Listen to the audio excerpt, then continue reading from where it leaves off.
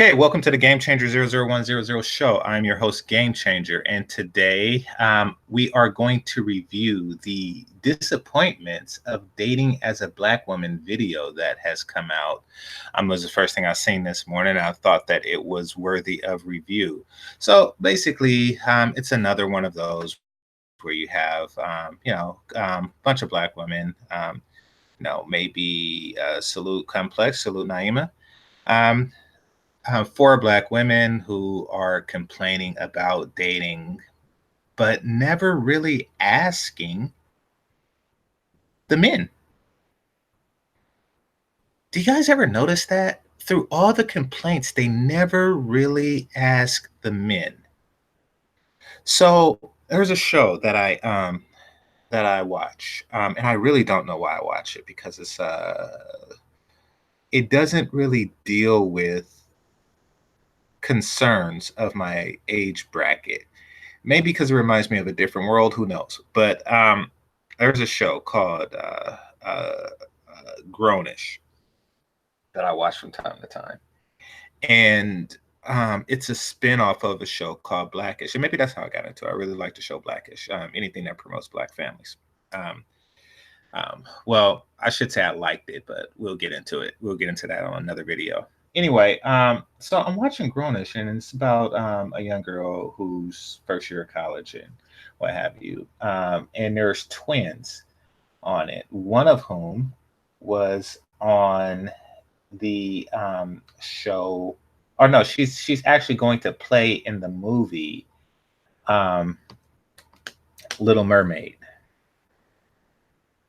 Or no, they're not actually twins. They just look alike. They're sisters, but they just look alike. They're about 2 years apart. So anyway, they were talking about the very issues: Black women least desired, Asian men least desired amongst men, blah blah blah blah blah blah. And then, of course, for the sake of this particular episode, they were constantly being turned down and overlooked, even though, come on now, Black guys will fuck anything. So for them to say that they were being overlooked by Black guys is being disingenuous. Anyway, so they came across this one Black guy, and that one of his sisters, or maybe both, was attracted to, but they always see him with white girls.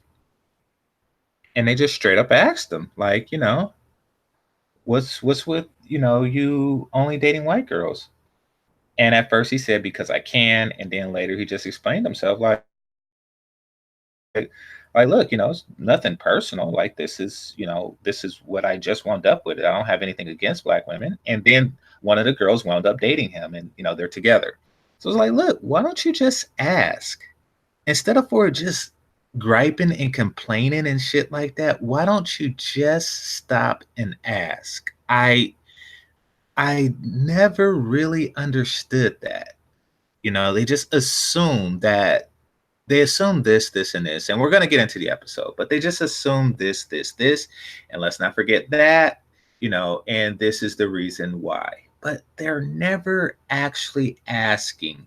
And when they do, it's like, oh, I cannot believe blah, blah, blah, blah, blah, blah. So I don't know. I find it very disturbing. It's a very, demanding way to live. Like, it's a very forward and demanding way. It's like, oh, they don't like this about us, or it's because dark skinned it, and just all kind of shit, but never really asking men. So we're gonna go into this because this is a very interesting piece. So let me just do this screen share. I'm multitasking here because it's still early, so bear with me. All right, so screen share. I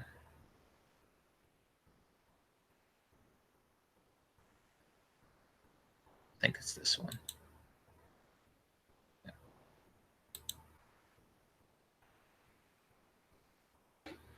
Okay, and while I do a couple of things.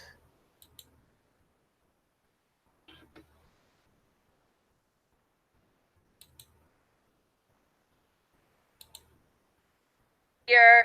Courtney is here. Deshawn is here. I have your official intros. I'm going to read in a second. But first, can we break down why we're here in the first place? Hello There, Lovers and Friends is a podcast that is designed to speak to the inner relationship and intimacy expert in you, whether it's your sexual relationships, your friendships, or your romantic relationships. I want you to feel empowered to make the right decisions for yourself because you are armed with the tools that help you to do so. Kind of like how. Okay, let me stop right there for a second. What does it mean when people say empowered? Like that word, like I don't know. It seemed there's something about that word, empowered, like you should feel powerful. Why is there such a focus on people feeling powerful?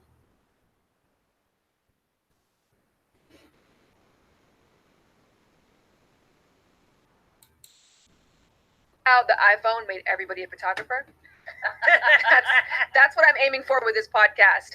And in order to accomplish that, it's about bringing unique perspectives and trained perspectives and voices. So you guys are here because I believe you are an authority on this topic, and I respect you and I adore you. I am joined by Keandra Jackson, a licensed marriage and family therapist. Can I get a ooh? Ooh. Can I get a ooh? It's like, well, you really shouldn't. I don't know what a license. Ooh.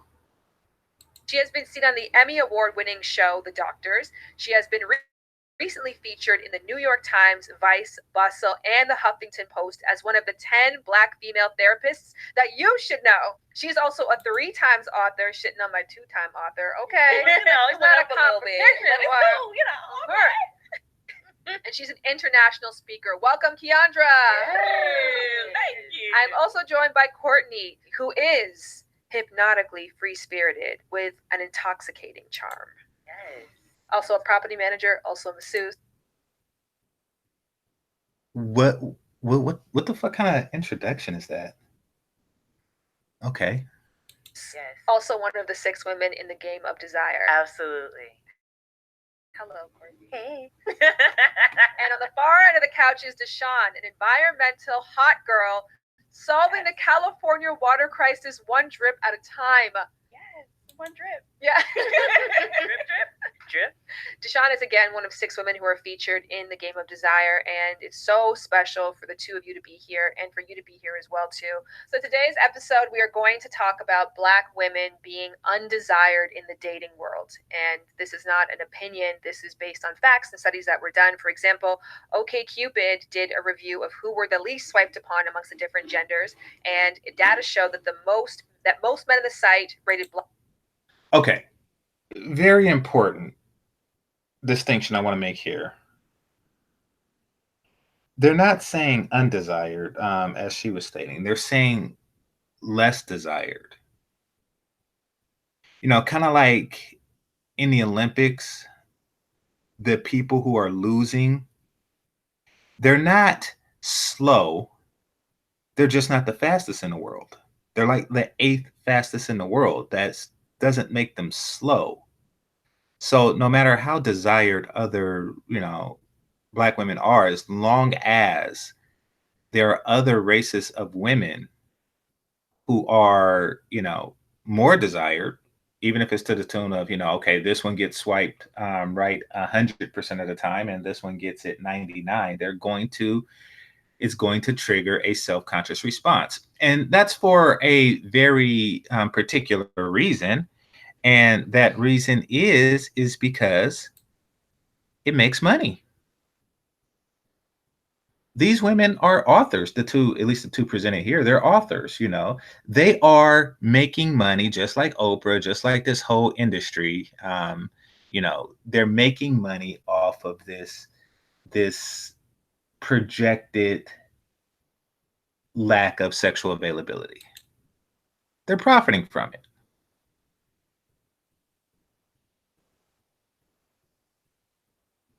And in order to do that, they have to put things in the worst possible light always.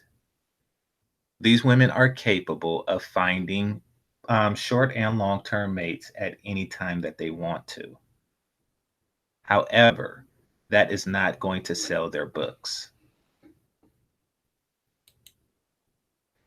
Black women as less attractive than women of other races and ethnicities. Of course, on the flip side of the coin, it's Asian men who were rated less attractive than other races and ethnicities in the male category. In addition, according to the 2018 Motherly State of Motherhood survey, Black mothers are 4 times more likely to be single and serve as the primary breadwinners of their home.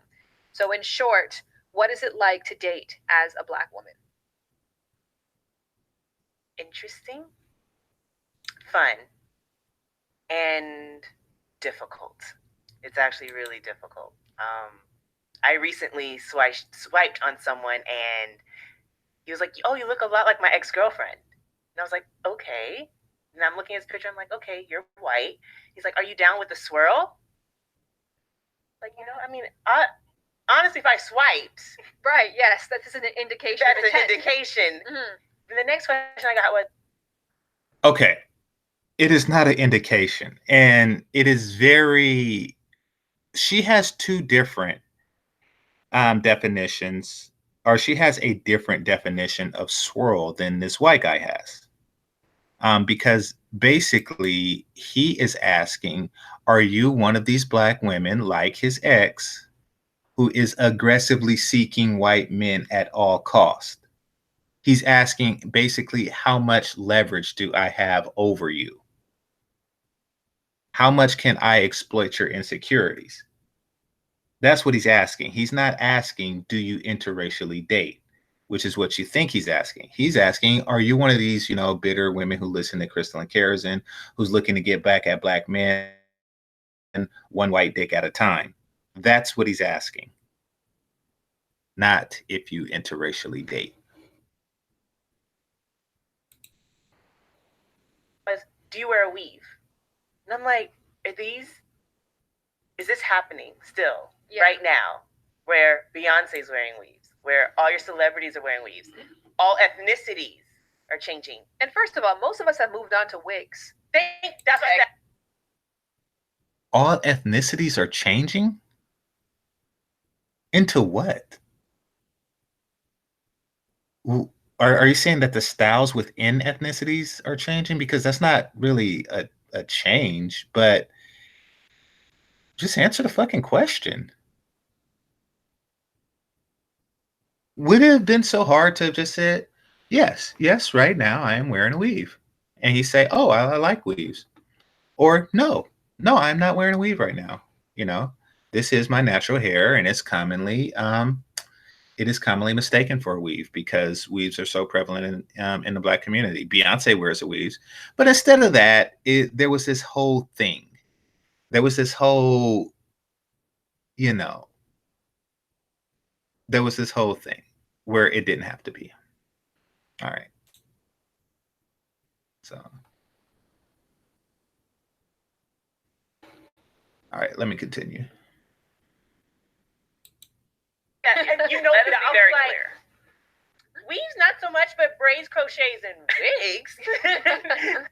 And like that. But I just find it so interesting that that's still like a question that's stereotypically put on us. Like, is that your hair? Mm-hmm. Like, why is that a thing? And I'm like, there's so many ways you have to try to answer that or disarm it or like reroute that question to like get the ball back in your court and be like, okay, this is where we're going with the conversation. We're not going here. So do you feel like... What in the fuck is that all about? Like, no, you could just answer the question. So, and this is the BFF that people talk about in Obsidian. Oh, I got to get the ball back in my court. I am in competition with this man. This is not a date. This is not an opportunity for us to get to know each other. This is a game that I must win. The ball must be in my court. So when someone asks me a question, I'm thinking of ways to maneuver this person to my own design. It's not just a matter of, oh no, this is my natural hair, or no, this is not my natural hair. It's got to get the ball back into my court. That is what goes on in her brain. In her brain on a date, it's all about maintaining leverage and power over the other person. This is not a date for her. This is something a little more, I don't want to say sinister, but this is something that's more calculated to her. And why? Like, what does she get if she wins this game? Like, she's like, okay, I have the ball in my court now. Now what?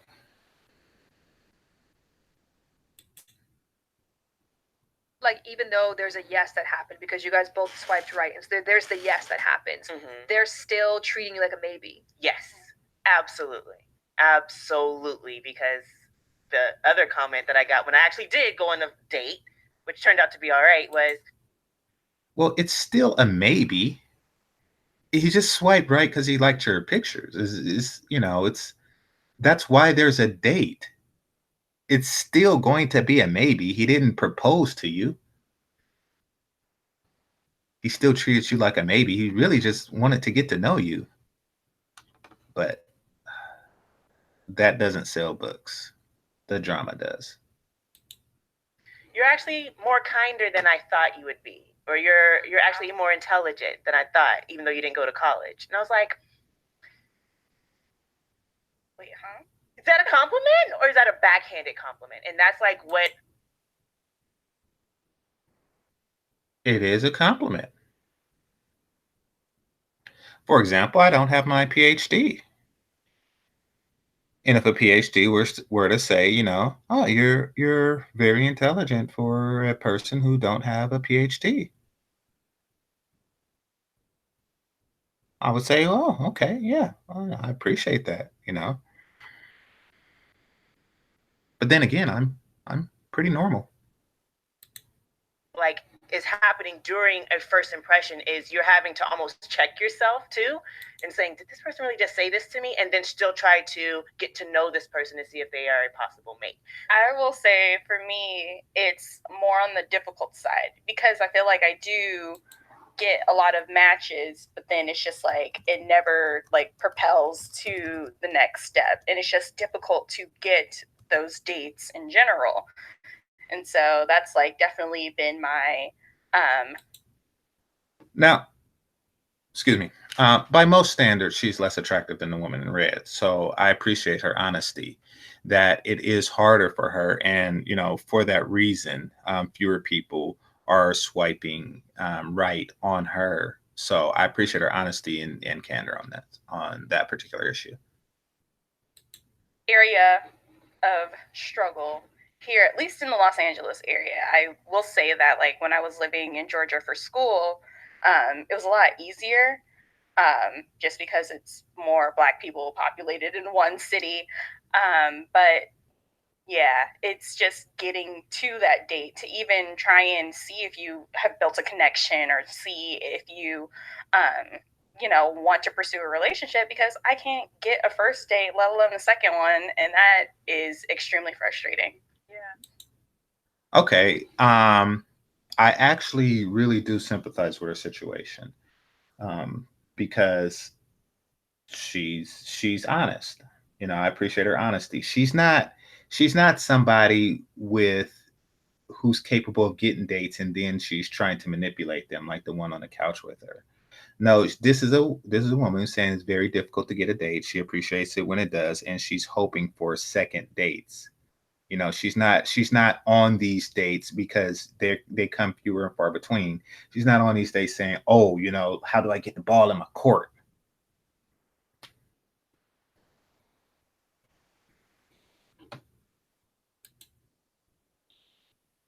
I think first of all, that statistics make me really sad. Like, and I almost took it personal. I'm like, excuse me? How could you not? You should.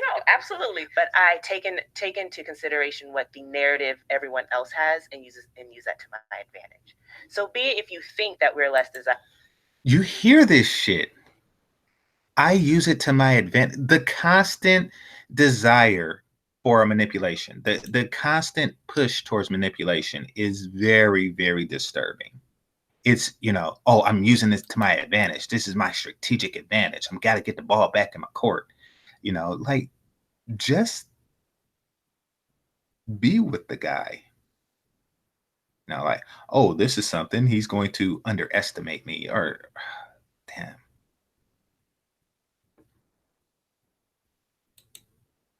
Desirable. I want you to think that. Or if it's like, oh no, you are desirable. I want you to think that. I want to have the upper hand because I'm going to counter and like obliterate what you think. That's my. I want to have the upper hand. It's everything is a power struggle with this chick. Everything is a fucking power struggle with this chick. But she is a spiritual person, or however her intro was. Something about spiritual and I don't know, yoga or some shit. I forget. But yeah.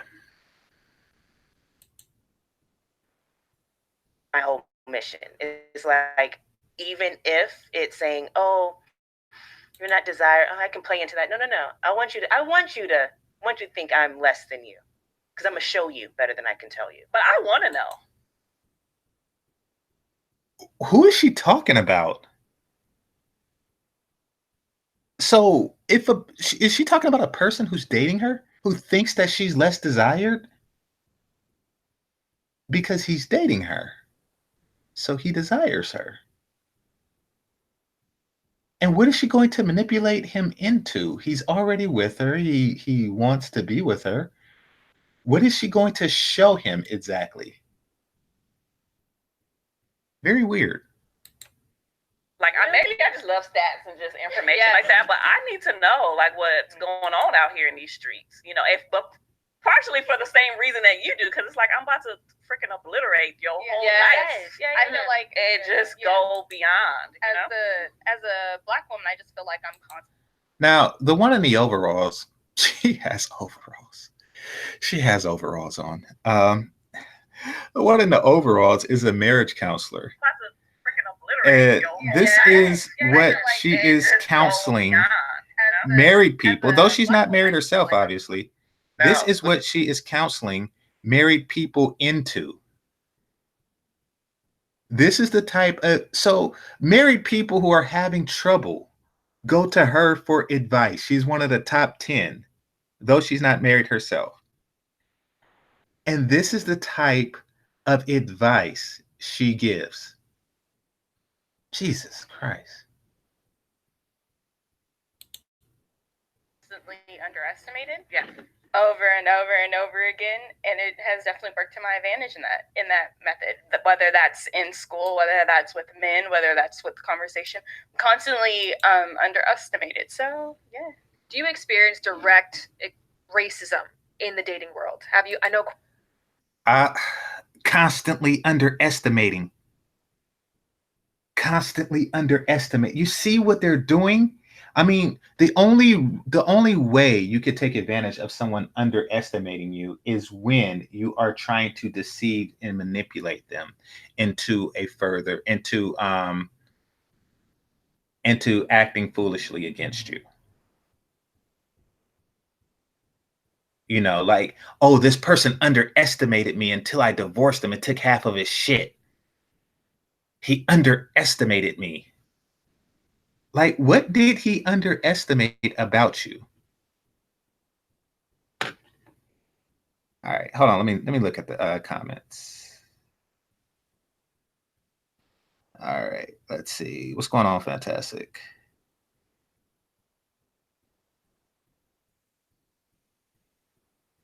Is this a relationship talk or boxing techniques? It's a little bit of both. You don't have to watch the video. You men could focus on white women or whatever, but you choose to speak of Black women. Not our faults. These are Black women speaking, and it's a lot more of them. This is 1 day old. So it's not like, now, if this was 4 white women talking, about Black men in particular or what have you, then, I think that I would probably be responding to that as well. But it's not, isn't it? These are Black women, and they're talking about us in general. Yeah. Oh, Complex says she's empowered. What they base their lives off of what celebrities do. You're a regular chick, you're not a celebrity. Well, not only that, celebrities do it because you do it. You know, I mean, like whatever the modern hairstyle is, as determined by the majority of people who have it, celebrities are going to do that. I mean, sometimes art imitates life. They want to be seen as, relatable. But so, yeah. And now they're using it as a justification. This is something that everybody don't want to see, but they still want to do because it's easy. It's relatively inexpensive. Well, it's more easy than it is inexpensive, and they just would prefer to have it that way. So they're going to defend it out of their laziness. That's something that a lot of people, Americans, are doing nowadays. Instead of for it's easier to be overweight. So instead of for going through the painstaking effort of losing weight, it's just convince other people to like it or complain when they don't. Okay. When did the failures of Black women dating become a public epidemic to solve? So basically, the public has to hear about constantly you fail in the dating market. Well, it became that when these women here wanted to sell books. Because that's all it is. I mean, even these women, even these women, believe it or not, I actually am supposed to be getting up for work right now. That is the 7 o'clock chime that just happened right there. But these women are what I say, they're selling books and they're just profiting from it, so they're profiting from the hysteria, which means that they have to create more hysteria. Okay. She wants to compete with her mate.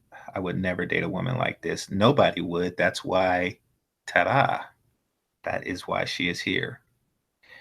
All right, let's see.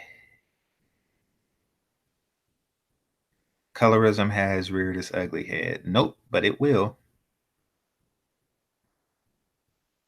No, people prejudge Black women to be something they are not. Like something bad. We prove them wrong. We're actually good people. These are not good people, Yada. They are not proving us wrong at all. I mean, like, what stereotype are they not perpetuating? So, yeah, I mean, like, prove us wrong. Like, if these were like married women talking about what are the most nutritious snacks for their kids during activities, then that would be proving us wrong. However, they're proving us correct.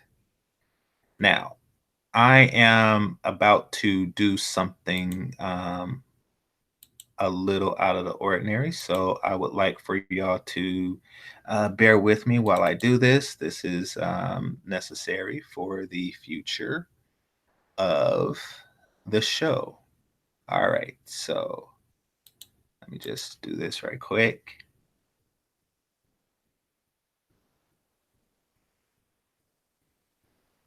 One second. Ah, crap. Come on now. All right, so I'm about to record I'm about to record a video for my main channel so people can know that I am here. All right. But I'm getting an error 999, unanticipated host error, or whatever the fuck that means. So yeah, you guys are gonna have to share this video or something so they can get it.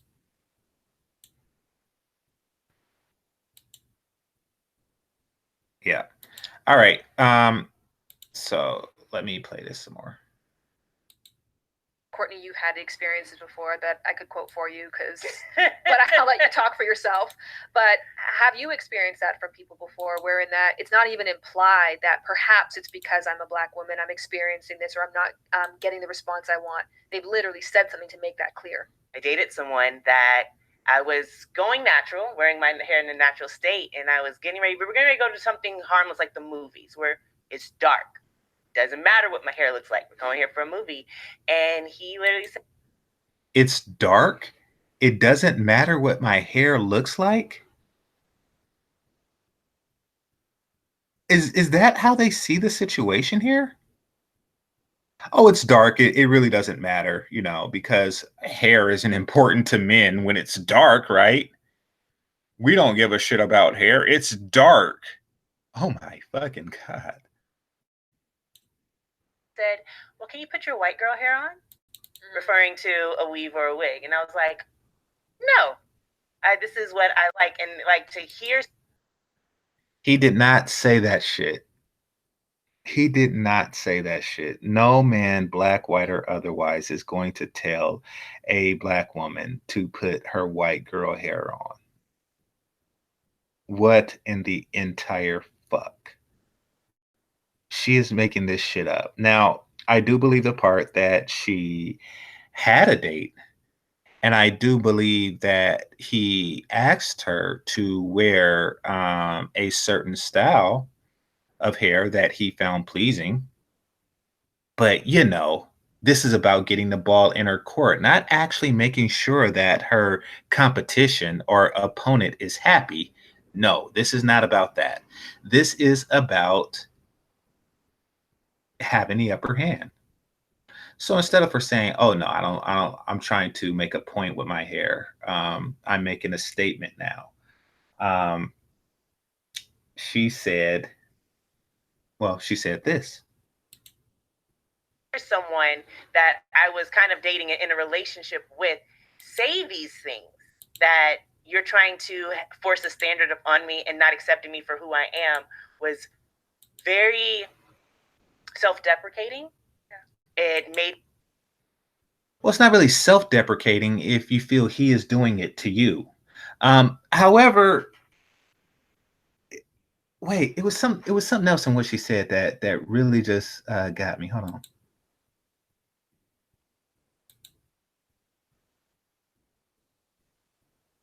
Can you put your white girl hair on?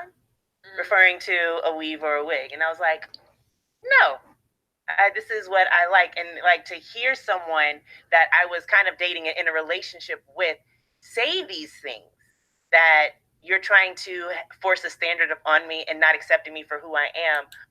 That's what it was. Force a standard upon me. Bitch, this is just what turns him on. He's not forcing a standard on you. Not if he's asking you, could you do this? Now we all been in relationships, and you guys know, hey, am I wearing your cheerleader uniform? Hey, this French maid outfit, Hey, that nurse thing that you did for Halloween? Hey, that red dress? Hey, those black stockings? These are normal requests. A woman's physical appearance is very important to a man. And in this particular case, this is a guy that you're with, and he is asking you to do something to get him aroused. And you feel that somehow he is self-deprecating you.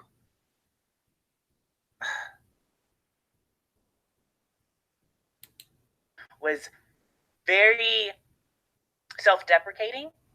It made me think twice about what my worth was, because my hair was in a certain way, or I was. She's thinking twice about what her worth was. However, he was saying that you would be worth more if at this particular time you would indulge me, assist in my arousal by doing ...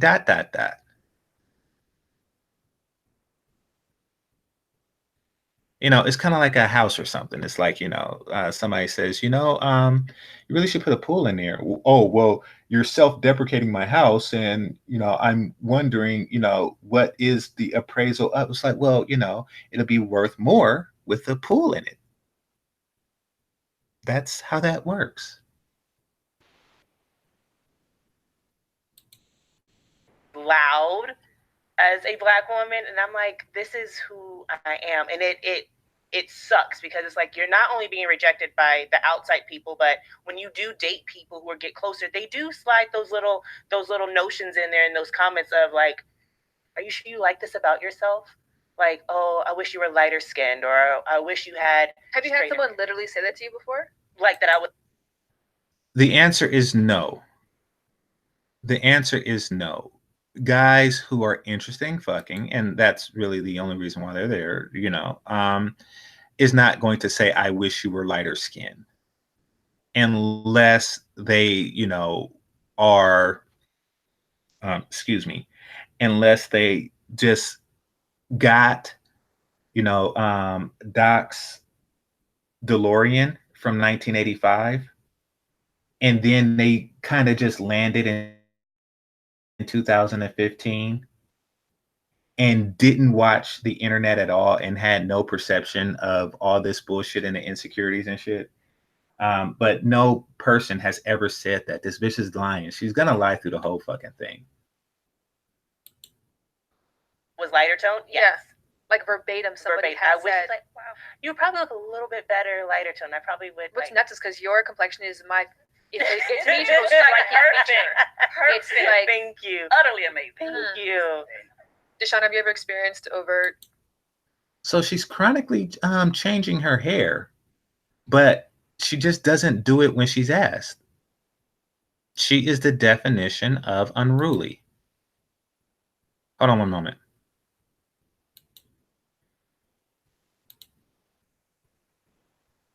All right, give me a second.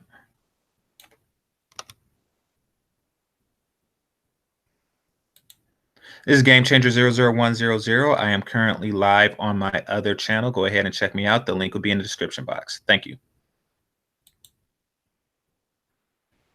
All right. Now let's continue. Racism before in dating? I will say not particularly over or not anything similar to what Courtney has experienced. I think my thing is more so calling out some sort of perceived proximity to whiteness, because a lot of people look at me and the first question, this even happened to me yesterday. I was at a bar and a guy was like, so what are you mixed with? I was like, we've been communicating this whole time. I was like, I'm not mixed with anything. Mom's black, dad's black. That's it. Like, that's all I've got for you. It's like Mississippi and West Virginia in American history. Like, that's it. But it's not the first time that I've heard that or anything. And I'm just like, so guys think you look mixed. Let's not broadcast that. Like, why is that such a huge thing? He obviously just, oh, okay, you look like you're mixed with something and you're not. Are you the victim of something? Did he just, did he just piss on you or something? Like, so is that what attracts you to me? Is that like perceived proximity, or are you just really into me as the successful Black woman that I am? And oh my fucking God. Oh my fucking God. Oh my fucking God. So I want y'all to hear and understand. Listen and understand what just happened. It's okay. It is okay. It's all right. It's okay for a man to be attracted to her success.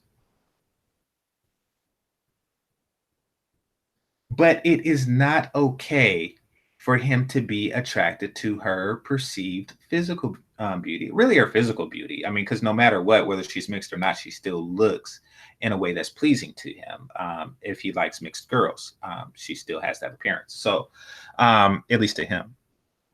So that's not what's at stake. It's like, so, is that what you like about me? Why can't you like my success? Like, men don't even act like this. In the men that she is trying to be don't even behave that way,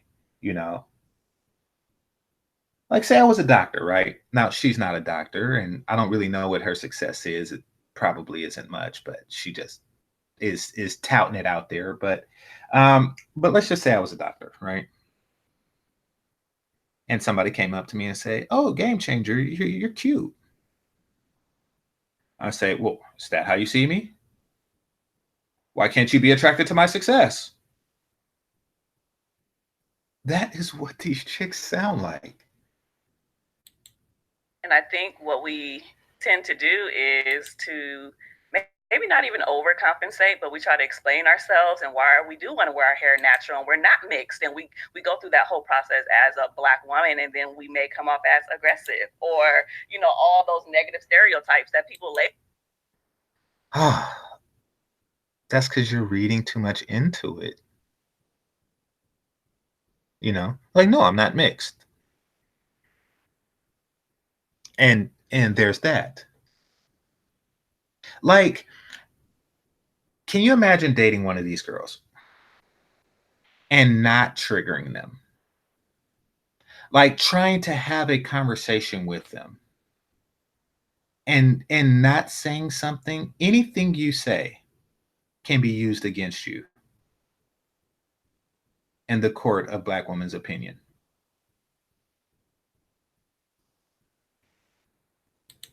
Label us as, and then it's like that wasn't even our intention. We just want to live in our authentic self, and why isn't that enough? Absolutely. And so for you, never having had someone said that, how do you know that it impacts your relationships? That's a good question. I think for me, it wouldn't necessarily be. I think that and this is what's stopping me in my tracks, because I literally just had a conversation with two successful Black men, and they one of them literally told me that they only prefer to date white women, and this was at a bar with other Black women that I met, and we were all having a conversation. All right, this bitch is lying. She was posed with a question that she could not answer. Oh, that's a very good question. Let me not answer it, and let me bring up this anecdote. Now, the most interesting thing about it is sometimes you just got to call bullshit. I mean, you can't prove that this didn't happen, but when it sounds like bullshit, it's bullshit. Okay? You were in a bar, and because that's where successful Black men hang out at bars, you met two of them. You and your Black girlfriends, and they just walked over to you and say, "How you doing, lovely ladies? I only date white women. You all have a nice night. Peace." According to her, that is exactly what happened and exactly how it happened. It happened just like that, right?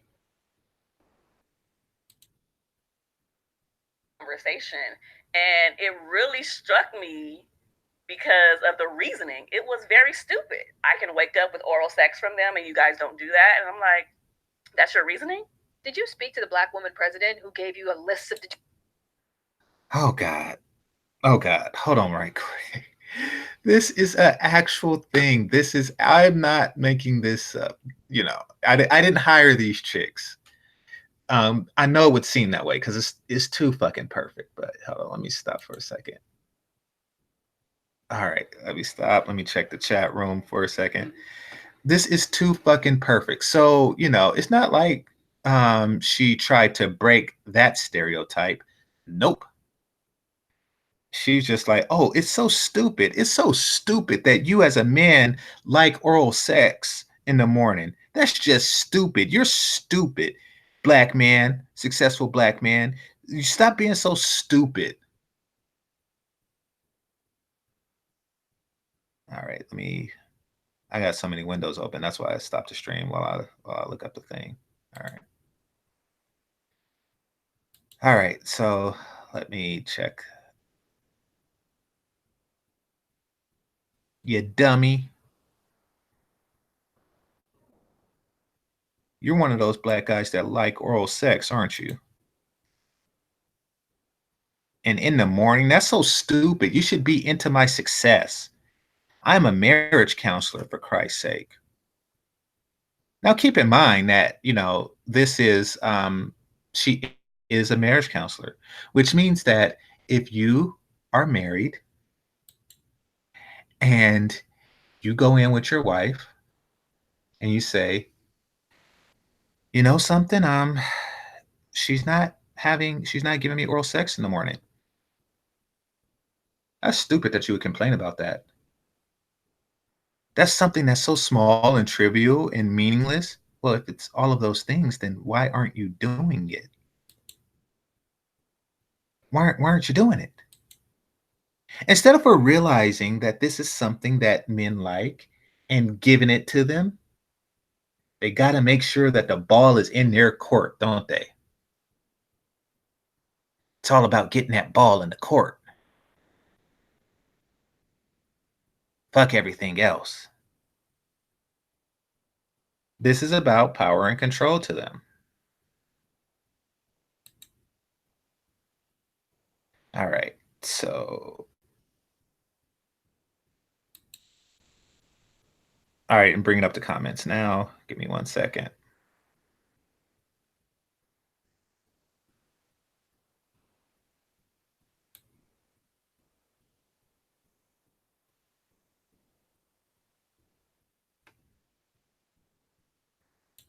Give me, all right. So, salute Black Guru. Y'all in there talking about these chicks' bodies. I'm going to stay away from that, but all right, at least I'm going to try. But I mean, that's an obvious factor, though. A little too obvious. All right, so let's get the likes up, people. This is a new channel.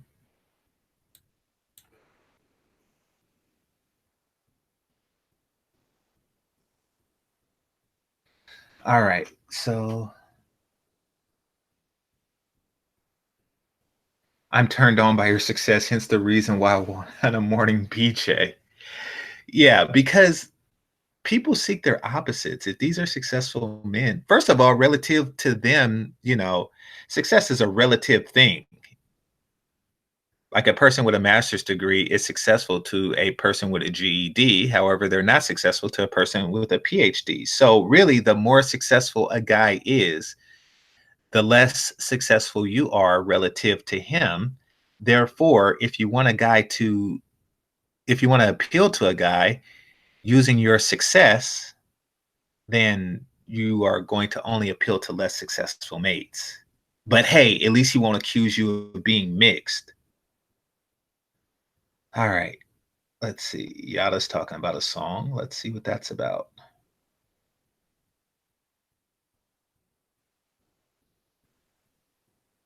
All right.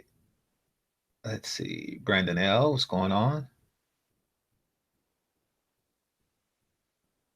SO to Genuine. I don't know what that's about. Oh, maybe you're talking about that song. White women are the standard and we're expected to look like them.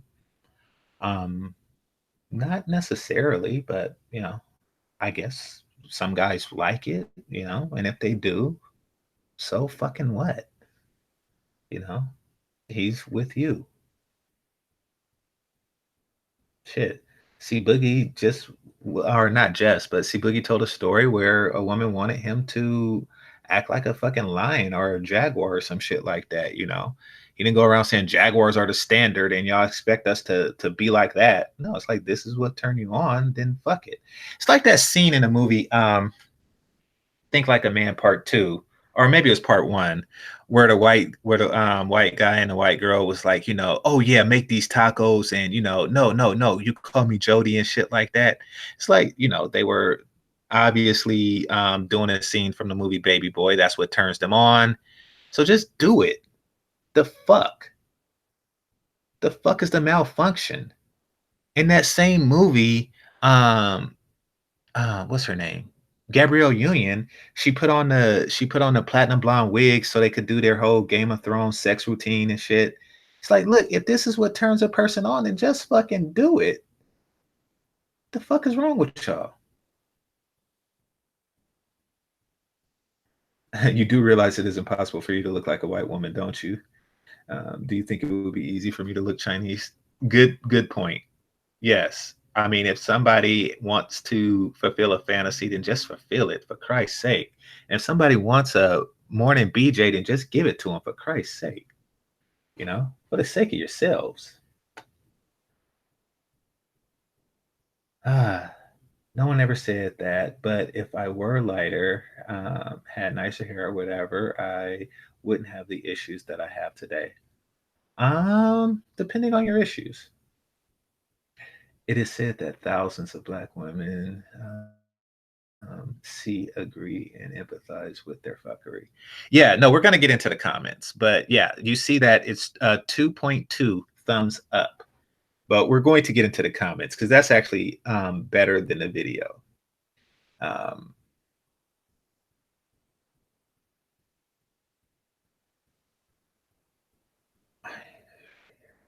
okay, you're talking to Yada, so I'll just let y'all have your conversation. Her skin is immaculate, but her mindset is gone. She needs meds. Meds do not help with that. Like, meds will just, like, there isn't a medication out there that would make her say, you know something? Maybe the logical thing to do would be to suck a dick in the morning because the guys that I like this. So maybe I should give them this and not call it trivial because it's only trivial because it's important to them.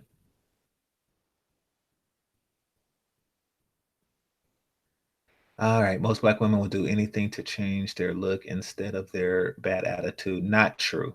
Not true at all. They won't do anything to change their look because of the obesity problem. If they were, then there wouldn't be an obesity problem. They will do the easiest thing for them to do. Yeah. All right. So let's see.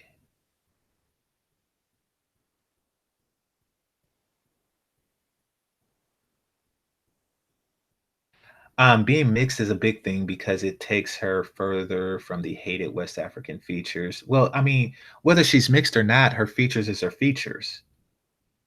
I'm pretty sure he was just asking as an icebreaker, but she would still look the same no matter, yeah, her features are her features. Now, I think some guys prefer mixed girls because um, they weren't raised by a black woman.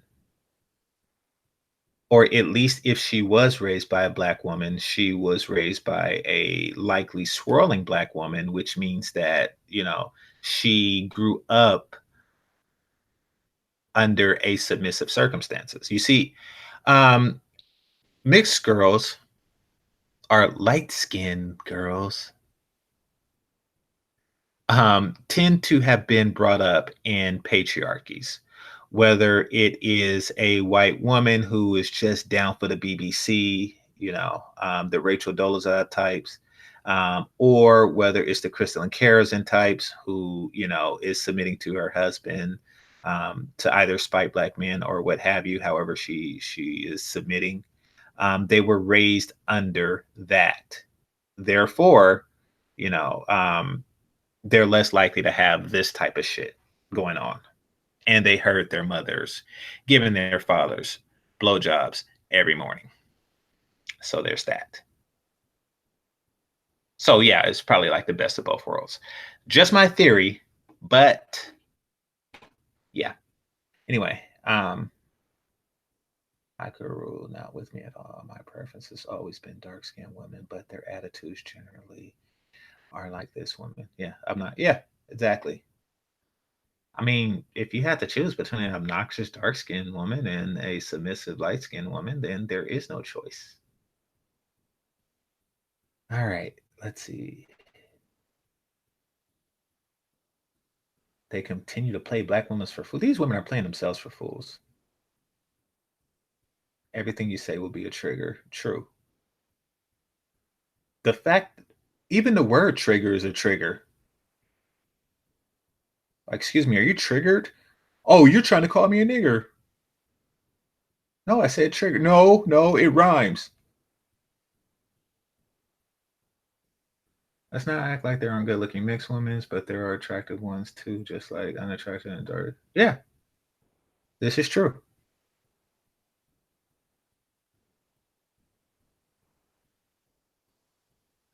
Did you make a whole song about your love for Eurocentric game? Yes, yes, I did.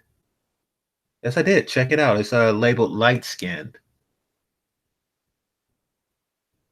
Oh, by the way, if you or anybody knows somebody who can sing, go ahead and get at me. I have a prospect, so you might have the actual song version coming out soon. Also, if you are or you know of an attractive light skinned woman who would like to be a part of the reel, then check me out. Go ahead and hit me in the email. But yes, yes, I did make a song about it. All right. Um, Live in your authentic selves, but choose to be feminist. Nothing authentic about being a feminist. True. The dark skinned chick in the glasses look the best. Well, what's the competition really? Like, what's the competition? Well, maybe this light skinned chick. Um, yeah, she is light skinned. All right.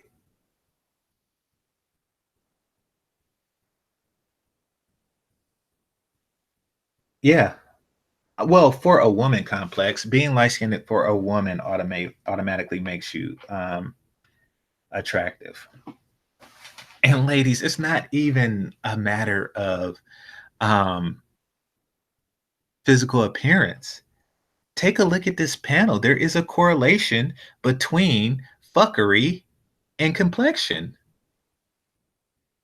I mean, I hate to say it, but according to this panel, at least the darker, the more fuckery. And then you have the pitch black one who is physically appealing, but she is like full of fuckery.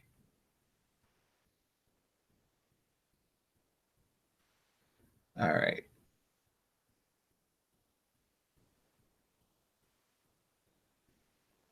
You can be white, ugly, and fat and still get a black man, but what the fuck? You can be black, ugly, and fat and still get a black man. Black men have no standards. Why is it that women are pretending like they don't see this shit? They don't see fat, ugly black women with black men who are not fat.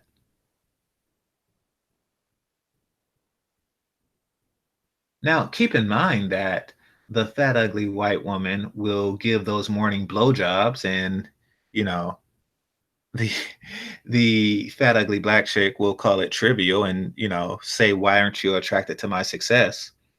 But it's because of the skin. All right. Let's see. I have never seen a group of red bones jump a dark skinned chick. Damn, y'all southern dudes. Red bones. But no, it's true. It's true that like that's not something that you commonly see happen. Just these like light skinned gangs going around, these light skinned female gangs going around jumping, um, darker skinned women.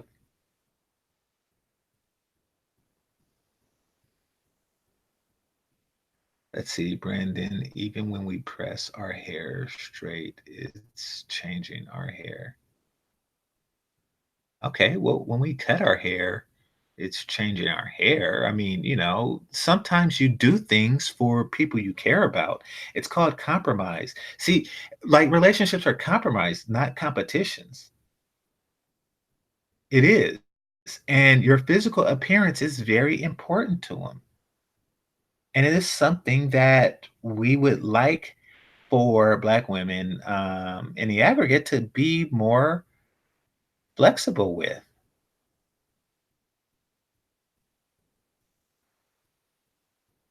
Please? I don't know what more, you can say to that. And I'm not talking about like, random guys on the street because, one guy asks you to straighten your hair and then the next guy says, oh, I would ask you out, but it's curly. No, but if you're with a guy and this is what he likes, then for God's sake, give him what he likes.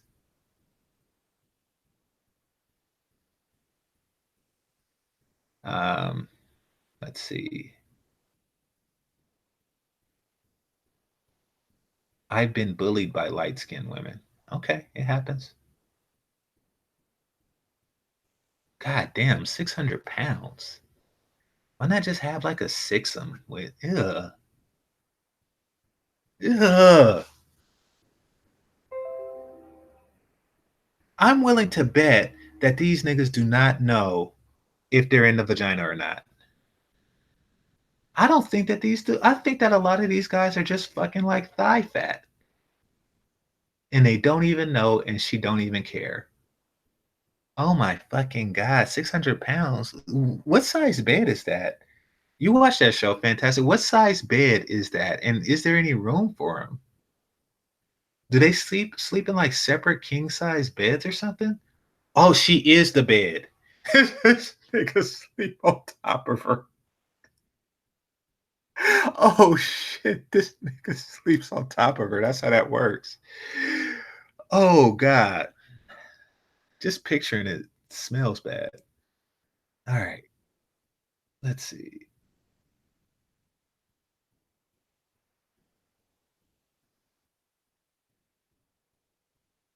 You're not changing your hair.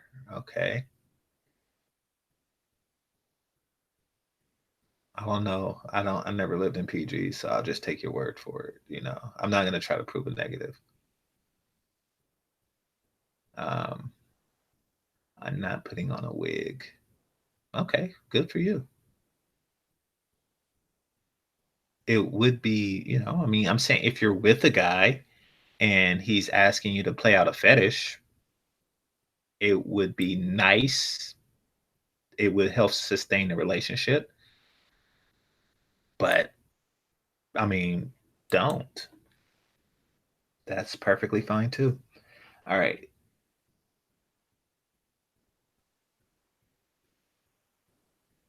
Yeah, they're looking for equality.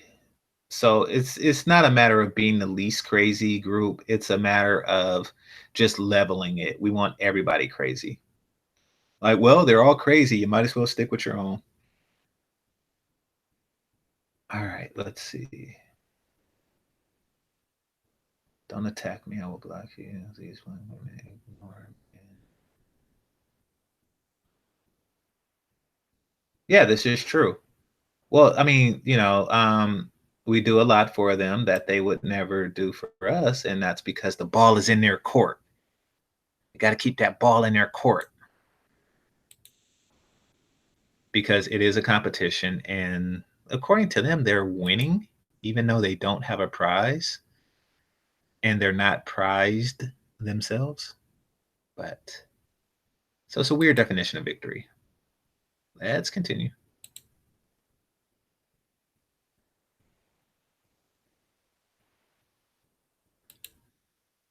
All right, so just a reminder, we left off on the whole morning BJ.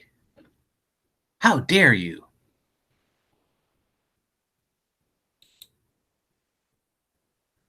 Do's and do nots, and was like, look, if you want to enter the club, where did he collect this? Where's this coming from? I have no clue, but I was like, okay, that's your narrative. That's very interesting. I've heard the same thing from I have a younger cousin, and his whole thing is that he likes white women for the same reasons. And I'm just like, but why? Like, how is that changing anything? Like, why do you have this perception? And it's something that I don't understand. And how is that changing anything? How is that changing anything? It changes my dick from hard to soft. It changes my prostate from full to empty. How does that change anything?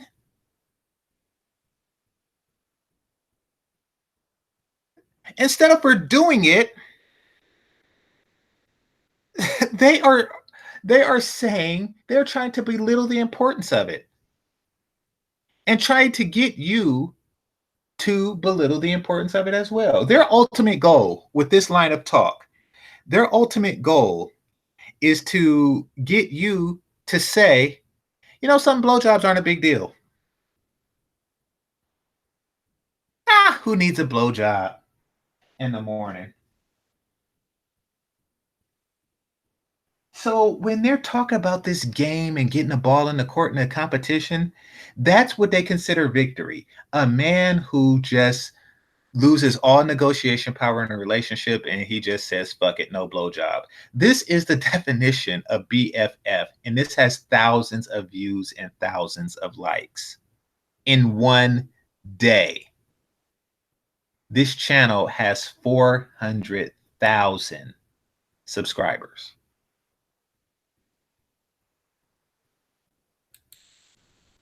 Him being so young, because I'm only 26, so him being like younger than 24 is just. I'm only 26. God damn. Is it just me or does she look older? It's like, well, where'd you get this from? When did you come to a space where you gave yourself permission to be beautiful or to be seen as beautiful? Did you have to make that decision? Was that what in the fuck?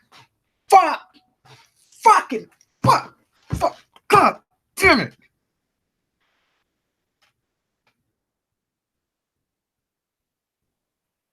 Who in the fuck thinks like this? When did you decide to give yourself permission to be beautiful? So there is so many things fucked up with that it's hard to even begin. But according to her, there's a lot of women that was just walking around like, you know something, I don't have my own permission to be beautiful. Therefore, I am going to look like this. One day I'm going to decide to give myself permission to be beautiful. And when that day comes, I have granted that. Like, oh yes, I now permit myself to be beautiful. And the fact that she said when, like there was a date, like there was like, you know, you woke up like, you know something, I'm tired of being ugly. I was denying myself access to it. So I'm going to write this permission slip. And yeah, now I am permitted. Now I am beautiful. It's a good thing I gave myself permission. Everything we do isn't for men. That's the problem. God damn it. That is the problem. You need to do more for us.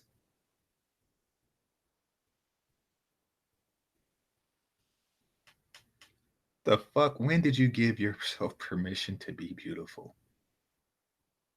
And I'm willing to bet that out of the 35,000 people who watched this shit, at least 10,000 of them gave themselves permission to be beautiful when they watched the shit. I am willing to bet. They said, I now permit myself to be beautiful. And nothing has changed about anything at all whatsoever. They still look exactly the same and they're still not giving blowjobs in the morning. I wish they had a man on the panel. And I'm not talking about, you know, a BMT type man. I'm talking about, I wish they had an actual man. I wish I was on this panel, you know, so I can say, when did you decide to give yourself permission to give your mate blowjobs in the morning? And see what the fuck they say. Damn it.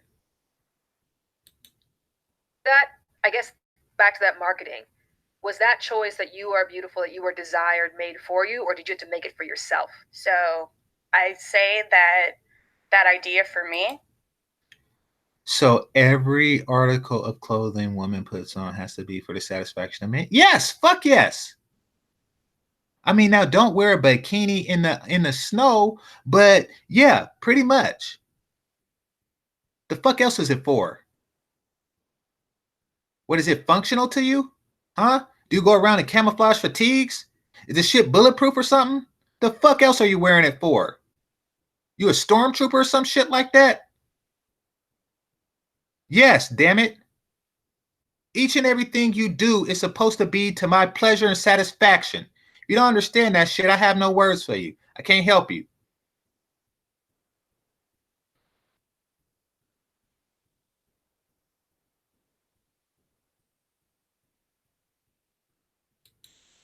came from when I went to Spelman. So being surrounded by beautiful Black women who were successful, who were doing everything, just being so amazing. So obviously Spelman being a historically Black college has that marketing there. Yes. That's what they're promoting. That's what they're trying to get. They're trying to get the women who matriculate there to have that confidence, to see themselves First away of all, that words matriculate. Thank you for that. Okay. Who just see themselves and follow kind of in the footsteps of the women who came before. But it wasn't until I was surrounded by beautiful Black women who were working for Goldman Sachs and me working for NASA and my friends, you know, like all of us having these like really amazing jobs and being in these amazing places all together, and then studying, because I was a math major, so seeing only Black faces, Black women faces, and then we would all get dressed and go to the club and being like, yes, it wasn't there, you know, growing up. So I know it took. And then we would get dressed and go to the club. I actually like this one the most. I appreciate her honesty and everything. Until 18, 19, 20 to like really get into that mindset of you are beautiful. Because when I was in the predominantly white schools, I wasn't desirable. I wasn't, you know. Oh, so that's when she gave herself. So she's answering the question, when did she give herself permission to be beautiful? And, you know, she still gets like left swiped. What all of my peers were looking for. You know, they were looking for white women. They were looking for Latino women. So when I went to high school and I was one. Damn, she just like interrupted her. All right, hold on. Let me check my email. Go ahead and email me if you want on the panel. I will send out the link. I will oblige.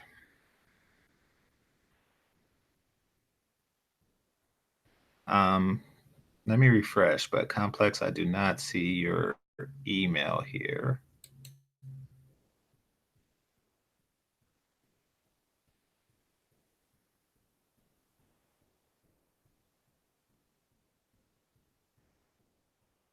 All right. Yeah, I'll send you a link. All right.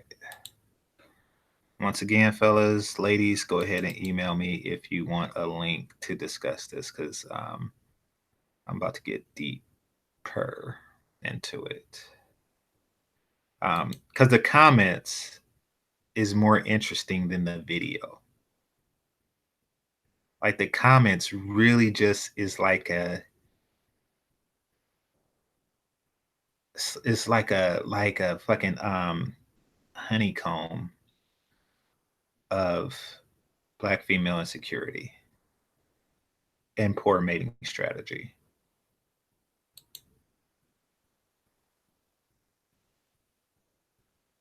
And so is Yada. Yada, the fact that you asked, so is every article of clothing a woman wear supposed to be to a Black man's? Yes. Yes, it is. The fuck? Even the paint on your fucking feet is supposed to be to my goddamn pleasure. Why would you even ask that? Should be no question of such a thing. All right. So that's sent. And there we go. And play. One of the only predominantly African American women, it was a culture shock for me. That's where I learned so many different cultures, right? And I knew that I was unique then, because back then I wasn't about the natural hair. I was like, I need my straight hair. I need to blend in. Wait, what the fuck did this? Even before getting there. Even before getting there, I knew that I needed to blend. And I was one of the only predominantly African American women. It was a culture. What is she talking about?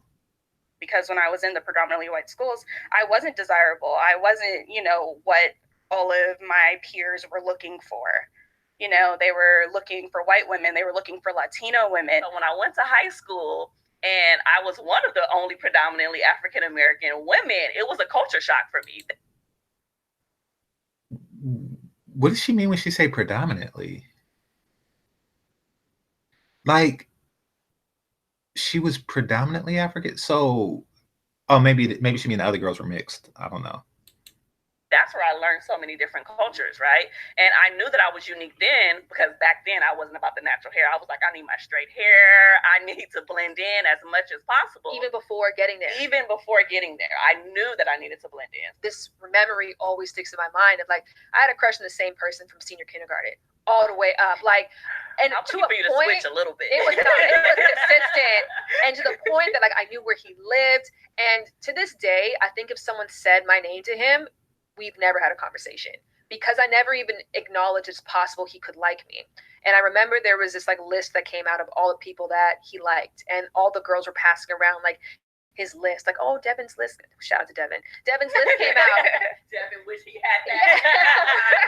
And I was like, oh, can I see it? And this girl turns to me and she was like, why do you care? Not like you're ever going to be on it.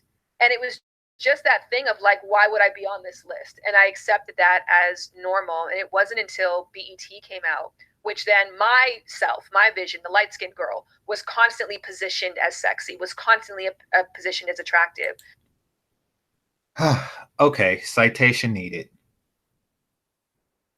Citation needed. Like, you know, what on BET? First of all, how old is this chick? Is like, when did where at what stage in her life did BET just come out?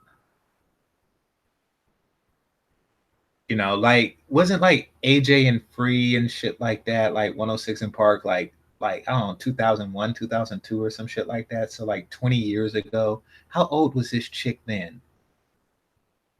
Like, it just came out. You know, when she was 22, it just came out and all of a sudden, you know, light-skinned girls were hot, you know, because of BET. BET is the reason that light-skinned girls are hot. No, I think part of the reason is that, you know, they don't say dumb shit like this bitch here.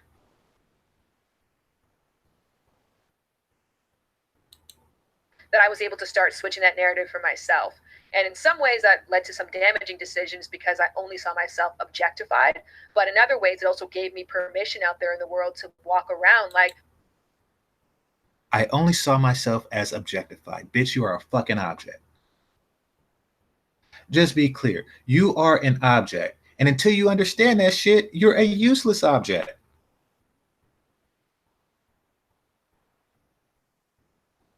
I'm shiny. Like, look at me, I'm shiny. I could be on that list. So I'm curious for you guys, was there a moment for you where you had to be like, no, I'm on the list? It was actually when...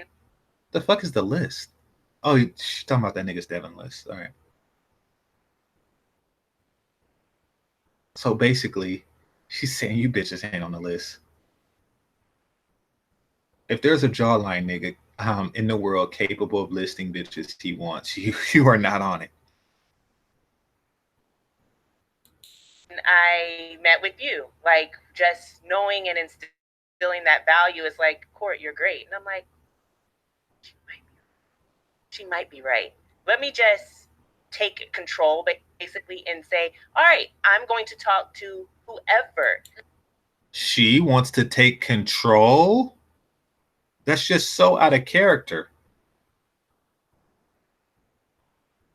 I decide because I know my conversation's great. I know a lot about. Why are they just like bestowing this shit onto themselves? Like, these things that requires the judgment of others, the opinions of others, like beauty, great conversation. These are things that they are just giving to themselves.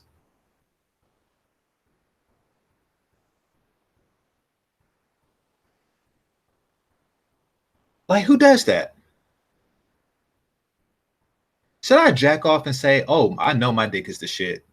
I have bestowed that upon myself. I'm Daddy Longstroke.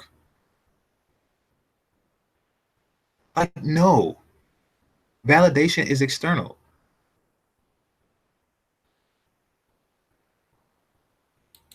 About different topics. So it was having someone quiet that doubt that we all have and just say, no, you're fine, go do it. And the rewards are beneficial because any room I walk into, I can be my goofy, loud, or quiet self, but you're going to love talking to me. You're gonna love that experience. No, I'm not. What in the fuck? Why is she trying to dictate? I'm going to love talking. You're going to love talking to me. Like, first of all, she was complaining earlier about, how they stereotype them, and she just admitted that she is going to be all of the stereotypes that men talk about. And she's going to force you to love her for it, because the ball is in her court. Yeah, exactly. Like, they're boring as hell. Like, I don't like listening to them. Is this a style? I don't even keep up with what shit like this anymore. Is this a style? Like these pants that go up above the belly button now? Because I'm thinking that their pants is doubling as a girdle. Like, I get that impression that that's what they're doing, that they're using these tight jeans as a girdle. It is above the belly button.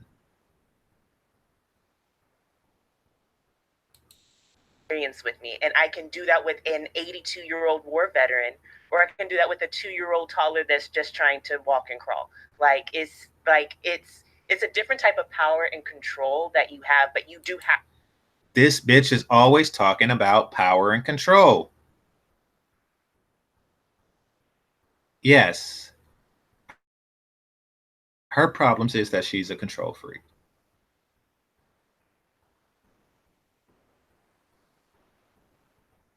Have to take it. Sometimes people don't even know that you have low self-esteem or you're doubting yourself. Now, I want y'all to listen to this.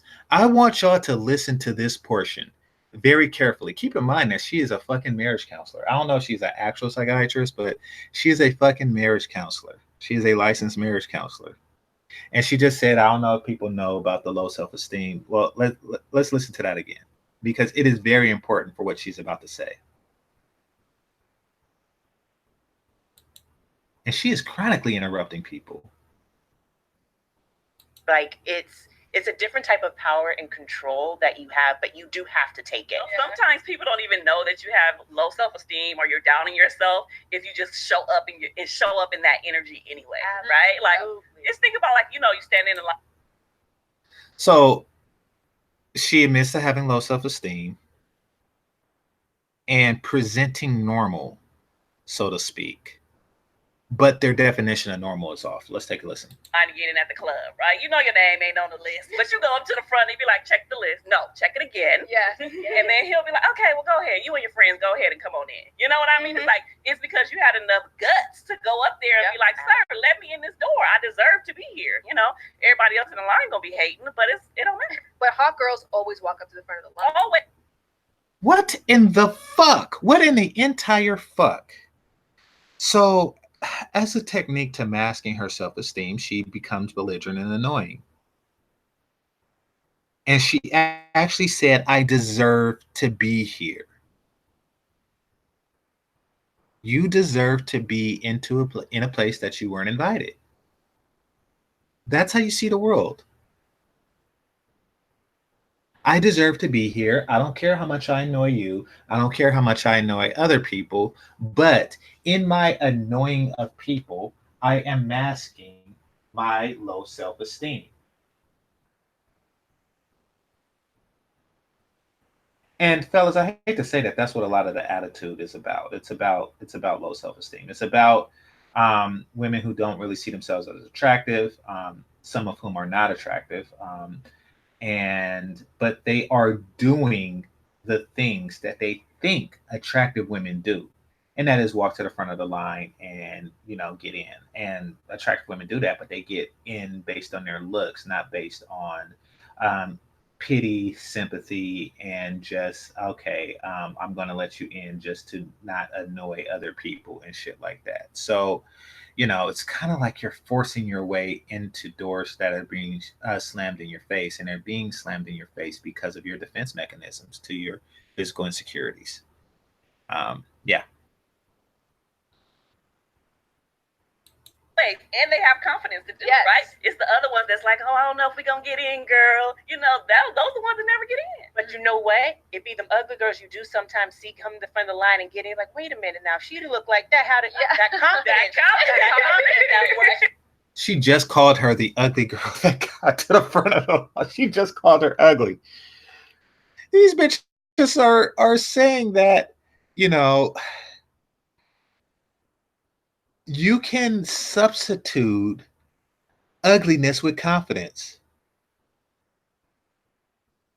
They think that men are so stupid that we are taking ugly women who don't give blowjobs. Oh, but they're confident. So, confident. Confident is their fucking Robitussin, isn't it?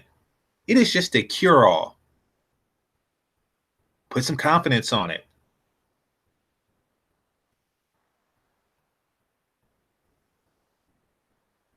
Ah. Got her. Like, no, wait a minute. How did she get in and I did? Oh, that's what self-esteem looks like. So basically, this is BFF. This what they're describing is BFF, and they're saying that it's successful, but it's not successful, and it's becoming less and less successful. Like society at large is getting less and less tolerant of it. Like some people would rather just let you in than to contend with you and hold up the line, and you think that, oh, this is confidence. But more and more society is just knocking the shit out of these bitches. Kid Organic just did a video about all right, shit. All right, I gotta deploy, so I can only do this for like an hour or so more. But anyway, Kid Organic just did a video about a woman who looks much like these women, who the Korean nail shop said that, I can't do your nails.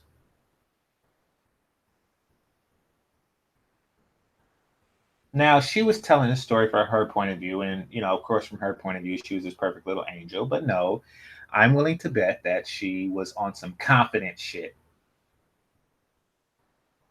And the reason why is because the women already did her toes.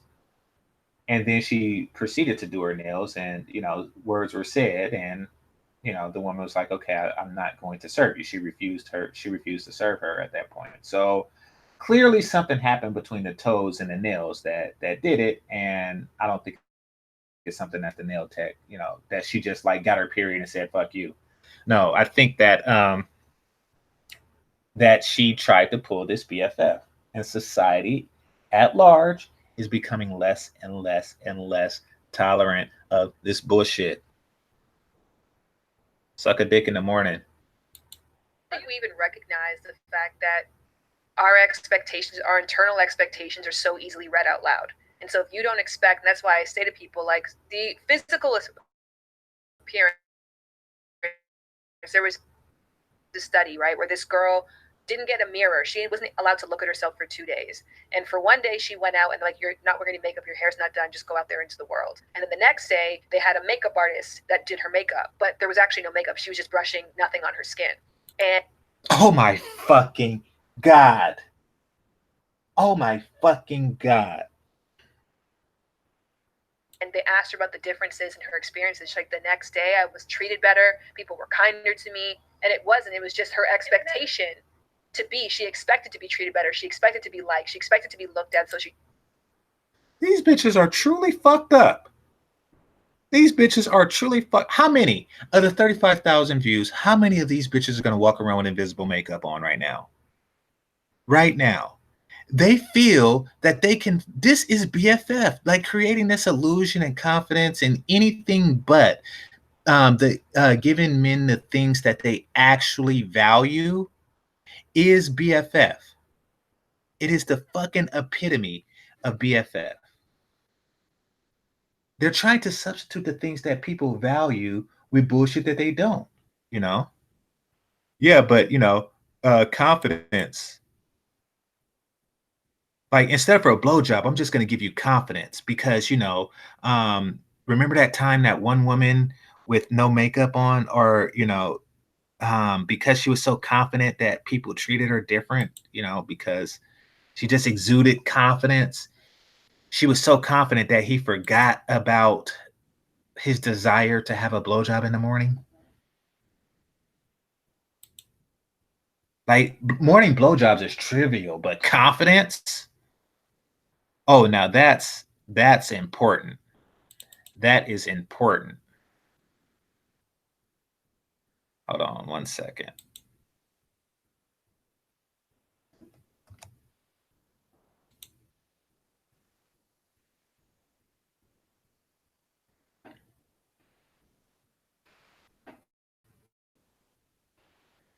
All right, so okay, I sent the link out, XXX.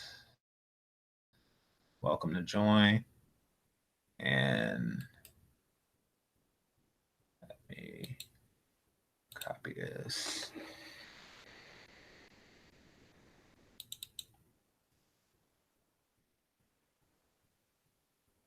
All right, 1 second. I got a couple of Google Hangouts.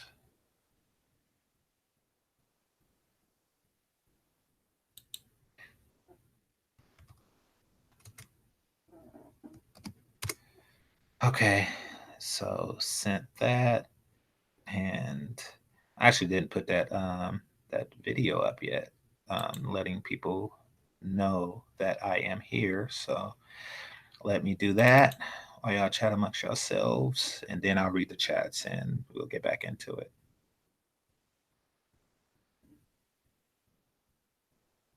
All right.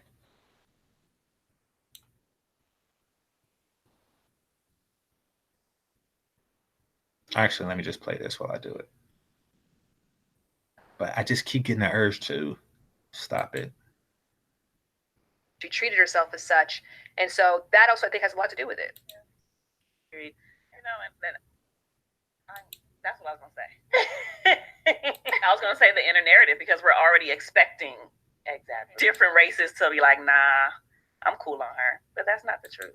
But there, I do want to acknowledge that there are truly a whole group of people, black men and women, who are just all about that black love. Like, and that's just all, and that's just it. They like, I want blackity black babies, and that's just the way it's gonna be, you know. And that's fine too, right? We're not saying that that's not okay, but we have to be aware of all aspects of it. Absolutely. I'm like, look, I'm just saying, French fries can be fried a different way. Yes. French fries gonna be a French season. The fuck does that even mean? That made no fucking sense at all. This is my second time hearing it. I'm still scratching my head. Explain to me that. Can somebody explain that? French fries can be fried different ways? French fries can be fried different ways. What the fuck does that mean?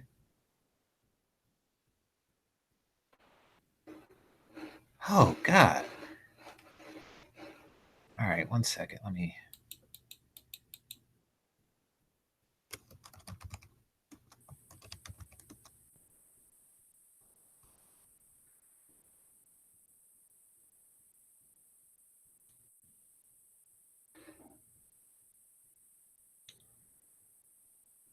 In a different way. And seasoned a different way. There was a study by PEW Research Center that said that newlywed black men are twice as likely as newlywed black women to be intermarried. So if a... Does that make sense to you guys? Yeah. Okay, good. Okay. Dumb bitches and statistics. And it's Pew Research. Yeah. Not PEW. Yeah, I know. She read it. She didn't hear it, but she didn't read the fact that there weren't periods between the P and the E and the E and the W. She just ignored that. But you do realize that if there is only like 3 interracial relationships or marriages, then that statistic could be true. Like 2 black men married white women and 1 white woman married a white man, and she could just read that. Oh, it's twice as many. Really? How many is that? So it's meant to be provocative. You know, like it's meant to provoke, to cause more insecurity, cause more of this confidence shit, you know, and cause more of these high writing genes so these bitches can buy the book.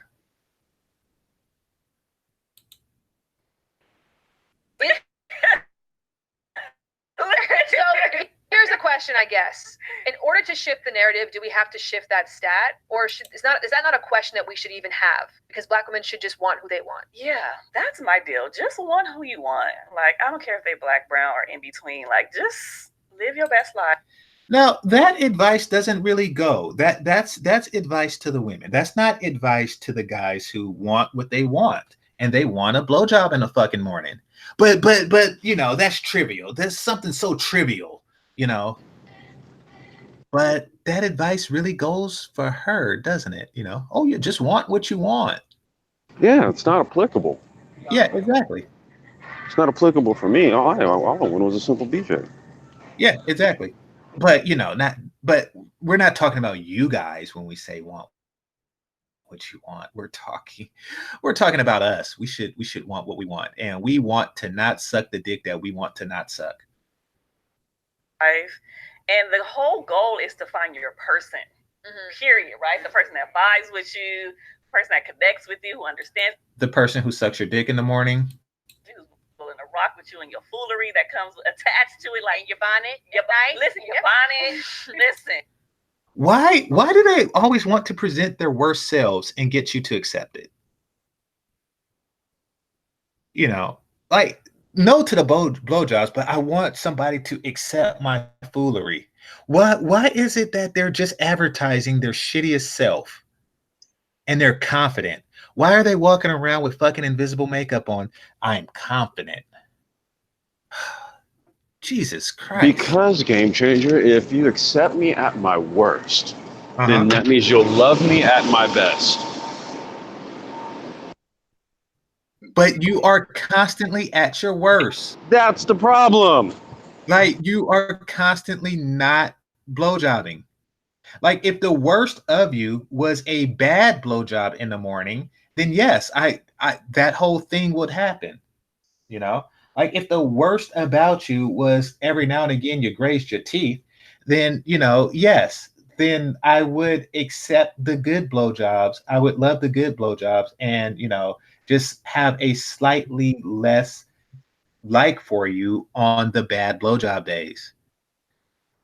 My hair got tangled in your braces. Is that the worst you're offering?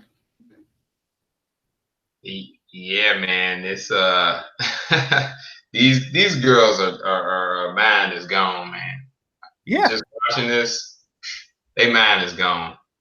35,000 views, 2,200 likes. Yeah. They come out with these little books. Steve Harvey, this girl, and they come out with these books to pander to black women, man, but they just really hustling them, man. They not giving them no real general quality advice to really get a dude, man. They don't really care. They don't want to see them get a dude. Exactly. This is all an industry, though. We have to be, you know, keenly aware of this. You know, people they stake their, you know, what they make in terms of their income and stuff like that is what supports them.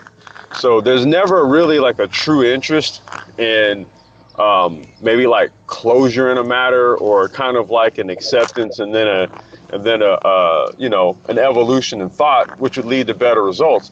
There really is no need for all that because, well, if you do that, then I'm out of a job. Yeah. Exactly. Right. Happy, healthy, productive black families is a boon to her industry. You know, to all of their industries, really. Like, notice how she was saying, oh, some people, you know, they're all blackity black. And she's like, no, that is going to be healthy marriages, you know, is going to be a boon to my industry. I caught that. Like, you know, it was as if the ideal situation we live in a bizarre world where the ideal situation isn't ideal. Yeah. You know, and there's many ways to fry French fries. Is that what that was? Was that what she said? No, dude, there's one way. There's literally one way to fry something, and that's in oil. Yeah. And that's why it's called frying. Like, so it's these chicks is fucking awful. Like, not just a little bit. Like they are really, really awful, A and lot they of it, have a man. following.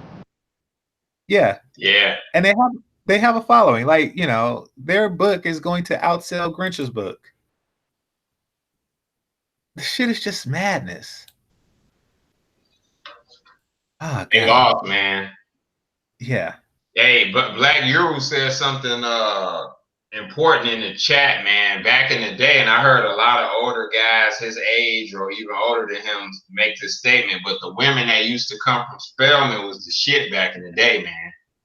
Oh no, I can imagine. I mean, I Yeah, remember Boys in the Hood, and they were saying Nia Long was going to go there at the end of the movie, like she was going to go to Spelman and shit yeah, like that. Yeah, I mean, yeah. the thing is, I mean, it's a sample population because Monique went to Spelman to address the obesity issue there, and this is Monique, and this is women between the ages of 18 and 22, and there's already an obesity issue.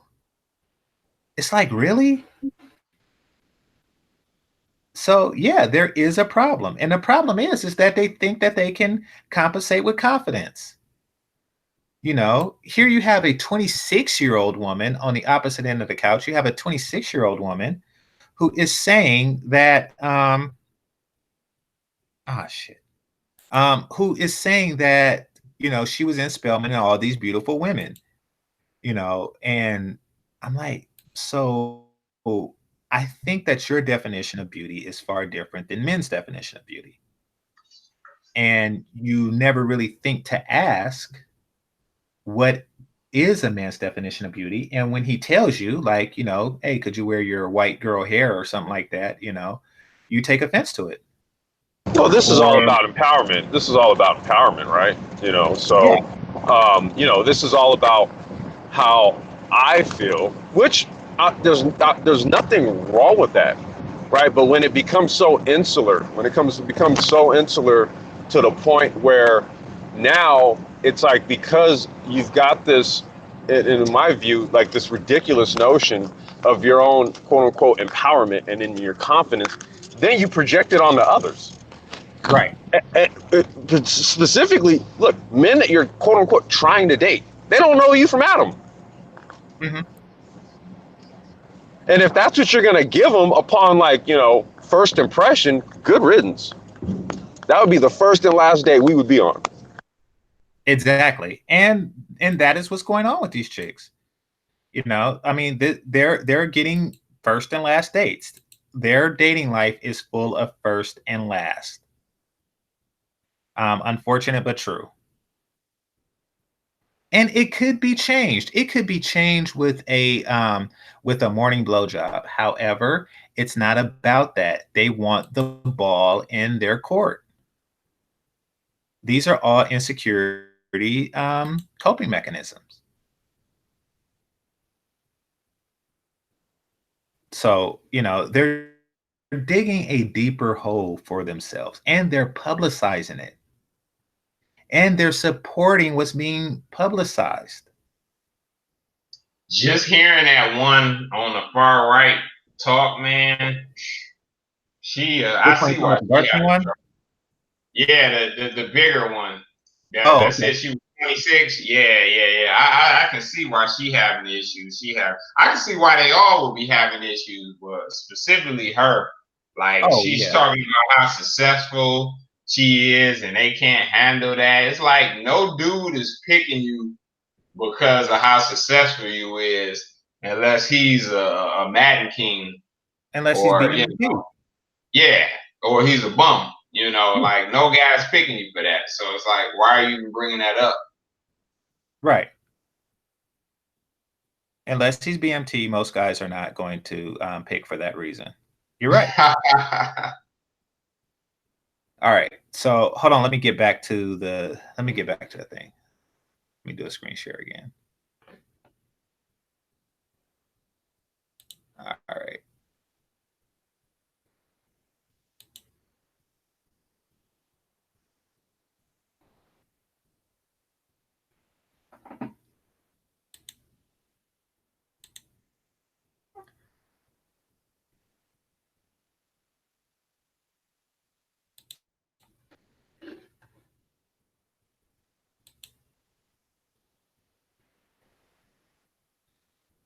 the twist out that gotta happen, the little Felicia twist. Listen, all of that, you know what I mean? And if that person is not black, so be it. Like the goal is happiness.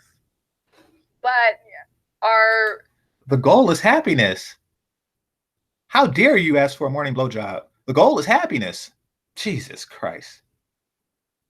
Are black women stopping themselves from achieving the goal? Are we preventing ourselves from achieving the goal by limiting the ways that we can win? Oh my fucking God. Now, I think that it's intelligent to point out that none of these girls are ethnically limiting themselves. The dark-skinned one was talking about her rendezvous with the white guy and, you know, do you swirl and shit like that. And, you know, so it's not the fact that you are too pro-black or you are insulating yourself. That's not the issue. The issue is all the other shit you said today.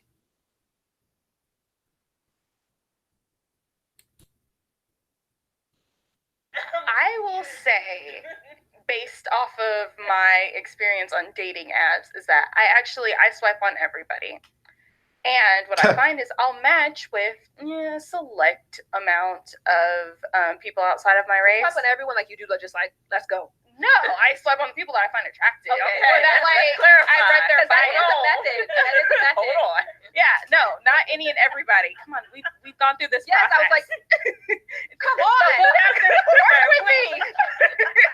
We've gone through this process. So yes, you know, I go through the bio, I go through the pictures. You know, do they have a diverse set of pictures? You know, can I see everything? Yes. So, but I'm also not only swiping on black men. What I'm finding is that, especially like on Bumble, where women have to reach out first, only black people respond back to me. What? So I might match with people, but only black men respond back to me. So that's who, and we already discussed how, like, even if we respond back, getting that date. Now, look at how the black girl is looking at her. Look at how the black girl is looking at her. Play close attention to her.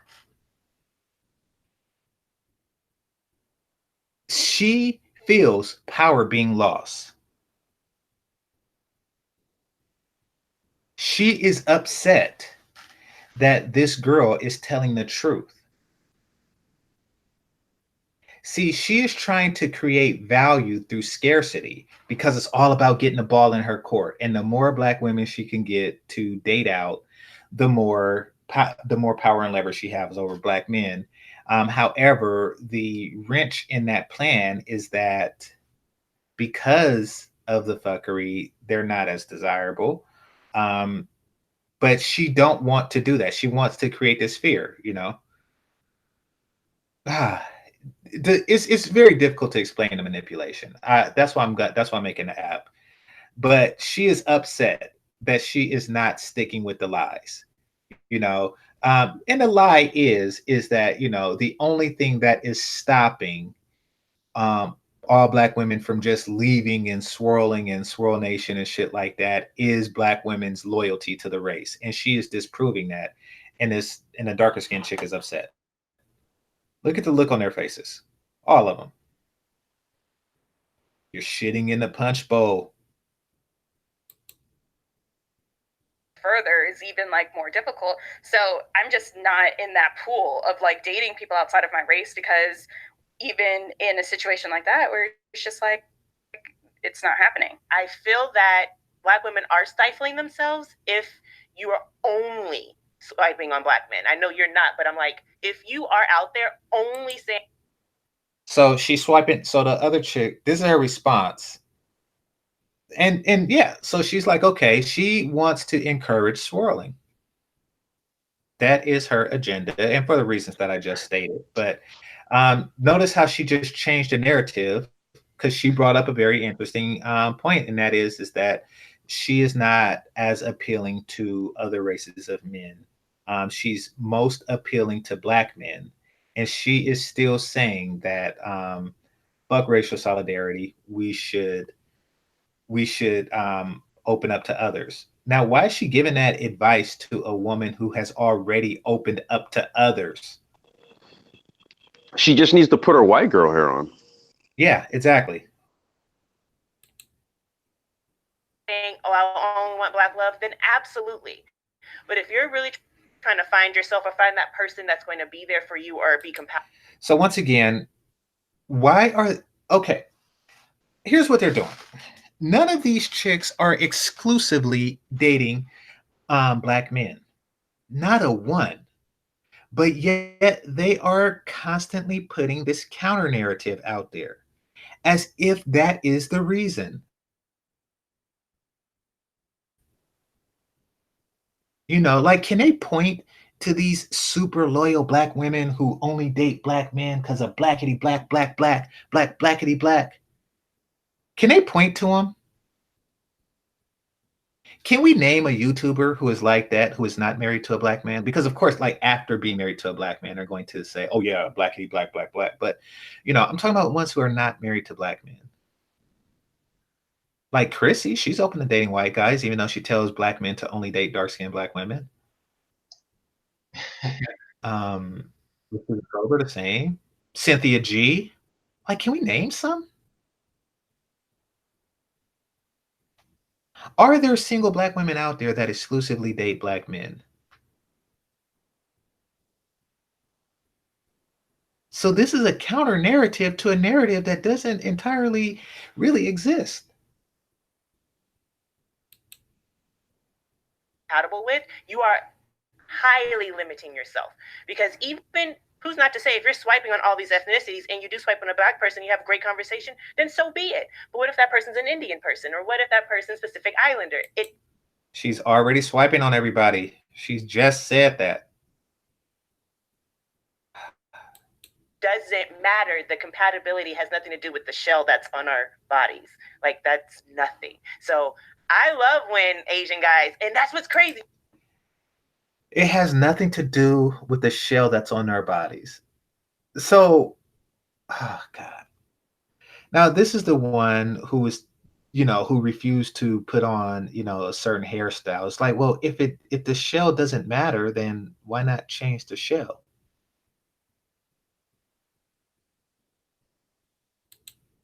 You said the stat of like it's low Asian men, like She like, Well, baby, not over here. This is Issa Rae.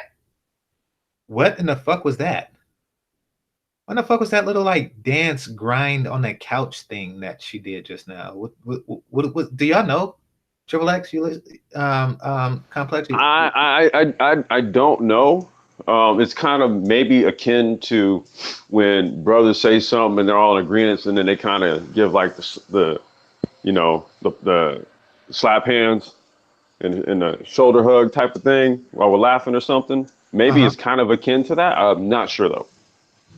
So she's saying that all the other women in the world is wrong, and she knows something about Asian men that all the other women in the world don't, or she's trying to create this, you know, myth of a hypersexual Asian man. And let's be clear for everybody listening. When you hear the words Asian porn, you know they're not talking about the men. Just saying. So what is she trying to do there? But go ahead, Triple. Yeah, you know, to add to what Complex just said, yeah, it's pretty much the equivalent of giving when guys give each other dap and laugh about something when somebody's made a good point. Pretty much. But it's her own fucking point. I know. Well, yeah, I was gonna say I think what we're trying to do is we're trying to manufacture credibility for a narrative that hasn't quite been proven. Like the French fry thing, right? Right. Like frying French fries in like water, for example. She's bigging herself up. Or she's bigging up Asian guys, like, which is not a problem. I mean, you know, big them up. Well, I mean, I think that she's doing it falsely, though. Well, I was going to say, don't do a disservice to him. Don't do a disservice to him by literally just trying to prove a false point, you know? No. What I'm saying is, you know, she's doing it with ill intention, and I'm not saying that, you know. Exactly. Yeah. I got you. Yeah. You know, she's just doing it to create scarcity for black men. That is her agenda. That is how she gets the ball in her court when dealing with black men. You know, it's all about getting that ball in the court. not the ball in the mouth, the ball in the court, because French fries. So I'm telling you, BFF at its finest. All right. So I'm trying to do too many things at once. Let me put the screen back up.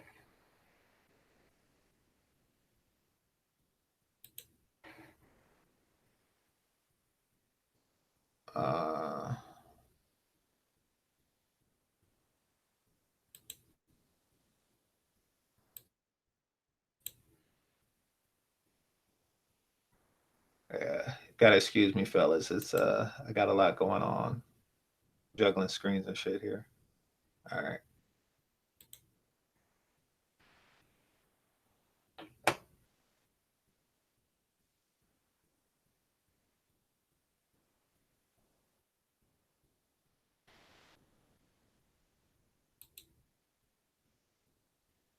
Ray's thing. Issa Rae got in trouble for saying that Black women and Asian men should get together. Let me tell you, the best self-discovery I've had in myself, and even conversations and activities, have all been with Asian men. It kind of blew my mind. I'm like, wait a minute. We are ethnicity that both works hard. We're both very smart.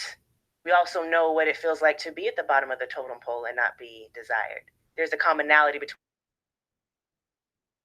all of that. Do you understand that's like breeding for superpowers?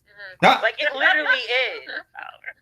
If we go based on stereotypes only, Asians are the smart ones and Black people are the athletic ones. I'm sorry, don't you want a smart athletic baby? Black women are the most educated group in America.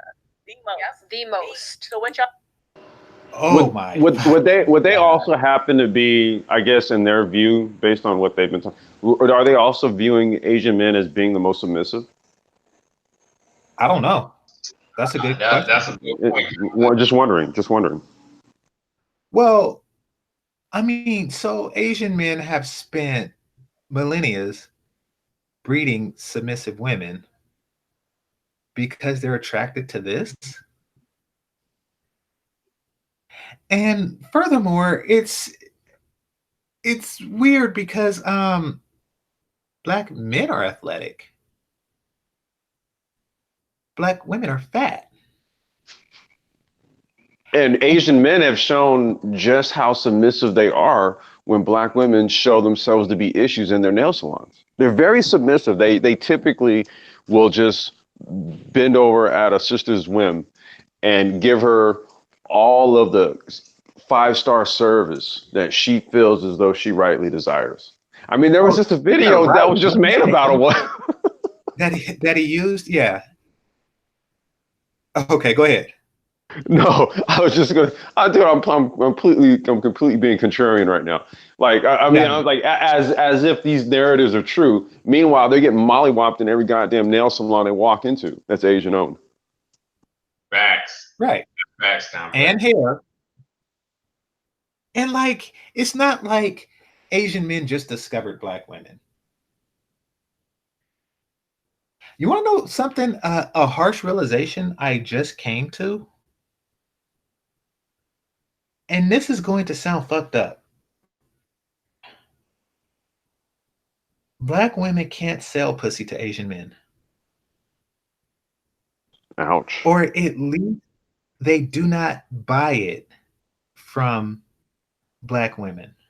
Damn. That often. I'm talking about the prostitutes here. I'm talking about the prostitution whores. Their Asian men are not their top clients by a long shot.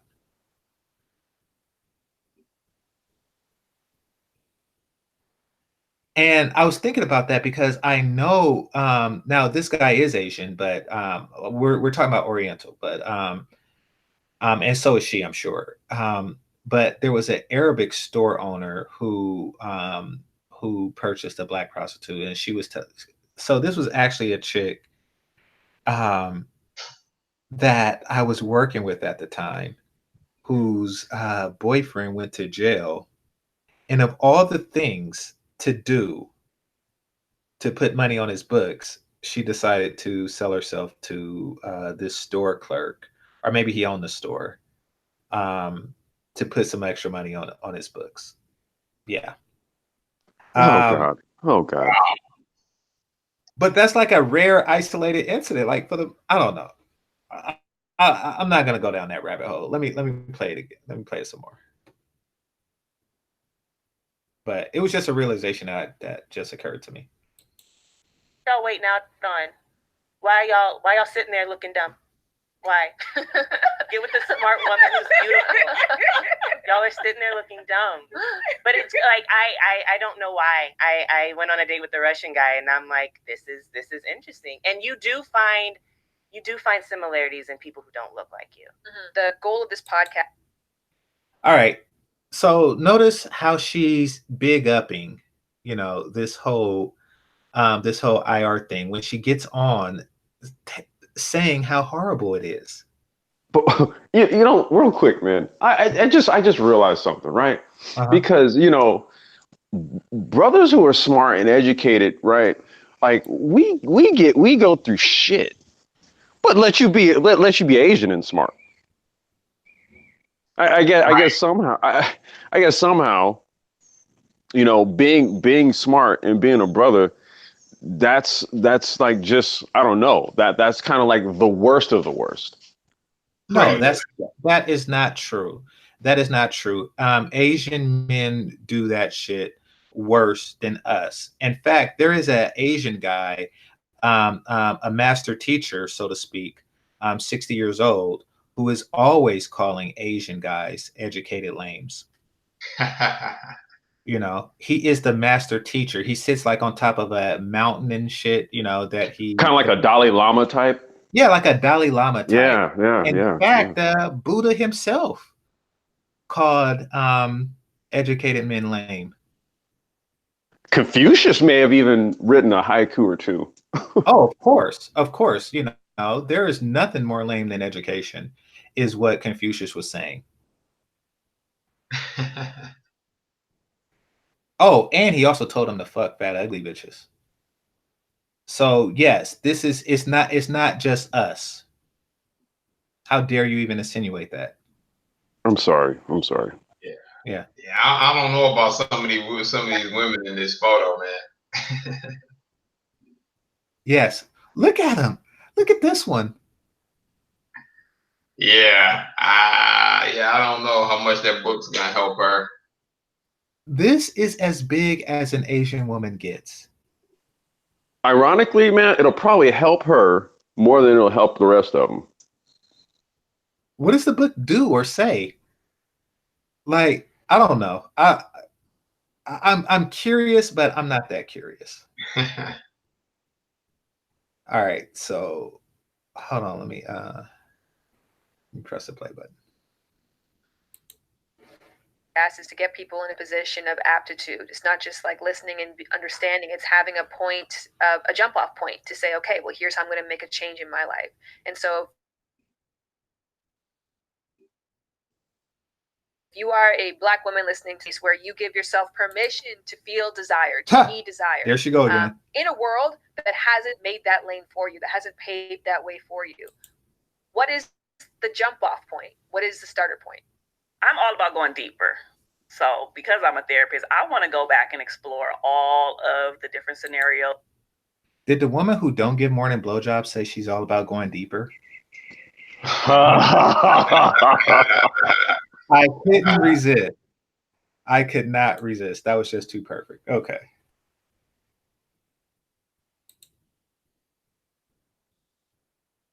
And maybe even your upbringing where you felt like you were unwanted, right? Because I really do believe that a lot of the stuff that we experience come from our upbringing, whether that's good, bad, or indifferent. Even with dating and how we do a relationship is what we saw or didn't see with our parents and all of that stuff. So I would take it all the way back and say, like, let's explore some of those times where you felt like you weren't wanted. What did that look like? Mm-hmm. And then more than likely, we're going to make a current connection with that. I'll say circling back to like identifying those things that make you awesome and like repeating them to yourself. So if somebody was like, I feel like I'm not wanted. Jesus, like, here we go again. you want about you? Like, what is awesome? Think about those things that like make you happy. They're your closest friend. Once again, now could somebody, because I'm juggling things right now, could somebody read to me the title of this video? The disappointment of No, dating. the title of my video. Oh, wait.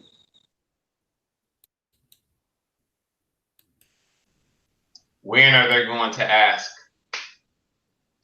Yes, when are they going to ask what we want?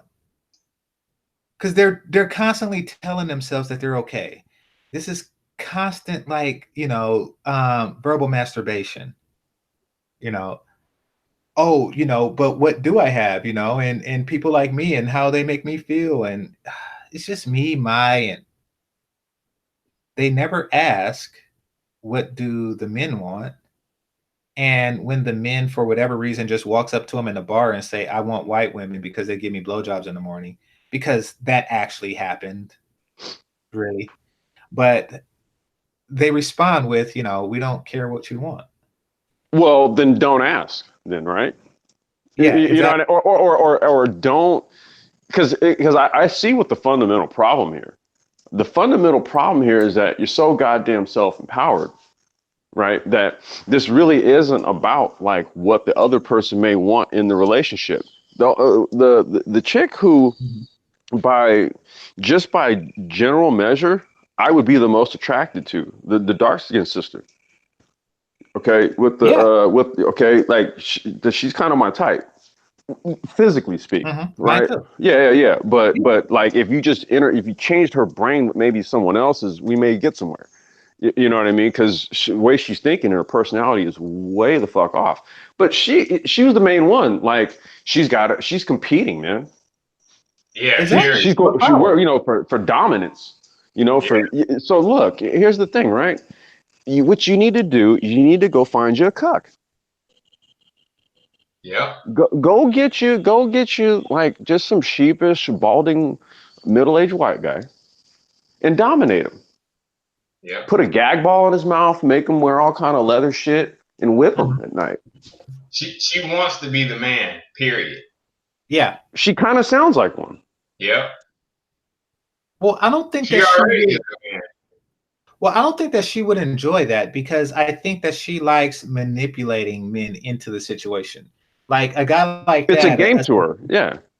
a submissive guy, he just like kind of come ready made, and Right.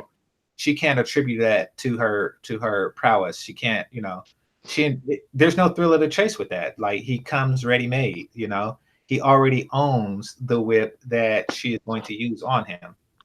The ironic part about all of this is what would happen with her is that, let's say she did find a guy like that, right? And it was a challenge. She had to compete. She had to dominate. She had to figure out a way to gain the upper hand. And then she did. She succeeds, right? She succeeds. She's successful. You know what happens next? What's that? She gets rid of him. You see, because he's weak and you could be dominated. Exactly. And all of these things, that would be the same reason that she would get rid of his ass. And what that ultimately means is that, dude, this chick will never find anyone. Well, isn't it obvious? If you look like that and you're still, Jesus Christ. If her personality was just 60% better than what it is now, I'd probably step to her. But he's too far. 40% of this bullshit is still too much. Well, I'm saying maybe through conversation there is a little bit of wiggle room where her mind could get right. I'd give her a conversation too. Let's put it like that. In her current state, shit. Not a chance. Nope. Yeah. Once she dominates that guy and gets him to the point that she ultimately wants, she's gonna discard him and get another guy to repeat the process. So she'll never find a guy. Agreed. Yeah, exactly. All right, hold on one moment. All right, let's continue. We only got like 3 more minutes or 5 more minutes of it. What do they love about you? And if you're repeating those things to yourself and you're going out in public, you're like, yeah, I have something to offer. I have these things because this is what I love about myself, and this is what those who are closest to me love about me too. If I had to do a call of action and to what would be desirable is, it might be because I'm from the South and our Southern hospitality is always that charm, and I've kind of narrowed it down to just speaking. Literally, people who are desired and who gravitate to people, or people who just say, hey, how are you? Good morning. We were trained growing up in the South, like, if you enter a room, you better speak. So I still have. People from the South, is that true? If you're in a room, you better speak?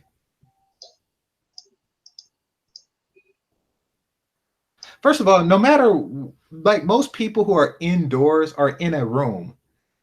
Like, whether it's the bathroom, the bedroom, the living room, the kitchen room, if you're in a room, you better speak.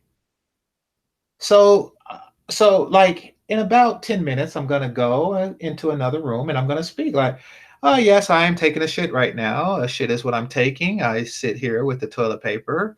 I hold my dick up because, you know, my dick touched the water sometimes if it comes up too high. And yeah, this is me talking. I better speak because I'm in a room. The fuck? Where in the, is this that French fry talk? Like, where in the fuck is she coming from? Is that what they teach on the South? Are either of your brothers from the South? Nah, I'm from the North, man. You know, she kind of lost me a little bit with that statement. What I think she might mean is that, you know, we have a high, in the South, they have a high level of hospitality and friendliness to them. But the way she made that statement is kind of puzzling. But I think that's what she was alluding to. Well, yeah, she kind of stated it in a way as if like the South is more of like an authoritarian regime or something. And just for what you, to answer your question, you know, SoCal, I'm from Southern California, but oh, that's right. Yeah. But yeah, that was kind of the implication of that was like, this is like a stern sort of, you know, discipline kind of thing that we do, when typically there's this term that they call like Southern hospitality. And when they say, like, you know, they're more hospitable and nice and pleasant to you. That's been my experience when I go to the South. People, I'm like kind of taken aback by how nice they are actually. Okay, well, notice how you ever notice how with people like this, only the Southern virtues that they like seem to extend themselves, you know, because she is not an adorable Southern belle, a traditional woman by any standpoint. However, you know, she got that portion. Just saying. That. And so anyone who just, if you're in Starbucks or if you're anywhere, just, hey, how are you? Just that smile and speaking to someone like, oh, I like that, because it's different. Yes. So I'm always play to what the common people don't think about. And I'm like, it's simple. So if you're struggling. The common people? Just say, hey, how are you? Yeah. Well, she admits, she claims that, you know, for cultural reasons she behaves this way and then calls herself an outlier. So it's not really a cultural thing that's going on.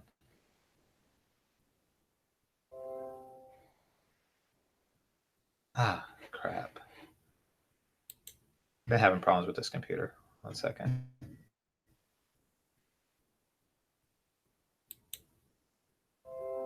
Oh, I like your shirt.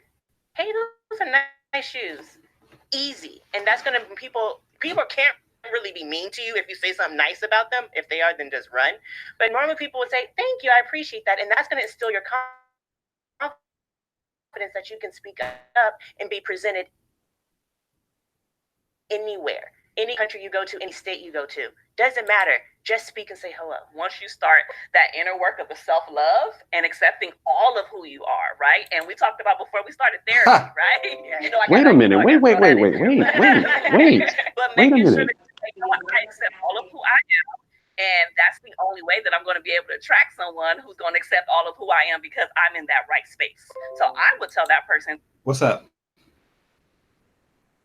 No, I was going to say that's kind of like basic human behavior.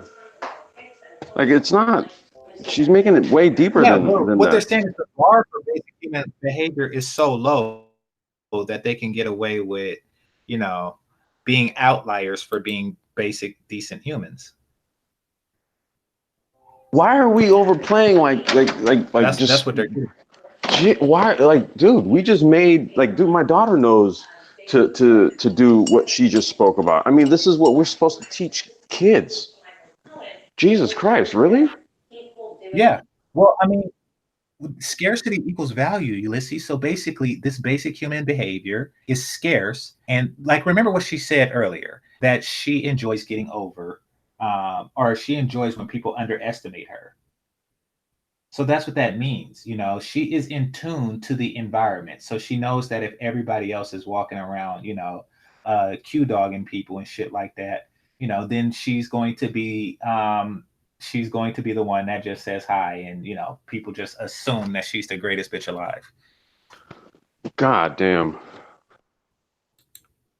And to work on themselves, work on that self-love, and at least that's the first part of the process. Agreed. Yeah, I would say identifying what you have to offer. So that just goes right along the same lines. What you have, and just like embracing that. Identifying what you have to offer, says the woman who wants men to be attracted to her success.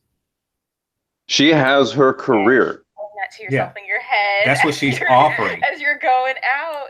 Now, this is only valuable to a man without a career. Why don't they understand this? Well, she majored in math. So, and I didn't. But I do know enough to know that as his income increases, your relative income decreases. So basically, to a man like BMT, who makes $15 a week, your income is very valuable. But to a man who makes $15 a minute, it is not very valuable at all. Have you ever said to yourself, like, when you're thinking about, like, the type of woman, you're attracted to, like, if I ask you that, dude, there's like the first thing that comes out of your mouth says, software engineer. No. Right. No. That never happens. The only time a career is a turn on is when that career echoes qualities that I look for anyway. Like if she is a kindergarten teacher or something like that, As my wife was. Yeah, exactly. Or if she was I don't know, if she like catered to sick animals or some shit like that, something that shows her nurturing side.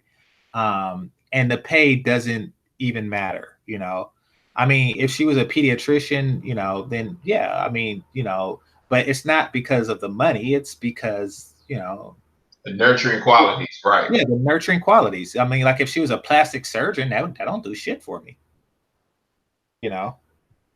Like if she got her PhD and decided to be a plastic surgeon, that don't do shit for me. The pediatrician thing is nice. If she was a chef, that's a term. But no, I mean, generally speaking, no.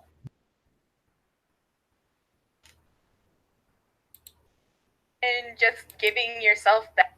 And the other chick is a marriage counselor. Let's not forget this.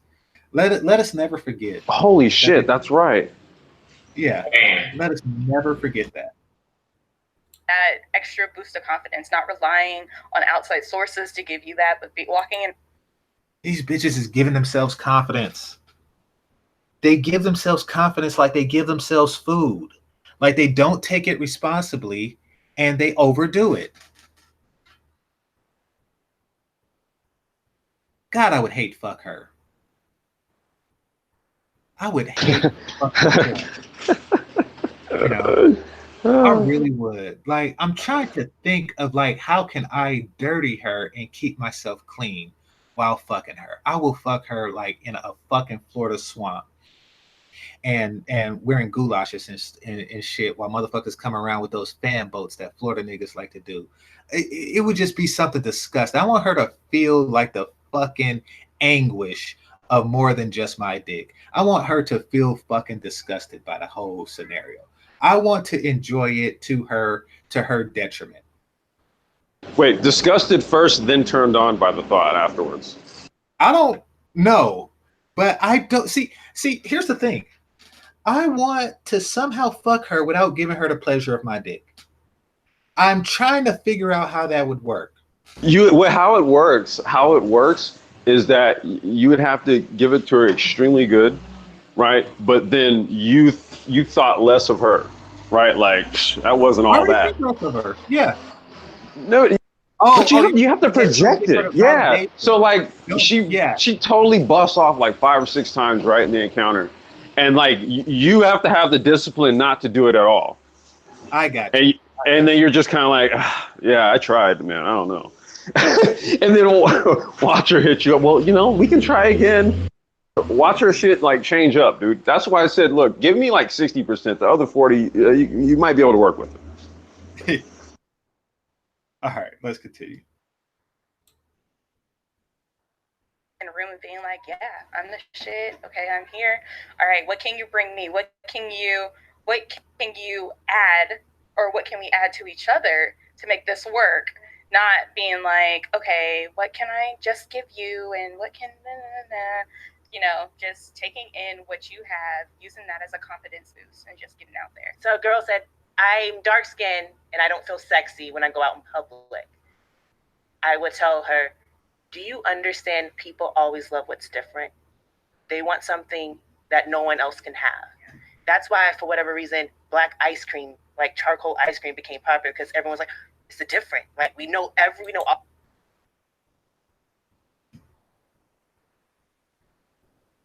Did I just hear what I thought I just heard? Yep. That's why I paused the video.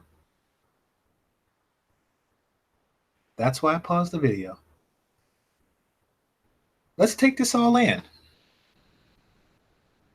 The reason why people like black ice cream isn't because of the taste.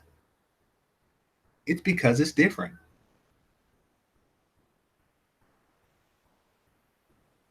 People just like different shit. So, they will be just eating some shit that just tastes horrible. Oh, this is so different. This is so different and disgusting, but I got to eat it because it's different. I'm going to make a shit flavored ice cream. I'm going to make an ice cream that tastes like human shit and see how many people eat it because it's different, because all other ice cream tastes like ice cream. Well, my ice cream tastes like frozen shit. My ice cream tastes like the shit that you shit when you eat regular ice cream. I'm going to see. You see what's going on? It's all about manipulation with her. Because what she's talking about is like marketing to people. It's like having a nice commercial and shit like that, but really having like shitty food. But she gets off on the fact that she manipulated people into taking something that they don't like. The thought that they might actually like the ice cream is beyond her. There are only 2 people in the world to her: manipulators and those who are to be manipulated. Period. It's very narcissistic, man. Like ice cream. Yeah. All the other flavors, we know all the other shades. Look at this dark black one. Yeah, let's grab it. You will always be different. So you will always have it. What about the goddamn like brown ice cream, like a creme brulee or a shit? What's that one? Creme dolce. So, I don't know. Whatever the fuck. They got brown. Does the same thing apply for, say, like strawberry ice cream because it's red? Or what about rainbow sherbet?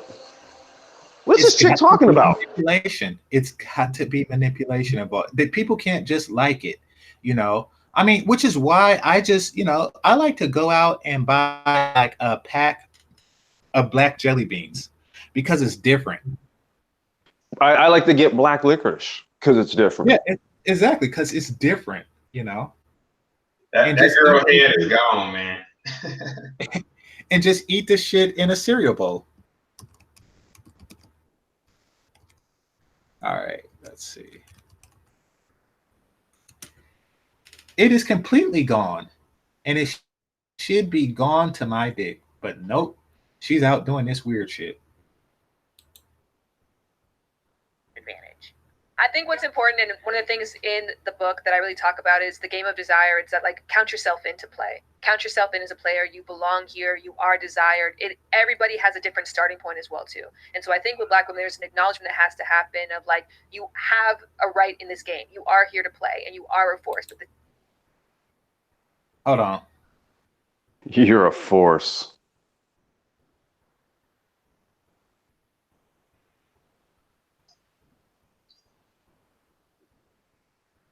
Trying to get to where they modeled the book.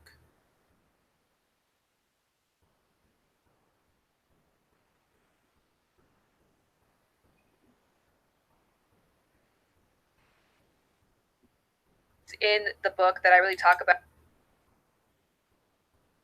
So look at who they used to model the book.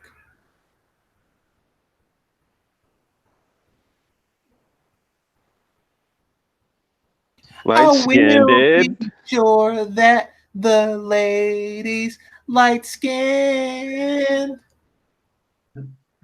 Long hair. Exactly. Now this is okay, but what about that dark charcoal ice cream that she's talking so much shit about? So yes, if y'all say something about me and my light skin song, I will say I like it because it's different. How about that shit? About is the game of desire. It's that, like, count yourself into play. Count yourself in as a player. You belong here. You are desired. Everybody has a different starting point. How in the fuck can they say that? How in the fuck can they say that? Do they just belong everywhere and is desired by everyone? I want to get to the comments so bad, but it's 9 o'clock. Fuck. As well too. And so I think with Black women, there's an acknowledgement that has to happen of, like, you have a right in this game. You are here to play and you are a force. But at the same time, let's also acknowledge your start line is a little different, that your work is a little bit heavier than the average person. And that's shit. That's just the reality of things. But working together, I think conversations like these are so empowering. And I can't even begin to say how all of you in each unique ways in my life empowering. So thank you for being here. Thank you for sharing this. Thank you to everybody who's listened so far. And go get the book because these two motherfuckers are in it and they're badass as hell. Buy my and book. If you like this, you're gonna love that. Yes. Keandra, where can we find out more about you? Oh my What are you working on right now? Oh my goodness. So I can't even say, tough stuff be top secret. I'm working on a new digital show, so stay connected with me on social media because that's going to be dropping soon. So you can follow me on all things Keandra Jackson. That's KIAUNDRA. Hold the fuck up. I have got to see this shit.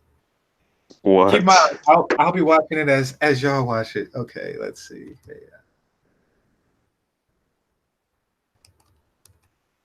Miss Jackson, if you're nasty. All right. Nothing came up. Let's see. That's spelled right. Oh, there's a U in it. KIU. Oh, shit.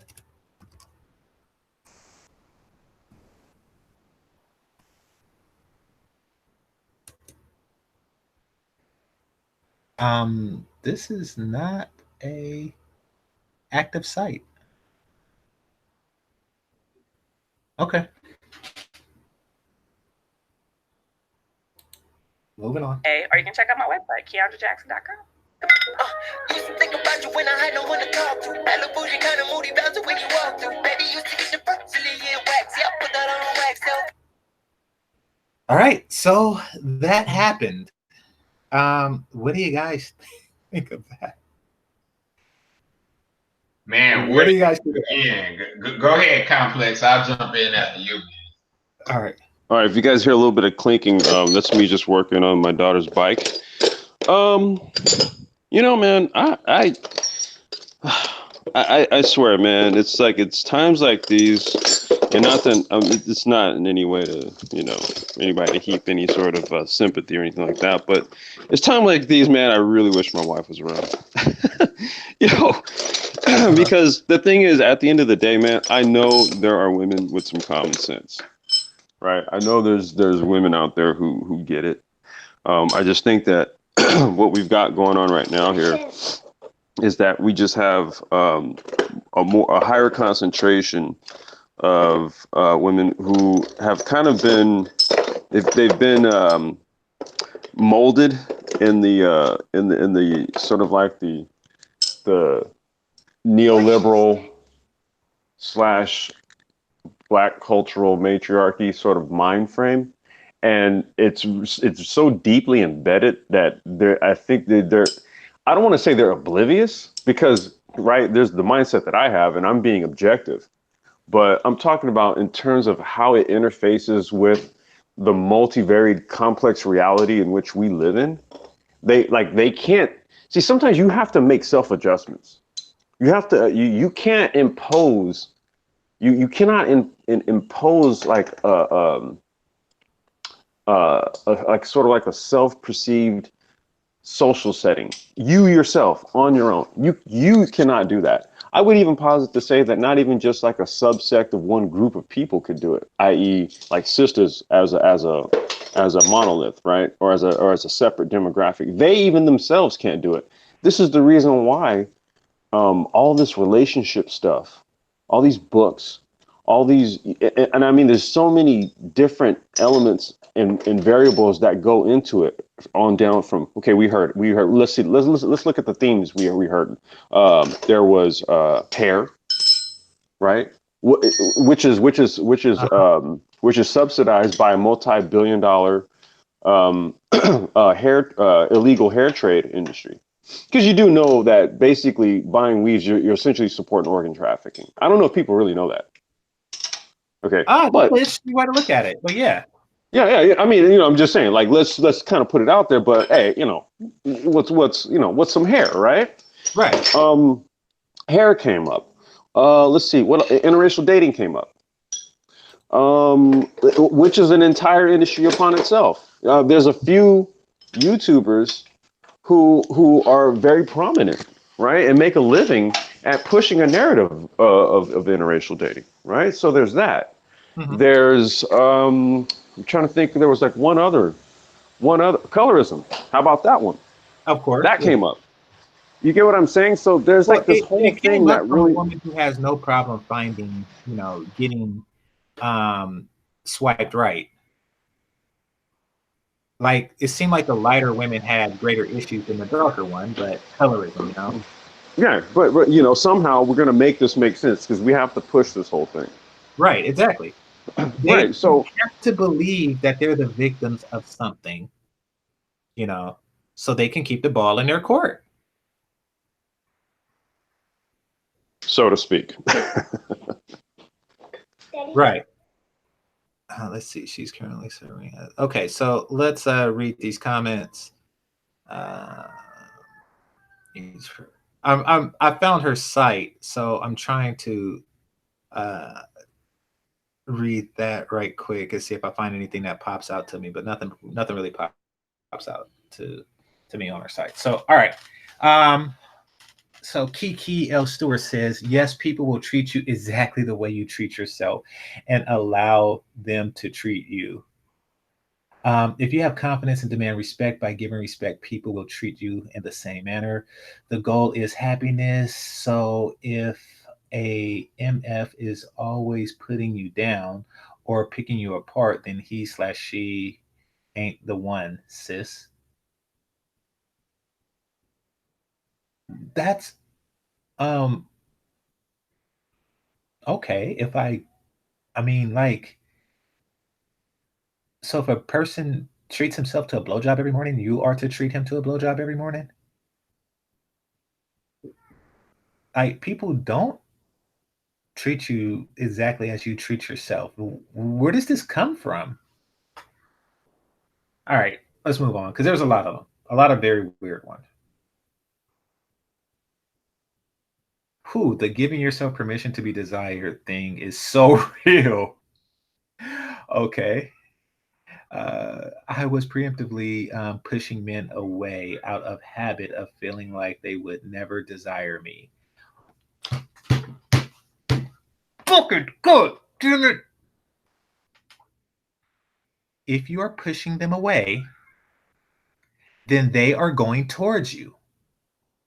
If they are going towards you, it's because they desire you.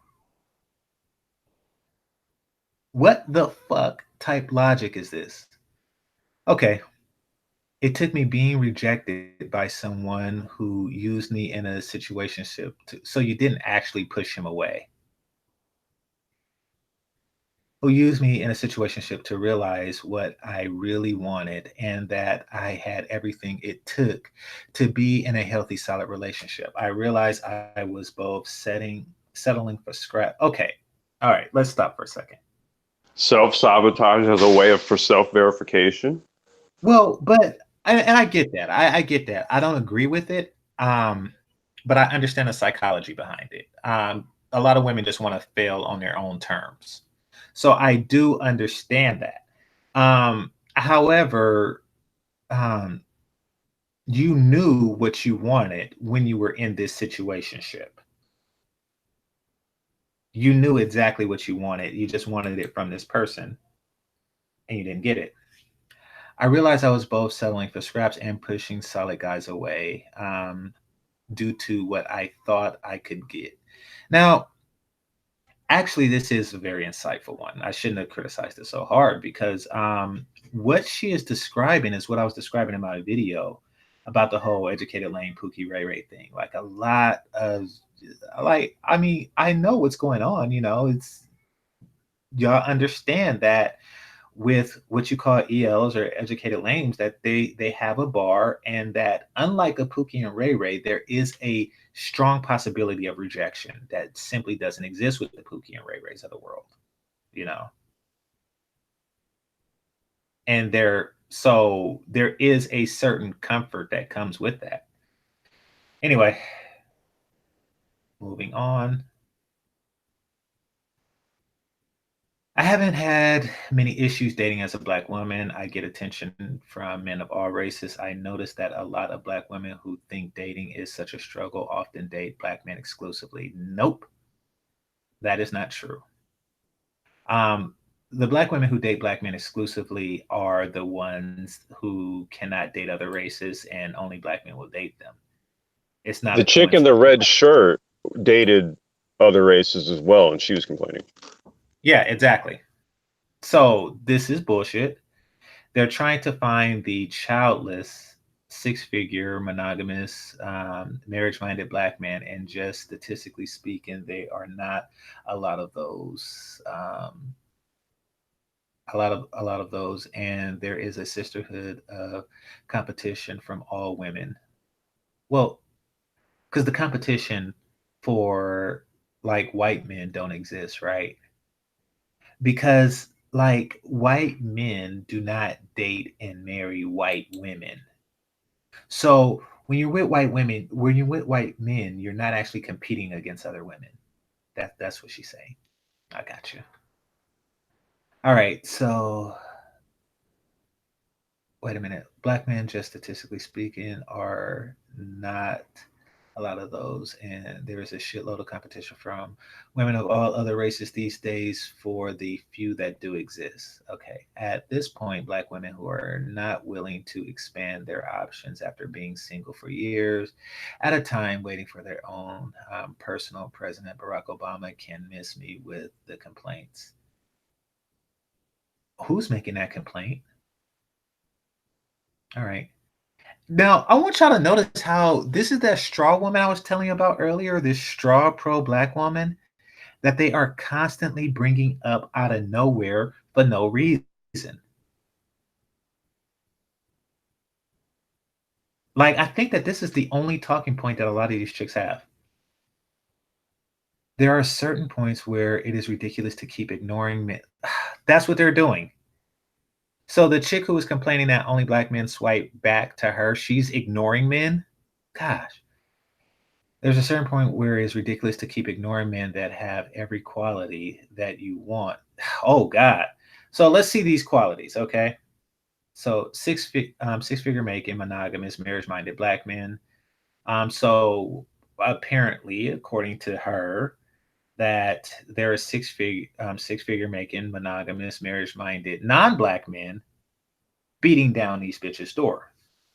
According to her, you know, how much you willing to bet that she's not married? All right, of all the men that are beating down the door. Um, let's see. There's a certain point where it's ridiculous to keep ignoring men that has every quality that you want just because they're of another race. No black woman is doing that. All right. Dating is a numbers game. If you don't expand and increase your options, you will have a scarcity mindset and feel desperate. See, so they understand the scarcity mindset, and that's what they're trying to project onto black men. You will likely have a scarcity mindset and feel desperate throughout the process. And because you are looking for a needle in a haystack and barely have nothing to choose from. Okay. What about men who, let's say he doesn't have six figures, right? He doesn't do that because he hasn't maybe sold a couple of the apps that are in development, right? But he has an intellectual property that could net him maybe well over six figures and all that. Are we recognizing these individuals or? Oh, you're talking about those Gale Force Win niggas, huh? I'm basically just speaking of, when they say that they desire these types of guys, my question is like, okay, well, there are those who have it, and then there are those who have, I wouldn't even want to say the potential. Like they'll do that. They're gonna make the six figures. No, don't worry about that. The question is that are you willing to be on the come up with this dude, or does he already need to come with the six figures? Yeah, see, because the guy's he's gonna have the six figures regardless at some point. Yeah. Okay. Complex. That's the problem, man. These are finish line chicks. They want to wait at the finish line, man. Speaking of which, let's read the next comment. The last piece, what can you add? Yes, I'm only 29, but I am at this point in my life where I want someone who can add to who I am. Yep.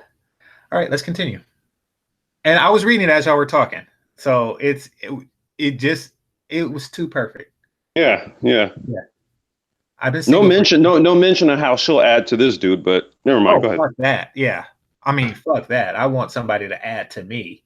He needs to bring something to me so I cannot give him blowjobs in the morning. If she's been single for 10 years, I don't know what type. So at 19, go ahead, Game Changer. No, at 19, she broke up with somebody. She just been walking around dickless for 10 years. Man, her 19-year-old sweetheart looking for somebody to add to her. Yeah. I've been single for 10 years. Whoa, LOL. Yep, 10 years. Dated a little into that time, but I have developed this self-love where I would rather be single for the rest of my life if I can't find that. That is a lie. Well, it's weird because like you said that you have self-love. So what the fuck? Like, wait, maybe I read the sentence wrong. She should be turned on by what she sees in the mirror. Dated a little into that time, but I've developed this self-love where I would rather be single for the rest of my life if I can't find that. Yeah, that's what I mean, dude. Like she should have sex with herself in the mirror. Well, no, she put a value on herself that is higher than the men that are available to her. I can understand that. So, no shade for that. I'm not desperate to be in a relationship. I am too busy with I'm too busy to deal with half-ass men. Okay. You should be. Yeah, Yeah, I don't deal with I don't half-ass know what your women. I business mean, I is. get it. Yeah. I do, but I just get 2 of them. All right. They equal one. Yeah. Okay.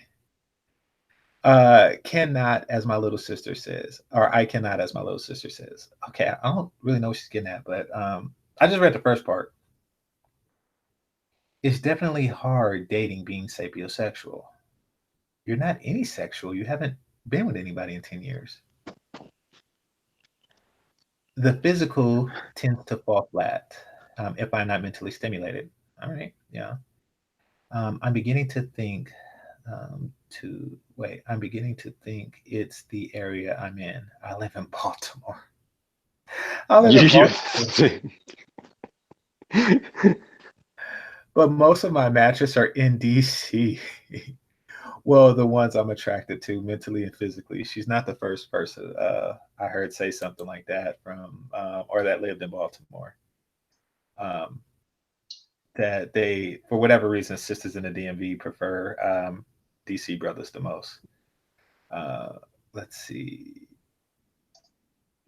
It's going to be 10 years for me next year. God damn.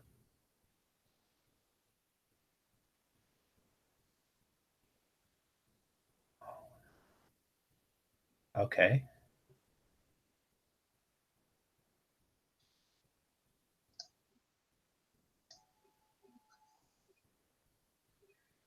So somebody just said girl for no reason. Oh, that was her. Let's see. Yeah, so yeah. If you are a DC brother, things are looking good for you in this area. Oh shit. Do I smell a simp? Let's see. Put your white girl hat on. What these men? Oh yeah, this is a oh god. Oh god. I'm gonna say this, then I'll get a drink of water. Uh-oh. What in the fuck is up with these B1 niggas in the face of non B1 women?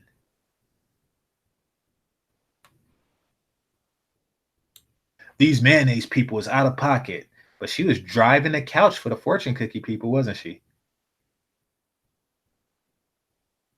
So you refer to them as mayonnaise people, but they prefer them as mating potential people, and not just the people on the panel. Like random black chicks are just saying this shit. So exclusivity for you, inclusivity for them.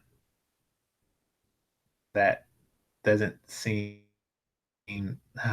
simps. I swear. I can't help but to think that those stats for online datings are so skewed. I don't know a lot of black people dating online because they get bad game in the real world. Huh? Okay. What? Yeah, I don't yeah. These were words that were actually said. They can never be unsaid. They have an energy that people are just so drawn to. Well, I mean, I these the men were drawn to morning blowjobs more than the energy. Now, if you combine the two, then that's great. You get an energetic morning blowjob, but you don't. All right, let's see. Just a late night podcast I needed. I love when black women have deep and meaningful conversations. Oh. They are killing me. They are all so fine. Can we have these every week? I love, love, love this video. Thanks for keeping it blunt and real, ladies. Okay. Biracial women can't relate and stay still in black women's struggles. Damn. What the fuck? Well, because the host, Oh, she's light-skinned it. Light-skinned it. light-skinned it. Yeah. Okay. What's so crazy is that most of my matches are non-black men. Yeah, right. All right. My best friend didn't believe me, but when I was on the app, it's 90% non-black men of all colors. It's so weird to me. Sounds like bullshit.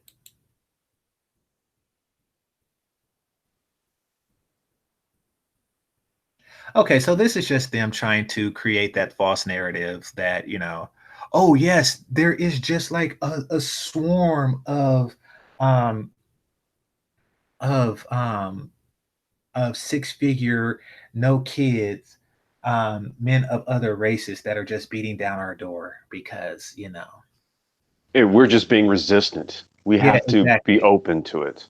Exactly. Oh Now they're God. already open to it. This whole thing is madness. Ha! Uh, Ridiculous. don't limit yourself to. She didn't even say she was limiting herself to just black guys. Let's see. Yeah, the real question is, does any of those other guys of any race convert to actual relationships or then marriage? And they know what the deal is with that. Well, she's still swiping, isn't she? I Yeah, actually yeah, don't it's mostly. free to swipe. Yeah. Well, I mean, she's still swiping like all of this, 90% non-black guy. Now, I guess Well, it would be true if she lived in an area that was predominantly non-black. You know. well, I guess, but she's. This is evidenced by the fact that, like you just said, Gabe, she's still swiping. Yeah. Like, you're not going to get that. Okay, and this is a special breed of matriarchal mindset as it pertains to sisters, right? Mhm. You're not going to get a man from another culture to buy into that shit. Yes. That thing, like, dude, you're out of your fucking mind. You If you think? honestly think that they're like, yeah, you know what? Yeah, I want my family structure to largely reflect the same type of family structures that go on in the black community. Yes, yes, I'm down for that. Exactly. No. Exactly. Like, Great point. I mean, like they see the problems we have. Who would fucking risk their son to some shit like this? He's gonna do it on his terms. Yeah. It's like the irrationality, dude. That's why it's like sometimes it's like I have to partake in these conversations because it's not a fucking mystery. Hmm. Quite frankly, for me, it's more of like a case study. Like really like what are the psychological cue points here that kind of trigger all of this? Exactly.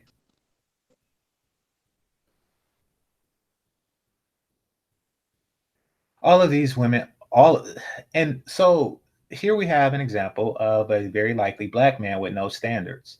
And that's why I know that 90% thing is bullshit because we have no standards. We pretty much swipe it on everybody, meaning that, your inbox would be mostly black men because of the lack of standards. So the 90% thing is bullshit unless she lives in a place where it's like 1% black men. All of these women are gorgeous, intelligent, well spoken, just amazing. I find myself drawn to Courtney, though. Which one was Courtney? I forget. Oh, it's this chick again.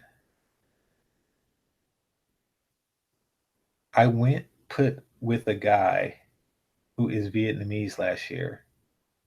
I went put with a guy who is Vietnamese last year. Is that sex? What's went put?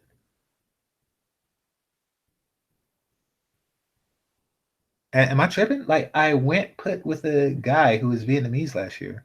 It's Okay. supposed to say out. I think shit the P instead of the O. Oh, okay, gotcha. Okay, so it's typo. All right. Best date since I've been on the apps. Well, you've been single for 10 years. So yeah, I think every date is your best date. I am sapiosexual, so it's hard to find someone I was really pleased to have hit it off with. Unfortunately, it didn't work out because he was in transition to move back home for work. But still, best date ever. All right. So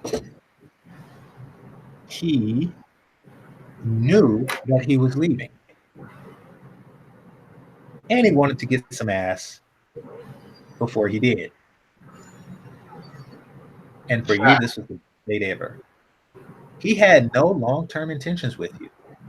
None whatsoever. He knew he had to move on.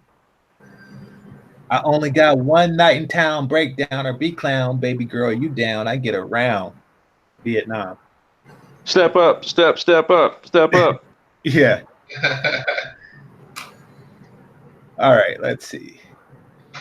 It is an interesting conversation. I had given up on dating. What the fuck is with these chicks in 10 years? All right. Interesting conversation. I had given up on dating for 10 years. And to follow that, Black women aren't seen as feminine unless skinny, fair skin, straight hair. Black women will have to be open to dating out, if not already.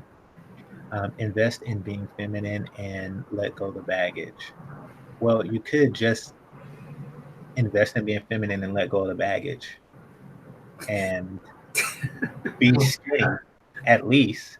Hey, Game Changer, read that Denisha H one. Read that one for the other viewers. Wait, which one? Read the one that says Denisha H, because I got something to say about that. I just want you to read it to this. That's some funny shit that she wrote. No, that's the Vietnam one. You want me to read it again? Yeah, because I just came on, I missed it, but you got to read that again because I hope people to read between the lines on this one. Okay. All right. So I went out with a guy who is Vietnamese last year. Now, the way it's written, it means that he was only Vietnamese for that year, but we get what she's saying, you know.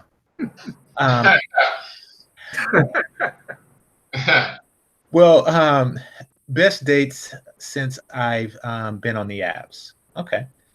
I'm sapiosexual, so it's hard to find someone. I was really pleased to have hit it off with him.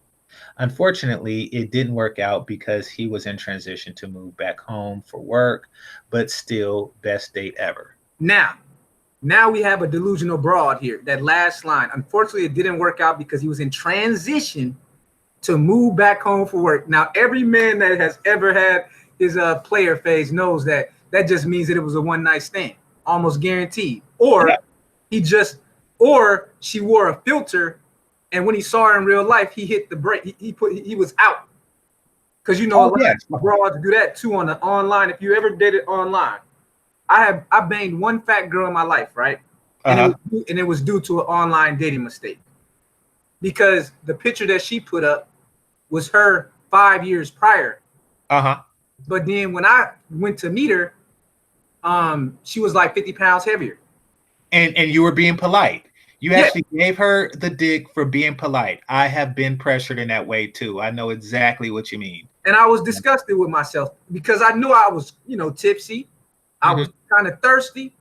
And she wasn't ugly, but she was overweight. She was not who she said she was in her profile. And I said, what the fuck? I'm here, whatever. And then I was out of that bitch first thing when the sun came up, right? So this woman is sitting here trying to tell us about she had the best date ever. And he was in transition. So this dude went on one date with you, and then the next day he told you I'm moving out of town. These women are fucking delusional, man. I didn't even think of that. I thought it was just a pump and dump, but you're right. This man was just saying like, oh yes, I'm gonna be out of town. Like, oh, where are you going? Where are you going? Can I come? Oh no, I'm going to Vietnam, but he probably been here. So he done showed up. They've probably been here for like 3 generations and shit. His family came over after the war, as war refugees, and he's been here. He's never actually been to Vietnam. He's like, oh yes, I'll be in Vietnam, but these are the spots I normally kick it at. Don't ever go there. And peace.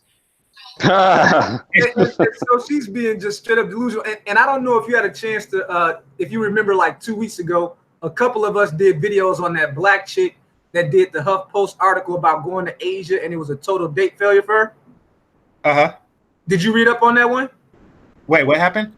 You don't remember the one in the Huffington Post a couple weeks back? The black woman who wrote the article talking about how Asian men discriminated against her in China and how she couldn't get dates over there, and it was in the Huffington Post. And myself, Kid Organic, Mad Bus Driver, a couple other people did videos on it. You didn't see that?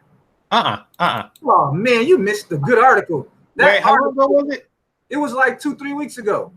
Oh no, I'm gonna check it out. It went viral. It went viral because it speaks to what you're talking about. It was a black woman. She's just the same type of woman like the ones that's on those couch talking. She went to Asia, right? She was complaining about the black men and American men being misogynistic, cat calling her. Now the woman was fugly, right? She was fugly.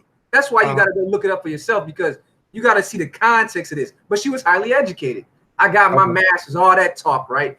And when I say educated, I don't mean intelligent. When I say educated, I mean someone has credentials, they did a curriculum or whatnot, they got a certification. But she goes over to China thinking, I'm going to escape America. The men there are misogynistic, blah, blah, blah. And this was a girl that was like a 2 or 3. But yet, in her delusional mind, it was the men that were the problem and not her own acceptance of her low sexual market value. Went over to Asia for like a decade.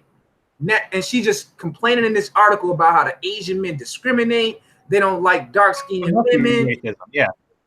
Or whatnot. Well, I was going to say, I think that's... Now she's begging to come back to America, you know.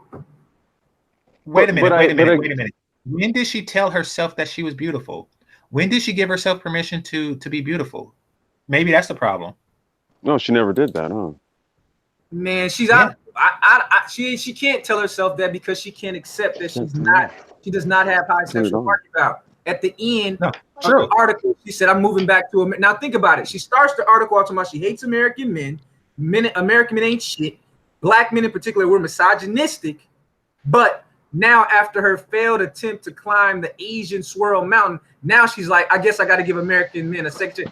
This is what you're dealing with, and so this is where me, boomers, and a lot of the older generation, we run into, like, we argue, we go back and forth, because I keep asking them, you dudes don't take responsibility for raising these women. No, they don't. These women. They don't take responsibility for raising or failing to raising these women. And now you got all these dudes over 55 coming at millennial men and younger Gen Xers saying, we're the problem? We the problem when we're the ones that are calling this shit out from an analytical level. You got someone like a Game Changer. He's not calling these women's names. He's going and looking at what they're saying, breaking it down step by step, looking at the data and showing how these women are lying on black men. But then you got these old sips that will come and tell us we're the problem, but you guys are the ones that created this situation that we're in. You didn't respect yourself as men. You didn't put the black man first. You didn't put the black boy first because you were too busy putting pussy first. True. But then we the problem. True. This shit is all mythical, man. You got black people out here talking about we're the most educated when that has been debunked for the last 10 years. So I'm going to say to you out there that's listening right now, I'm going to debunk it one more time, and I want you to stop saying this lie. Black women are not the most educated. Let me make it clear to you. Black women receive the most degrees within their racial ethnic designation. What that means, black women receive more college degrees than black men as a percentage, right? So let's say it's 60-40. Versus with Asian men receive a higher percentage of degrees than Asian women. White men receive a higher percentage of degrees than white women. Why is that? Because they understand that they don't have to compete with their men. They have to work with the men of their racial ethnic group. American black women don't understand the dynamic and have been in direct competition for the last 30 to 40 years with black men who are the ones that put them in that position. It was black men who stepped aside during boomer generation and Gen X and said that we're doing pretty good. Let's let the black American woman get some shine. And now here we are 40 years later, and millennial men and the Zennials have to deal with the consequences of those men's actions while these women throw their education, quote unquote, in the faces of black men. Right. For white approval. That's what this boils down to. And that's what well, I don't even know if it's for white approval. I think it's for their own. All of this is about, their own insecurities. Yeah, this is all very insular, man. I'm really I'm very critical of this notion that so many of these things, right, have to do somewhat with white folks. I mean, in my view, no. I mean, because the whole theme, about all of what we've been discussing here this morning. Self this, empowerment, Exactly. my own confidence, love for myself, blah, blah, blah, blah. Not to say that you shouldn't have a self-confidence, that you shouldn't love yourself. You know what I mean? And you should be empowered to like, to do something, you know, if you feel that it's achievable, right? I'm not speaking against that. I think, if anything, I preach that we actually need to embody those qualities more. But but this is a cultural insularity that we're discussing here, Right. and it has very toxic effects. And we're saying this is really what that is. Look, that is self-created and self-perpetuated. Mhm. I don't see white men in their ears like, you know, whispering, telling them some odd or rather. Okay, and there's proof of that, because the very sisters that are sitting here talking about white this and white that, these are the same ones who are dating white men and having the same goddamn results from them that they do from brothers. Now, put that one together. Yeah. Facts. Yeah, I mean, like all of these who, especially the ones who was like 90%, it's like, goddamn, you know, you still swiping, aren't you? Like, You so, know? dude, this has nothing to do with race at this point. Yeah, exactly. If it's unanimous amongst basically all the men on the planet that are like, dude, okay, it's not them, it's you. Yeah, pretty much. And that's Well, why I put it in the chat for you. and that's why there's a submissive push. There's a submissive push when they you know start to date out. You know, that's when you start to see, like, you know, they try to put their whole office demeanor on, and you know, they try to turn into the Claire Huxtables, because it's like, look, they don't want that unanimous verdict. You know, they won't be able to point to the white man if the black man fails. So you'll see like these extremely attractive women with these, you know, guys who are raised underneath a trailer park, and you know, it's like, okay, this has got to work. And it's like the only way that would work is because of the deference, you know. Well, I put it in the chat for you, Game Changer. Huh? I put the link in the Hangout chat for you. Okay, I seen it. I'll be right back, fellas. Give me 2 minutes. Talk amongst yourselves. But yeah, once Game Changer comes back, man, he's gonna have to break that article down, because it was funny when I was listening to you guys and I heard you talking about these black women throwing themselves at the feet of Asian men publicly like this. It's very embarrassing, man. I have yet to see any other group of women that are so comfortable going before the world and just throwing themselves at the feet of all these men that are saying that they don't want you. They're not interested in you. You got that Asian doctor and professor that got shamed for telling the truth about the preferences of Asian men when he came out and said that black women are the ugliest women on the world. He said it. This dude is like a big name guy, doctor, psychologist, economist. Yeah, I see that. Yeah, he says that you are the ugliest women, and if we do mess with you, we just want to pump and dump you, which was you just saw with this chick up in there talking about it was the best date ever, but he was in transition, so he couldn't date me again. No. Jesus. That's the lie you tell yourself. Either he wanted to pump and dump you, or you lied about what you look like, because that's all these women do on online dating. That's why the only way you go on an online date is if you get that woman on Snapchat. See, like, my issue with it is that, like, I got a gang of Asian homies, right? I grew up around like a lot of like Filipinos and Koreans and stuff. I mean, I just grew up in a mixed environment, dude.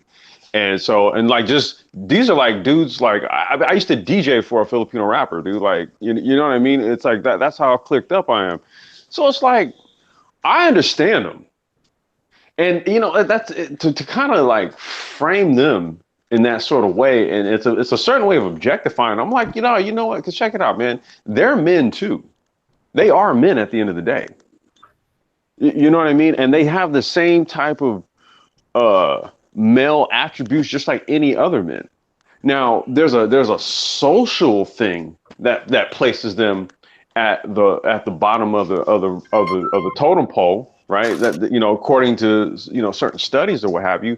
But see, that's not reflective of their effectiveness and their capabilities to produce and to provide for stable families and stuff. You know, so I mean, just like how I wouldn't want to be objectified or looked at as a quote unquote EL, like, you already know my position on it. There's no such thing. You know, it's just the way she kind of passed it off, like on the video. I was like, dude, like what the fuck? I hear what you're saying. Here's what I'm thinking. This is, and see, I joined because I wanted to add a little bit of data to this conversation for those listening. And here's something you got to understand. What they do, they take all of the black men in America and lump us in one pool, right? Then what they'll do, so like there might be 20 million to 22 black American men in America. We don't got the new census data, right? But then they'll compare us to a small population of heavily vetted people. So for example, they'll take like the Asian American population, which I think there's only like 3 or 4 million Asian American men in America, because they're like 3.5% of the population last time I checked in 2010, right? So let's just say that there's like 4 million of them. So they'll compare 4 million of heavily vetted Asian men in America, because when you got these dudes coming from China, Japan, Korea, there's a process that America requires of most nations outside of our southern border. That's where most of the illegal immigrants come from, the southern border of America. Most of the other ones are vetted as students that receive visas, brought over here specifically for certain kind of STEM jobs or whatever. So they're pulling from the top 10% of these different nations that they're inviting over here legally, right? On H-1 visas and things like that. So they will take the most heavily vetted men from these countries and then can put us they put the thinking black men in a pool with the black rednecks. Now we know for an absolute fact, even with that being said, the top 10% of black men score equivalently to the other groups on all the tests and examinations, even though we're at a severe advantage compared to the environments that these people are coming from and the process that they go through. We are competing. The only way we look uncompetitive is when you lump us in with the black rednecks and the anti-intellectual misologists. That's the only time but that's what they do. So they take the everyday brother that don't read, that does not care about learning, that hates intellectuals, and then they put us in that same group instead of taking our 10%, our top 15%, and comparing it to other groups, top 10 and top 15%. Then look at the factors of what kind of privilege that some of these people come from. You got people that come over here on student exchange, they come from the wealthiest families. Dude, they all go to UCLA. Yeah, they got these people come from leisure backgrounds where their parents were lawyers and doctors and engineers. So they already have the cultural capital advantage. A lot of these black men are pulling themselves up out of poverty and single motherhood and a crack generation that tried to destroy us, crack babies. And you're going to sit here and tell me that you're going to try to compare us to people coming from the upper crust of societies across the planet. And that's why I'm glad that black men in these spaces are using this stuff intelligently, debunking these myths, and putting the blame where it needs to be put. And then you got boomers and older Gen Xers coming at millennials when you are the ones that ruined the reputation of black men in the world that we're trying to fix now. What the fuck is wrong with these old— I mean, they tell you it's, you know, it's a problem for you to fix. I mean, they'll all right tell you. And you know, and look, I'll tell you, King Sigma, I get exactly where you're coming from. And that's why, you know, it's my— that's King Sigma. Huh? Yeah. So you got a different avatar or something now? And a different name? What's up? What you talking about? Alchemist. Yeah. You King Sigma, right? Yeah. Okay. Yeah. I didn't know about your other channel. I know about your Alchemist channel, or you know. Yeah. I thought you sound familiar. Yeah, I was like, yeah. I had to sign in with my old email because I'm having problems with my other email. That's why. Okay, got it. Yeah, that's him. Okay. All right, now we know. But go ahead. Shit, I lost my point. No, go ahead. But no, and what pisses me off is the whole blaming it on crack. We didn't know. You know, it's like, come on now. That's nonsense, man. They keep talking about the crack thing, but then that doesn't make any sense because heroin preceded crack. This is why I'm sitting here. People say, well, we didn't know. Dude, y'all saw y'all parents doing heroin. What are you talking about? No. Wait, King Sigma. See, drugs are like a new thing, right?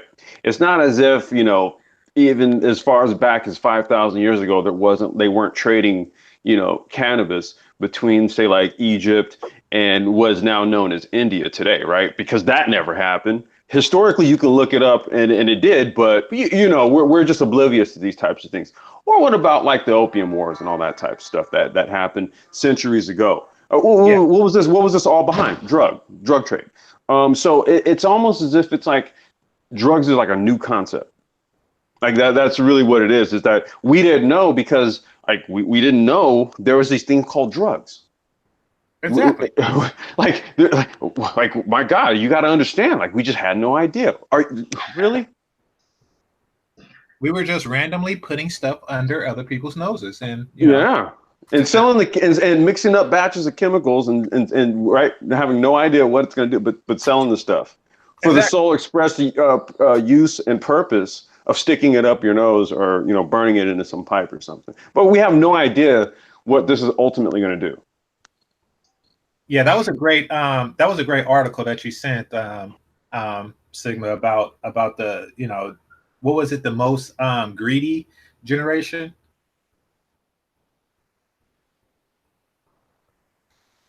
Sigma, you there? Okay, you stepped off for a second. Let me read a couple more of these. Give me a second, I'm eating.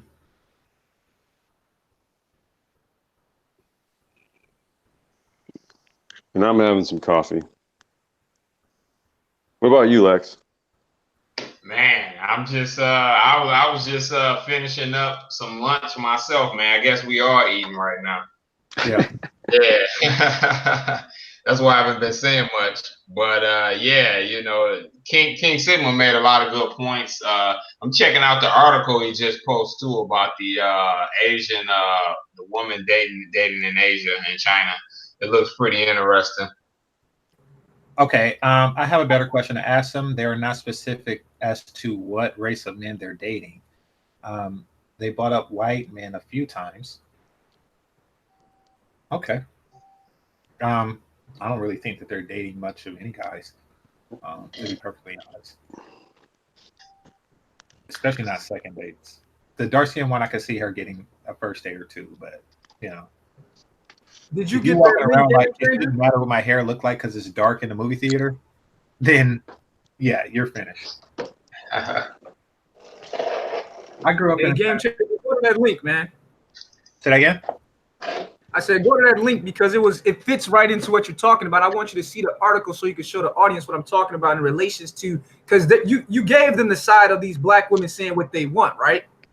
But Right. the woman that wrote that article in HuffPost, she's giving them the reality of what happens when you try to clown Asian Swirl Mountain. She's giving them the reality because these are women that are here. They're just living in a delusional state. It's in the Hangout chat. It's called Black Woman Dating in Asia. And it went viral like last month sometime. Okay, I'm gonna send it out. Or I'm gonna put it on the screen. Let me just read a couple more of these. There is a black chick. I don't know if she's mixed or not, but who does date in Asia. She's sexy as hell. But she's on the carousel. But maybe that's why she does, because she is sexy as fuck. I'll see if I can find her too. Let me just read a couple more of these. Let's see. I grew up in a country where about 90% of people are blacks. So dating as a black woman there is a non-issue. Of course, yeah. It was social media that first informed me that black women are the least desirable. Probably not in your country. So until around 2017, I was completely in the dark about my undesirability. LOL, I have always had the mindset that I am the prize, or that I am a prize. Who's that? Who's what? Oh, sorry, I was talking to my daughter. I am the prize, or that I am a prize, and I think having that mindset makes you move differently.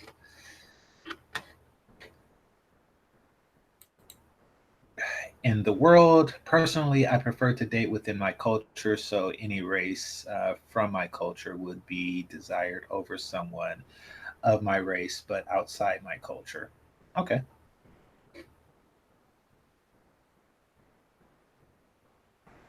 Wow, every time I go to Walmart, I gotta look at by Mexicans and white guys more. Okay, imagine how insecure you are if you're just counting how many people look at you. Oh man, that's seriously crazy, bro. Like, just think about it from the standpoint of, they don't this is why a lot of women don't get, right? A lot of women, and in particular, we're talking about American Black women, they don't get the difference between a man looking at you as a sexual object and wanting to actually be with you. Black women have, when has there ever been a time in world history where Black women were not desired in a sexual way? This is bullshit. You can go back and read Herodotus. Yeah. You can go back and read some of the ancient Greek stuff where they talk about blacks that they came in contact with. They wanted to fuck Black men and Black women 10,000 years ago, 50,000. It's nothing new. That's not what the point is. The point is, do these men respect you? Do they want you to be seen with you? Or do they want to do like they did Denisha, pump and dump you, never let the lights come on and the sunrise and be gone, telling you, I'm in transition, moving back to Vietnam? That's where these hoes is so silly with this shit, man. Well, they act as if another man looking at you sexually is a surprise. Black women, Greek dudes and Romans and Arab invaders, they was fucking African women all through the ancient times. What is they talking about? You got stories of like when the Greeks came into Egypt, they was fucking all the Egyptian women who were at that time Nubian Black women in the 25th dynasty. And then they intermixed it with them and created the light skin Egypt. This shit ain't nothing new. Yeah, well, man. I think that the fact that men want pussy is a revelation to these women. I don't know why. There's a lot of truth to what you say, especially about Black male virility, as it refers. The term aphrodisiac comes from a particular type of attraction that they had for Afro men, or so there is that. And so what you're describing is a thing, but notice how she capitalized the word more. They look at me more. Like, put yourself in that mindset. Walking around public places like, oh, he's looking at me. That's a Mexican looking at me. Oh, a white guy's looking at me. No, he looked at me. The fact that you are a woman and you can actually count, you shouldn't even be able to fucking compute the amount of guys that want to fuck you. The fact that you can really says something. Did you see old dude's comment to old girl like Bishop Eddie? I like that. Wait, what happened? The clapback that he gave. Oh, shit. Bishop Eddie. They're watching for their own safety. Oh, shit. I didn't even see that. The Mexicans want the green card. Yeah. Oh, shit. That's why this space right here, I keep telling you, this is dangerous, man. This is dangerous stuff, man. Oh, shit. That shit is hilarious. Let me see what she said back to her. I didn't read that. Okay. They're watching me while licking their lips. Wow. Looking out my ass. So, okay. Now she's just full of shit. So, she has her back turned towards them. And they're looking at her ass. And she turns around and sees them with their tongue out, licking their lips. Like, yeah. Like, do men ever just lick their lips and stare at a woman's ass while she's looking at them? What in the fuck is she talking about? Only thing she could be talking about is like she's walking past a construction site. Cats is out there on their lunch break. She's out there with her ass showing, titties showing, and these dudes, yeah, that can happen in that scenario. But they not at Walmart. At Walmart, yeah. Well, but you obviously Game Changer has not seen some of these Walmart World Star Hip Hop videos. You ain't seen it, have you, Game Changer? No, I haven't. I seen a music video called "These Are the People at Walmart." I was laughing my ass off, but bro, Google Walmart twerking videos. You will be shocked. How many videos are of women coming there with coochie cutters on, showing, man, it's like a damn nightclub in Walmart, because you got to remember, a lot of the traditional ways of finding women are drying up. Most men are not going to nightclubs like that no more. They're not going to events where they got to spend money no more because they have the applications on and the social media. So they're getting in the DMs now, and they ain't trying to go through all that. So women are desperate because men are not approaching that work like they used to no more. Since 2016, men are being real smart about how they deal with women at work. So these women are getting desperate and thirsty. So now the gym is a nightclub now. Walmart is the nightclub now. And all these public places, they the nightclub. So the way that a woman might have dressed 10 years ago in the club, you go in Walmart, the women is dressed like that, especially the American black women. Titties out, coochie cutters, popping. They got, man, go look at some of the videos sometimes. Daisy Dukes. Yeah, Daisy Dukes in Walmart and shit. Dude, you must be asleep, bro. This shit is going on right now. I do not shop at Walmart. Now that I think about it, I'll go to Target. Is Walmart like better prices or something? Yeah, it's a little bit better, about 25% less on most things. I still go to Walmart. I'm not too good to go to Walmart and spend. No, I'm not saying I'm too good. It's all Chinese made goods. I mean, go where the price is the best. Yeah, but Dollar Tree, and like for stuff I can't get from the Dollar Tree, I'll get at Target. Because like the same shit. You know what I'm saying? Well, but what King Sigma is saying is it's an interesting it's actual interesting social study. Because he's absolutely right. I notice it when I go to Walmart. Like I'm literally going there to go buy like a bag of soil, right? And I'm just like, well, you're wearing that in here? Yeah, pretty much, yeah, man. I mean, the malls, grocery stores, yeah. Because then men aren't going to nightclubs like that. See, people are underestimating how feminism combined with red pill and the internet is spreading, dude. The shit is spreading. You just had a governor from Mississippi. I don't know if you guys caught it. The governor in Mississippi just said, "I will not meet with women alone." Yeah. He told the chick, a male staff or a male staffer has to come with you, and she totally got offended by it. Like, why are you afraid to be alone with a woman? He's like, bitch. Yeah, but what can she do you think? Why won't you give me the opportunity to take your job? Yeah, they can't. This is the problem because now men are fighting back as of last year. When it first hit in 2016, men were just shocked and thrown off. But now men have become very emboldened by red pill knowledge, seeing public figures like Trump and Mike Pence, and the line is drawn now. The 300 has arrived. When you got the governor of Mississippi saying, "I will not meet with women alone," Mike Pence saying, "I will not meet with women alone." Now the younger men are not afraid anymore. The PC bubble popped this last week. Yeah. Well, it's a nothing to lose situation. What's that? I said it's a nothing to lose situation. Black Uru, feel free to get the link and defend your generation. I see you in there. And we had this conversation with BGS last time. He announced that he might be retiring from the Black Manosphere and the YouTube because he felt that it's time for the younger people to take over. And I agree. It's time for the young Gen Xers and the millennials to take control. Look, it's not. I think that's being a bit melodramatic, and that I think that just kind of falls in line with his narcissism. Because, dude, that's not required. I think really what you just need to do is not try to oppose younger people who are voicing an informed viewpoint and opinion simply because you fucking know it all.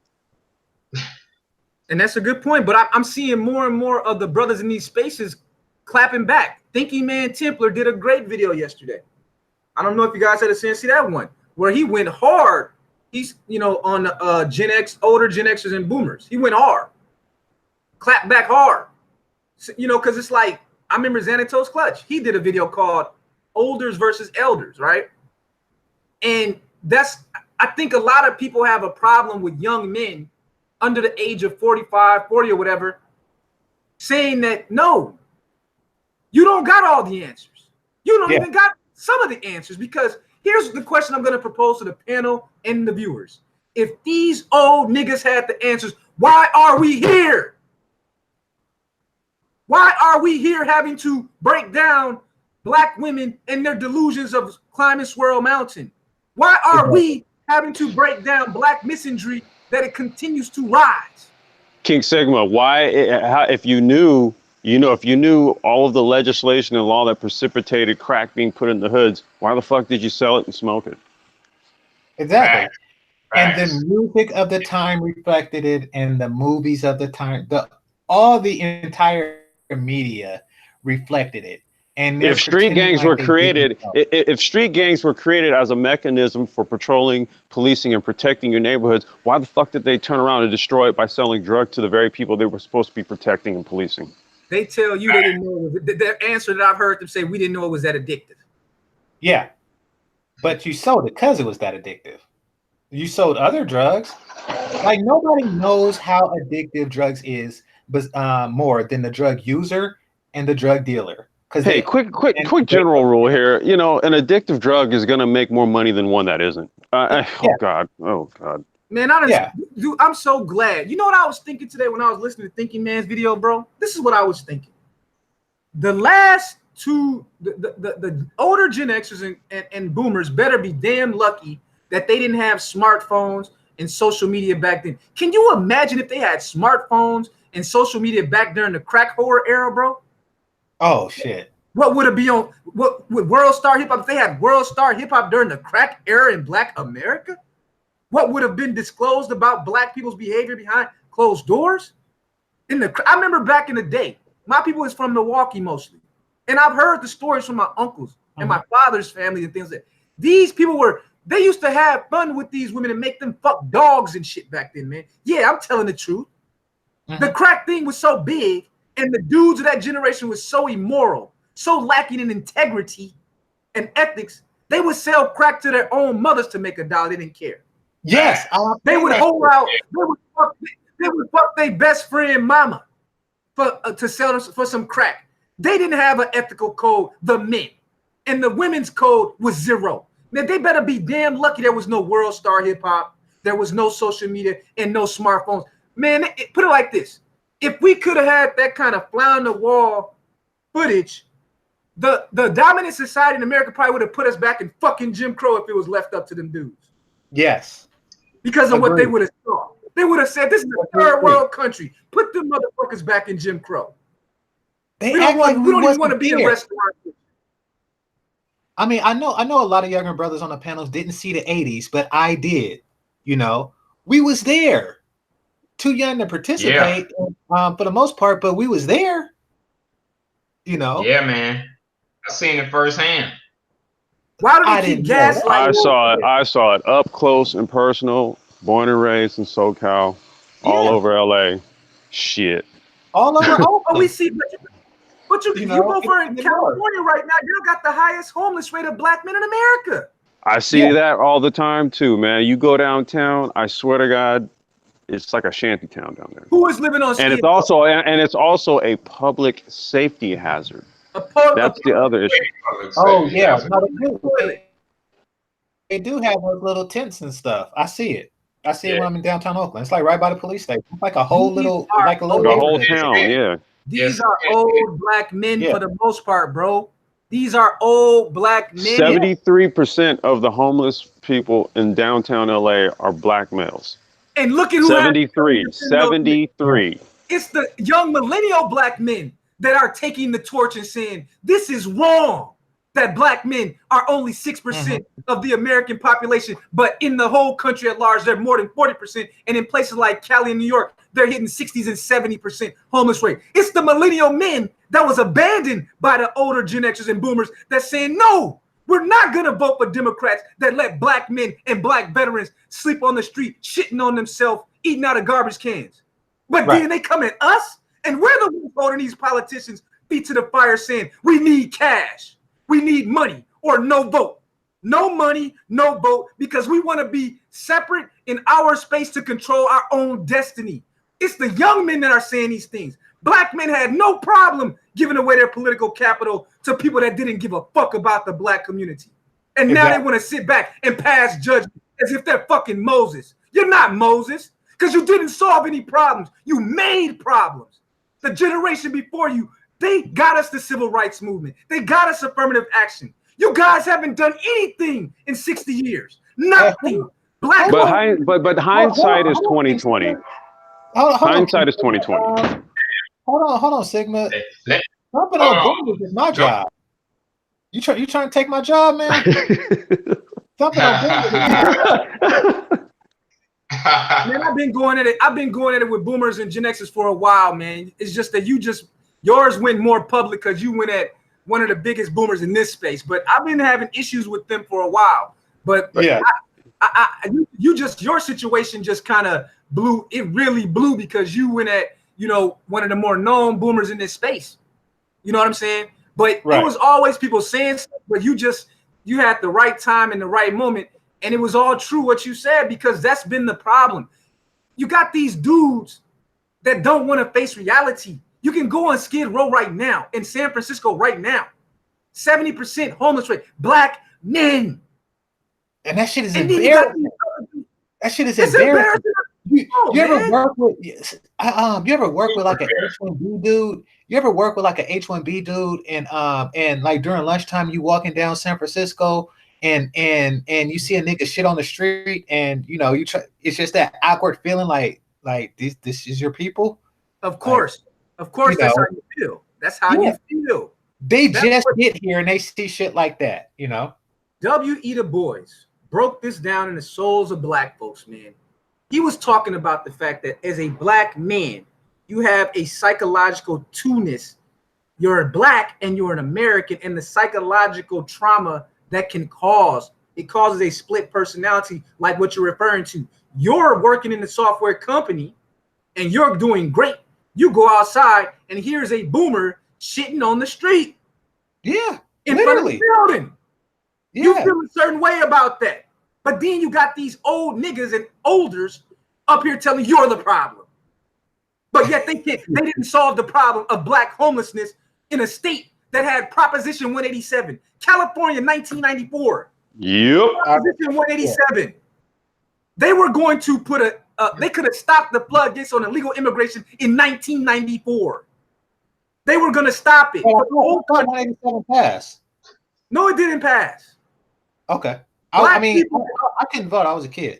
No, black people got me. I had to do the research recently because I've been digging into this black male homelessness and the connection between illegal immigration. And I had to start with California. And I found out that in 1994, they wanted to pass a bill that was going to create a whole system that Trump is trying to create right now, where they could stop illegal immigration by not giving them driver's license, not giving them welfare, not giving them benefits, doing the checks on the companies. They had a bill, but it was black people who got behind it with the Democrats and their governor at that time, and they defeated it. Proposition 187, you go look it up. And they could have stopped it right then and there. And then you want to have 2020, we're going into 2020, and you got these same dudes trying to tell you something when they are the ones that didn't stop illegal immigration and voted for that shit. Man, I'm tired of these old niggas, man. Well, look, that's exactly what happened with Prop 187. I remember it. I remember it because there was a lot of there at my high school at the time. You had a lot of people who were they were planning school walkouts and all this type of stuff.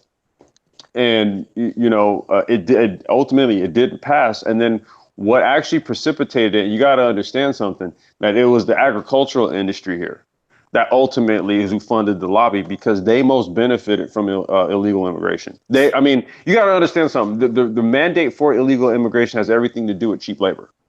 Like, I argue with my dad we argue about this all the time. Like, he kind of just has this, he'll just complain about the fact that, if you're here illegally, you get all these opportunities, but if you're black, you getting froze out of stuff and this and that. And I'm like, that's true. But I said, I think your blame is misplaced. I said, because no one comes here if there's no opportunities for work. People will relocate, people will migrate when there's work.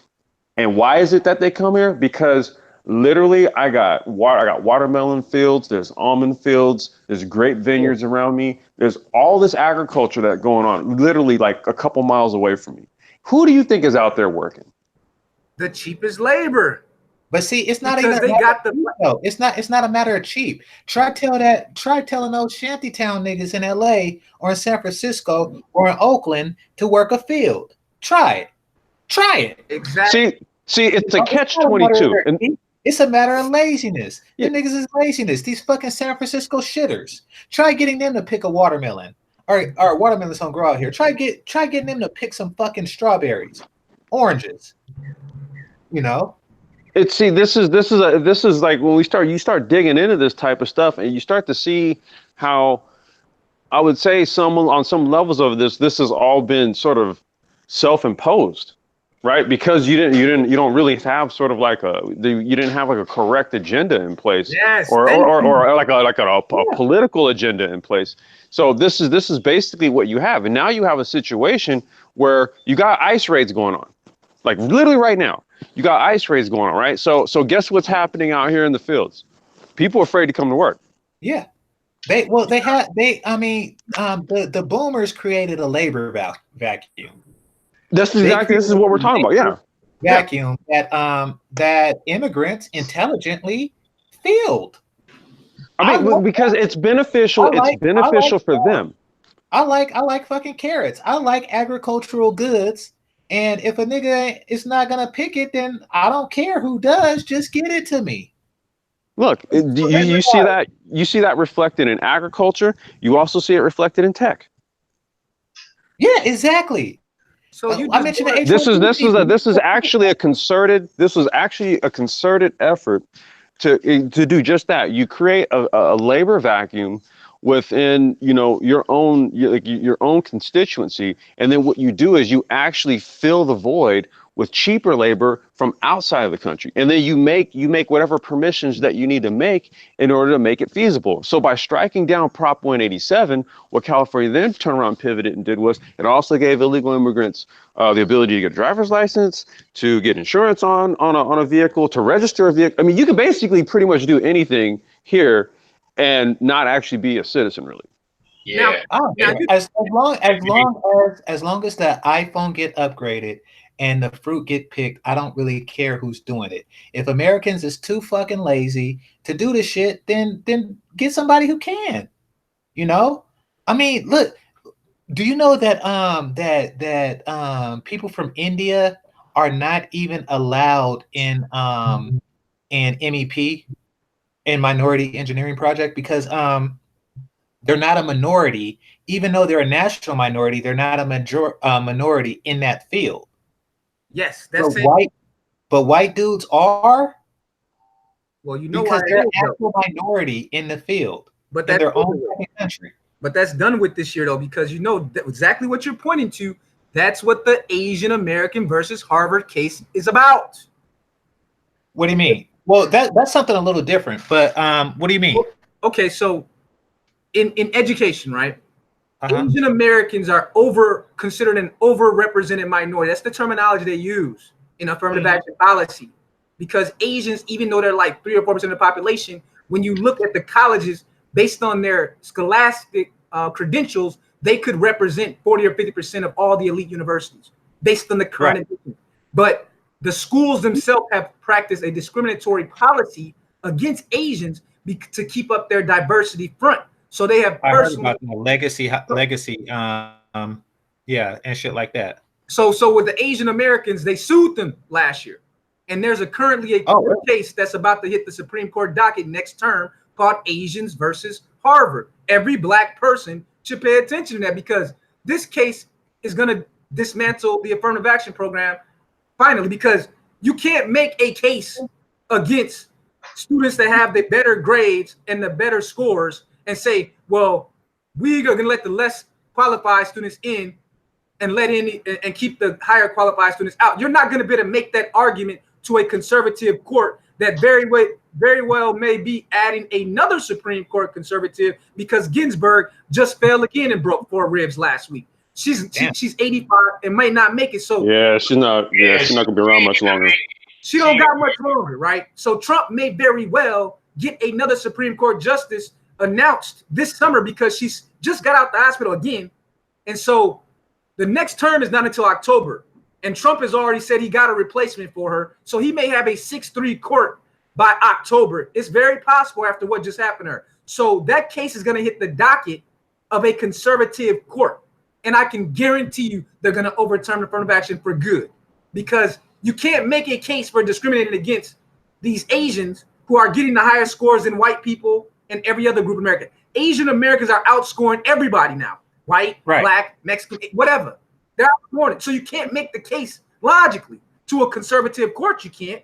So that reality is going to hit home. And so what Ulysses just mentioned, that's what I've been trying to dig through and deconstruct. He just said, it's obvious as you go back over the last 40 years, these black people did not have an agenda. Clearly. Yeah.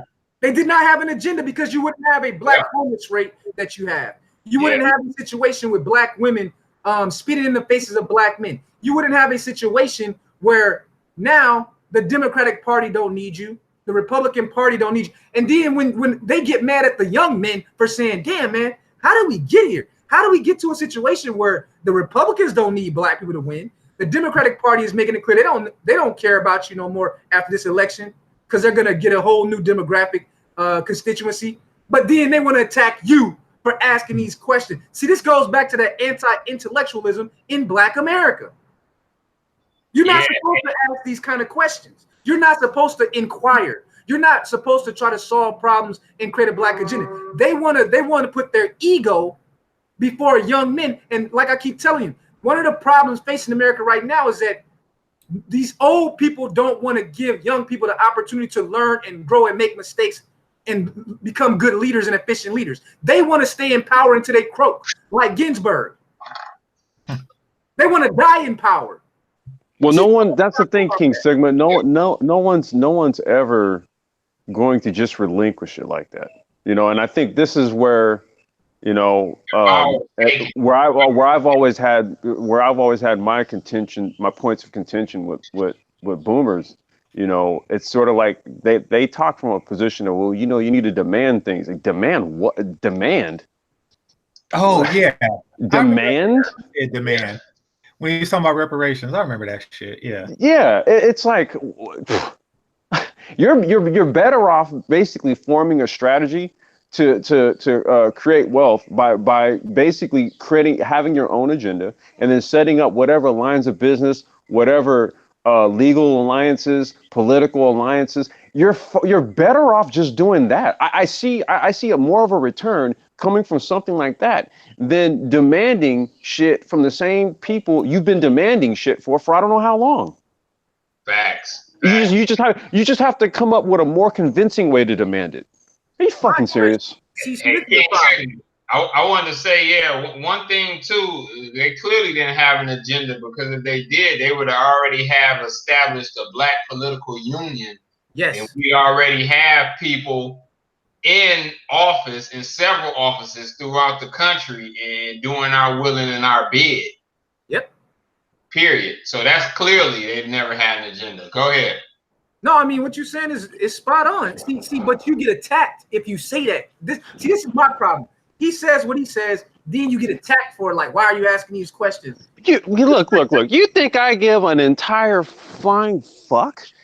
And every other group who is serious, who has an agenda and is serious about executing it, they have something called a lobby group, which goes about representing its interests by putting money in the pockets of politicians and then calling in the favor when the time for the favor to get called in is time.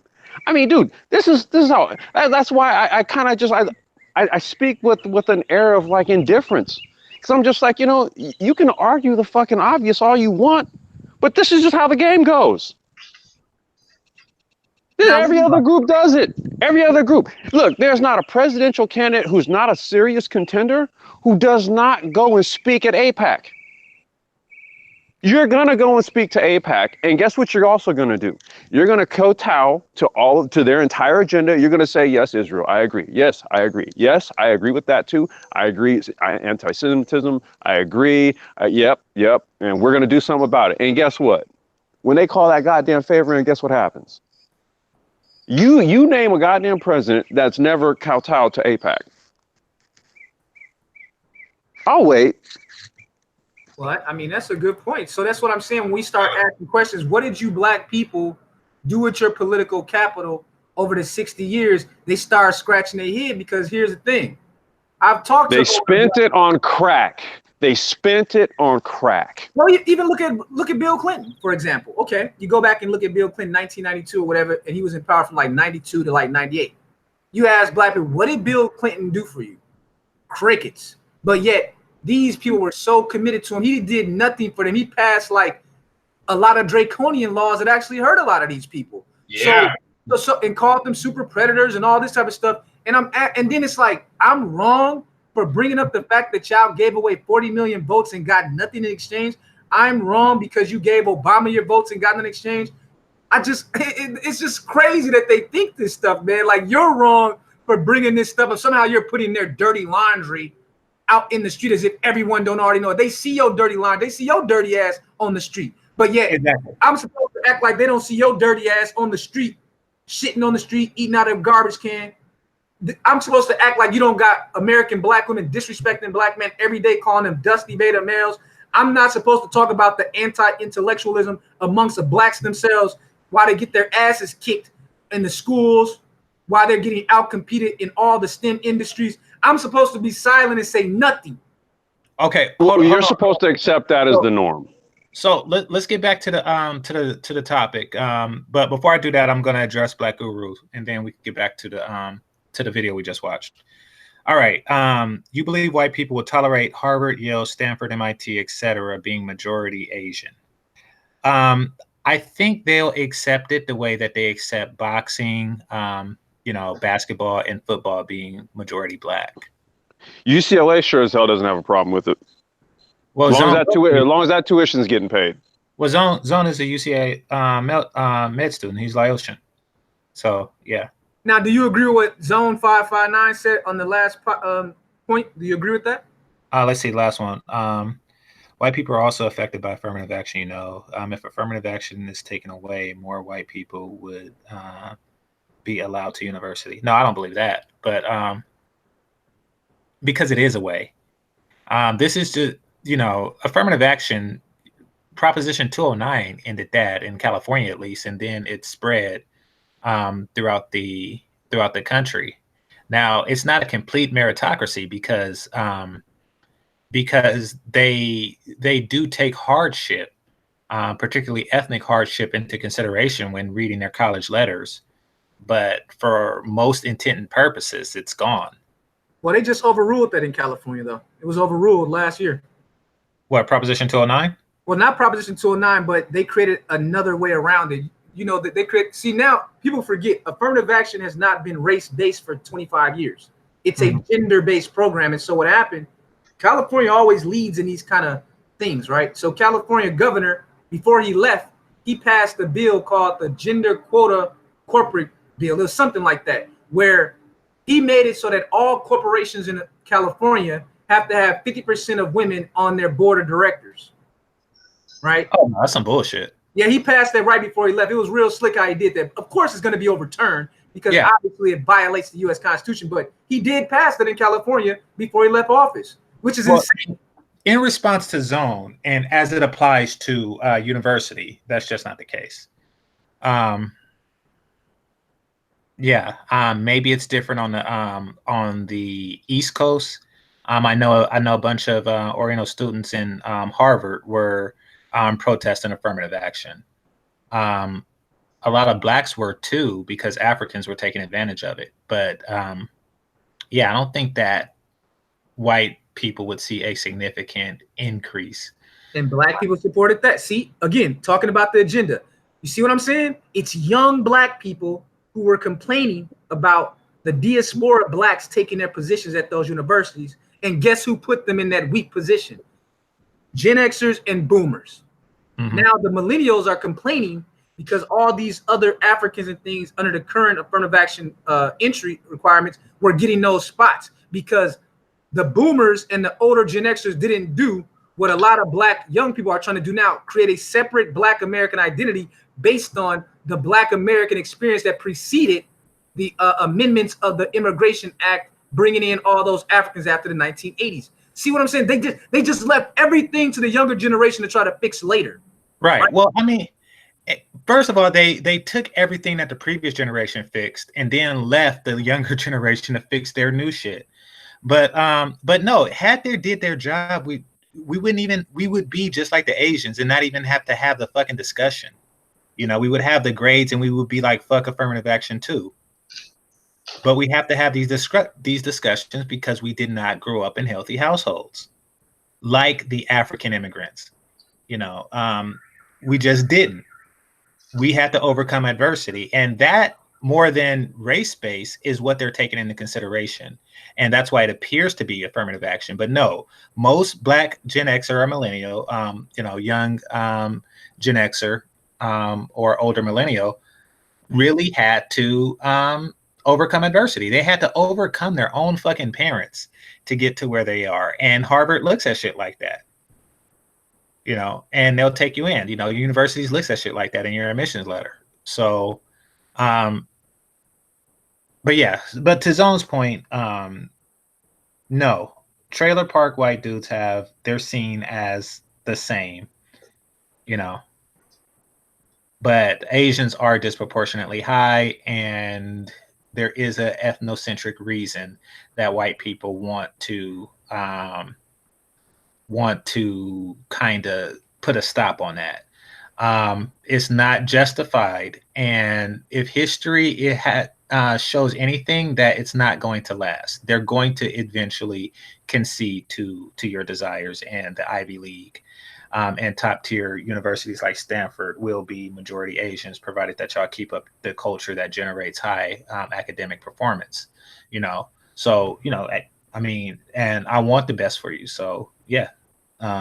Good there. All right, so let's get back to the thing. All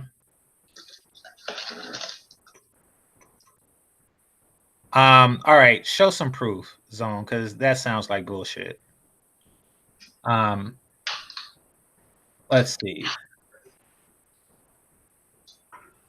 All right, so so Bishop kind of shot her shit down. She said, licking their lips. I've been asked out by plenty of men outside of my race. What's plenty? Oh, listen at how happy these girls are to know that men want to fuck them. I'm very bossy. The men that I date outside my race know I am independent woman, and they are very submissive to me. Now, notice how they paint these ideal straw men when they talk about men of other races. Now, they're still not married. They're still dating. They're still dating like one perfect non-black guy after another perfect non-black guy. You see what they're doing? It's crazy, man. Wait until you get to that other article, though. That it's gonna build on everything you're talking about right now. It just hits home so hard, bro. Everything you're talking about, man. Well, these are obvious lies. Okay, right. I said the same thing. Ignore him. He's a typical struggle, jealous black Dusty. Wow, man. Whose daughter is this? Well, I mean, if I could just call you, you know, a fucking ugly dark-skinned bitch. You know, I mean, like, see, and here's the thing, and I don't have a particular attraction to light-skinned girls, but it's like, listen at the shit that they say, that they feel comfortable saying. Yep. If we were to say something equivalent, you know, we're all kind of ist, we're colorist, we're sexist, we're feature-ist. It's like, well, fuck that. You just fucking praised anybody. These are, she didn't even say like a particular thing, a particular culture. It's just like every other type of man besides black men. How is it not colorist? This is what I understand about these colorists, right? How is it not colorist to be a colorist? Because you're saying, this is what you're saying to the sexual marketplace. Yeah. Right? You're saying, you have to date me because I'm a dark-skinned girl, and if you don't date me, you're a colorist. But then you're a colorist too. Because exactly. Date you based on your color. But yet you're the most educated women in your mind. But you're not.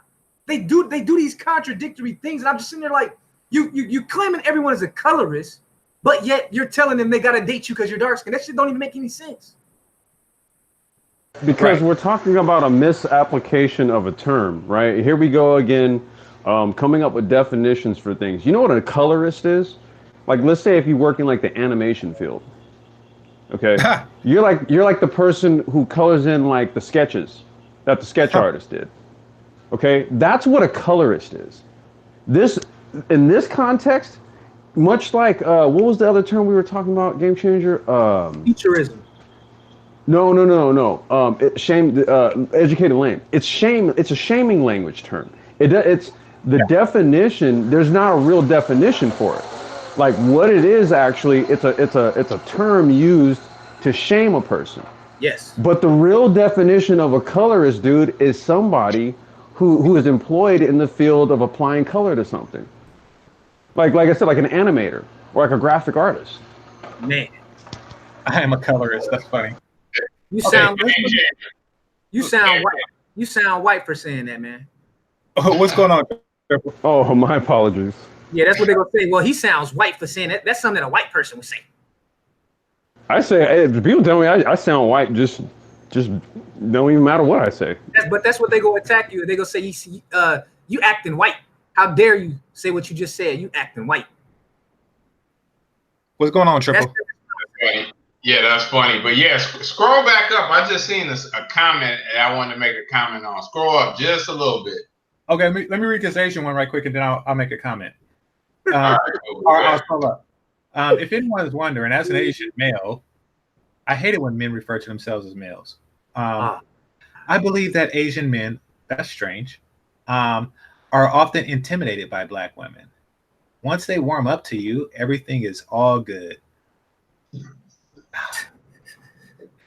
This is either a Black woman or an Asian man telling Black women how to behave towards them. All right. Which was such a shit up, man. You just cannot make this shit up, man. This one right here that says dating is so hard for me. Successful and single as a Black woman is not enough.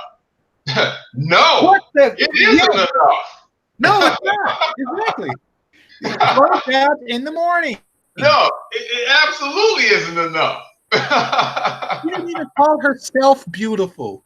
She did not even call herself physically attractive. She just said successful and single. Like single is a plus. Yeah. Like single is a plus. Like, I'm single and successful. Like that's an added bonus. Like that's an extra cup size. I'm single. You see the one below that, the Ashley M. I mean, this is what you're dealing with. And then when I say who raised these girls, no one has an answer. Look at that Ashley M. chick right there. Her little statement. See. I wonder what those statistics look like for queer women. Look who does Black queer women swipe left or right on. See what I'm saying? So now, not only is it there, I don't even get it. No, what she's saying is that other races don't like gay Black women either. That's what she's saying. Oh, okay. So the gay people is not swiping for her, is what she's saying.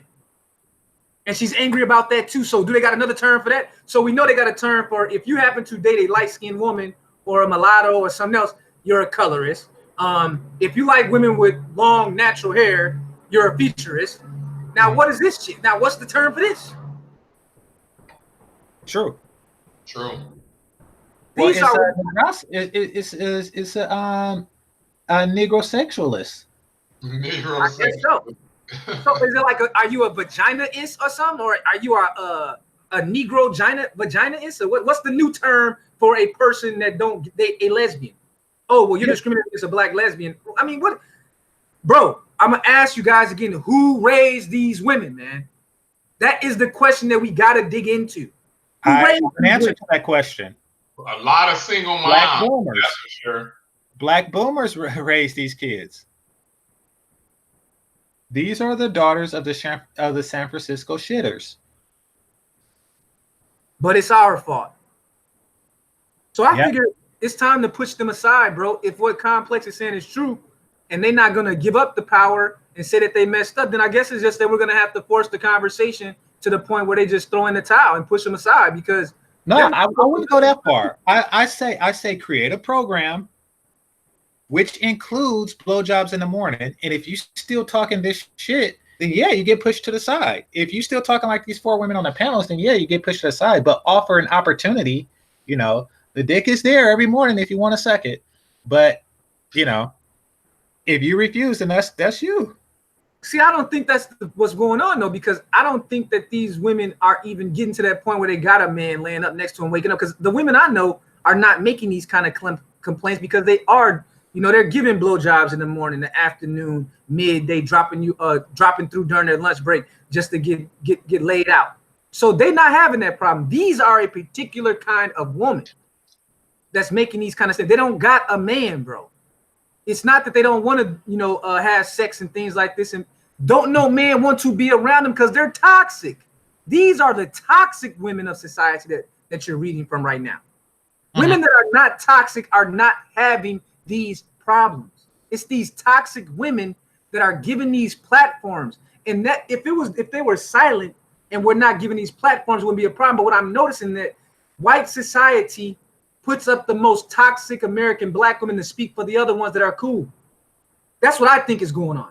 And once you're done with this and get to the article, you're gonna see why I feel that way. They're purposely doing this shit, bro. These are the toxic women that don't talk about how they don't have the features or personality traits that any man wants to be around more than a couple hours. That's the truth. These are toxic females. Yeah, agreed. I'll say separate the wheat from the chaff, but you know, and try to inform and educate. But some of these chicks are incorrigible.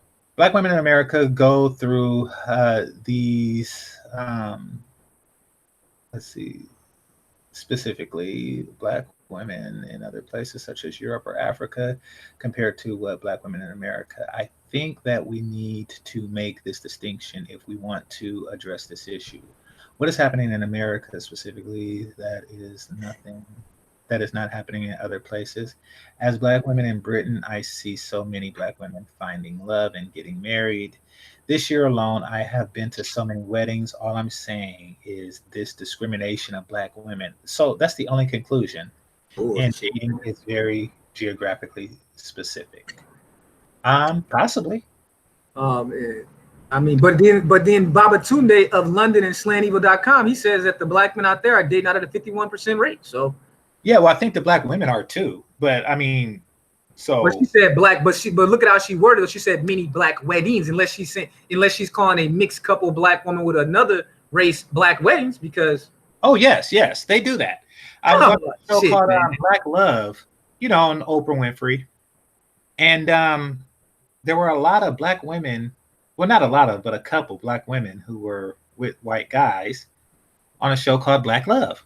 Oh my, you got it. Stop it, bro. Stop it, Game Changer, man. Stop it, bro. I could make that up. Hold on. I don't watch it. I seen it when I was looking up that whole Beyonce's mom situation, because that's the show. And so I looked it up on Xfinity, and you know, you just seen the thing. Wow, it's just like I said, man. I think that these are the type of toxic women that just live in such a delusional world at this point that they just can't even be saved, man. Like, it's not even saving them. You just got to study them and then teach the other younger men to avoid them like the plague is what I think, man.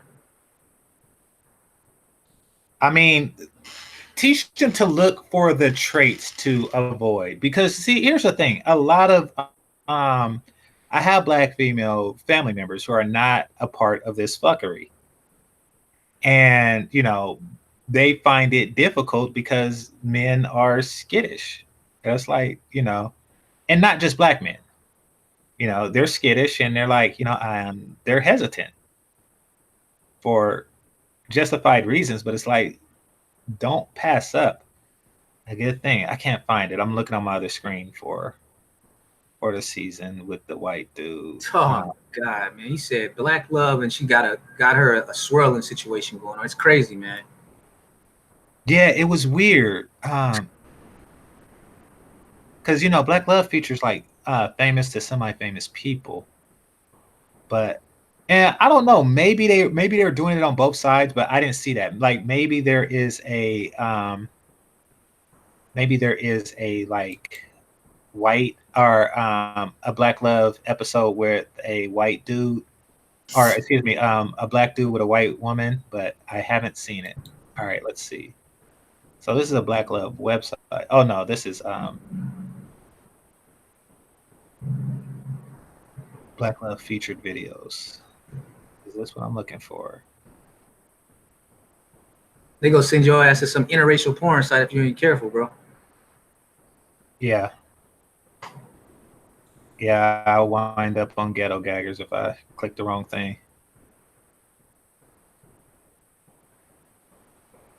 All right. So they're 3 seasons in now. Let's see. I'm trying to get like a list of the seasons where, you know, they have the pictures of everybody that was on it. Now they had a show on TV called like Finding Love in Italy, right? And it was this show similar to what you're talking about. But I don't think they've ever put out a show like that for black men in the history of America. Oh no. You know, when they do, I mean, like when they did that Frustrated Black Men in Brazil, it was meant with all type of, you know, rebellion and shit like that, you know. But it's okay for them to put black women and black single mothers on TV on a major network and then say Finding Love in Italy. See, this is what I'm talking about, the hypocrisy, man. Exactly. What do you think? Yeah. Why do you think I do things like the light skin song? You know, it's like, look, I'm not going to allow you to be a hypocrite. You know, I'm not. Your shaming tactics is not going to work. But the shaming tactic is not for you, though, Game Changer. That's where you're wrong at. You think it's for you. It's not. Let me tell you. Look, man. I listen to these women come in these spaces, right, and I study what they say. I'm telling you, they're not talking to you, Game Changer, or me. They're talking to white men through us. We're just proxies, man. Oh yeah, I know that part. Yeah. Yeah, they're talking to white men. End game. I mean, what they're doing, what this chick who I just read is doing, is they're trying to make you feel insecure, because that's how they feel. That feeling that they get when they see a black man with a white woman, they want you to feel how they feel. The only problem is that it's not happening enough, you know. So they're just making shit up, like, you know, oh, they're staring at my booty, and they're basically saying, like, you know, white guys stare at my booty just so they can later come to us and say white guys are staring at my booty. You know, I know the game. I mean, it's but they're staring at your booty. They stare at your booty. They stare at Asian booty. They stare at Latina booty. We stare at everybody staring at booty if it's nice. But here's the thing, though. Yeah, they don't even tell the full story, though. If you go into a store with coochie cutters on, of course, if you damn near half naked walking around, women is staring at your booty, children is staring at your booty, the homeless people, everyone's staring at you because you look like a damn fool in these streets. Right. They don't tell you that part of the story. It's always this gaslighting, and like you said, you're not making black men jealous. You're just embarrassing yourself in front of the world for no reason. We're trying to save you so you can save yourself. We're trying to get you to take a look at the image you're portraying to the world. White women are fucking laughing at y'all, man. These white women that y'all think y'all gonna replace, they got it in their mind that they're somehow, because they've been trying for about 400 years, because they've been the concubine of these white men for 400 years. And they think in their mind that they're gonna replace white women, even though you got white nationalists like Jared Taylor publicly saying that we give an exemption to the Asian woman. He actually publicly said that. He said that we know that they're not white, but it's okay to interracially mix with the Asian woman. That's what I see out here. I see them walking around with Asian women would have Asian white kids. Now they're pumping and dumping the hell out of these American black women. But I say to you again, when in American history were white men not pumping and dumping American black women? Please show me an example when it was not happening. I can, but you can't. No, I can. This is going to really aggravate a lot of people, and I've been holding this in, but I don't think I can. Did y'all know that Medusa is a black woman? No, I didn't know that. Medusa is a misconstrued North African goddess. The snakes in her hair is actually dreadlocks. Yeah. White guys of the time looked upon her as the goddess of ugly bitches. I shit you not. The goddess of ugly bitches. Well, I'm paraphrasing, but she wasn't the goddess of beauty. Oh, okay. You know, she wasn't known for her beauty. She wasn't Venus. You know, she wasn't Hera.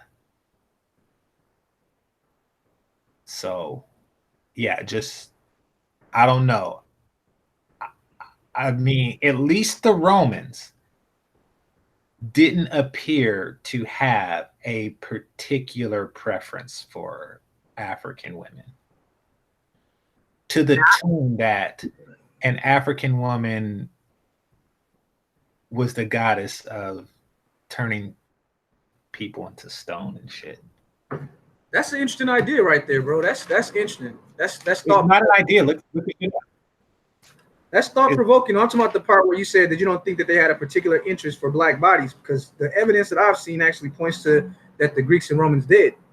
Well, I didn't say That they bodies. actually really They just didn't. Well, okay, let's put it like this. Let's just not make. Let's not draw any conclusions. Let's just say they didn't find this particular black woman attractive. So much so that she turned motherfuckers into stones. That's very possible. I was more so talking about America, though. I Oh, was okay. more so referring to the fact that I want someone to show me a time in American history where white men were not ghetto gagging black women. That's what I'm waiting for someone to point out to me. Okay. I'll look at it like this. If the situation were reversed, if slavery happened the reverse way, there wouldn't be any white people here.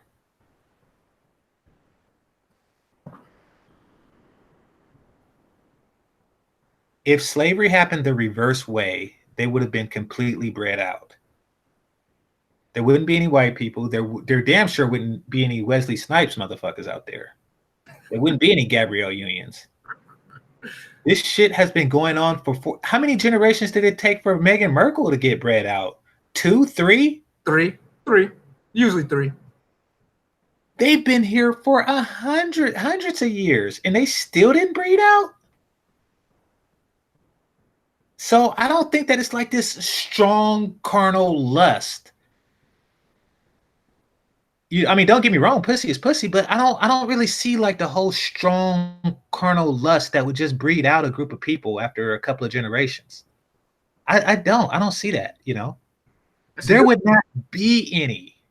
You had complete, unquestioned sexual access to these women. Right. Let the situation be reversed. What if the slave trade went from Europe to Africa instead? Would it be any white people? No, sir. Would it be any visibly white, blonde hair, blue-eyed people walking around? Probably zero. Probably zero. That's a big fear amongst a lot of white people too, that genetic annihilation piece. Maybe like in the Scandinavian and Icelandic regions. Well, No, they I'm got talking black about if people we were shipped from Scandinavia to, Nigeria. Like, would the ones that are in Nigeria still be white after 400 years? No. Oh, hell no.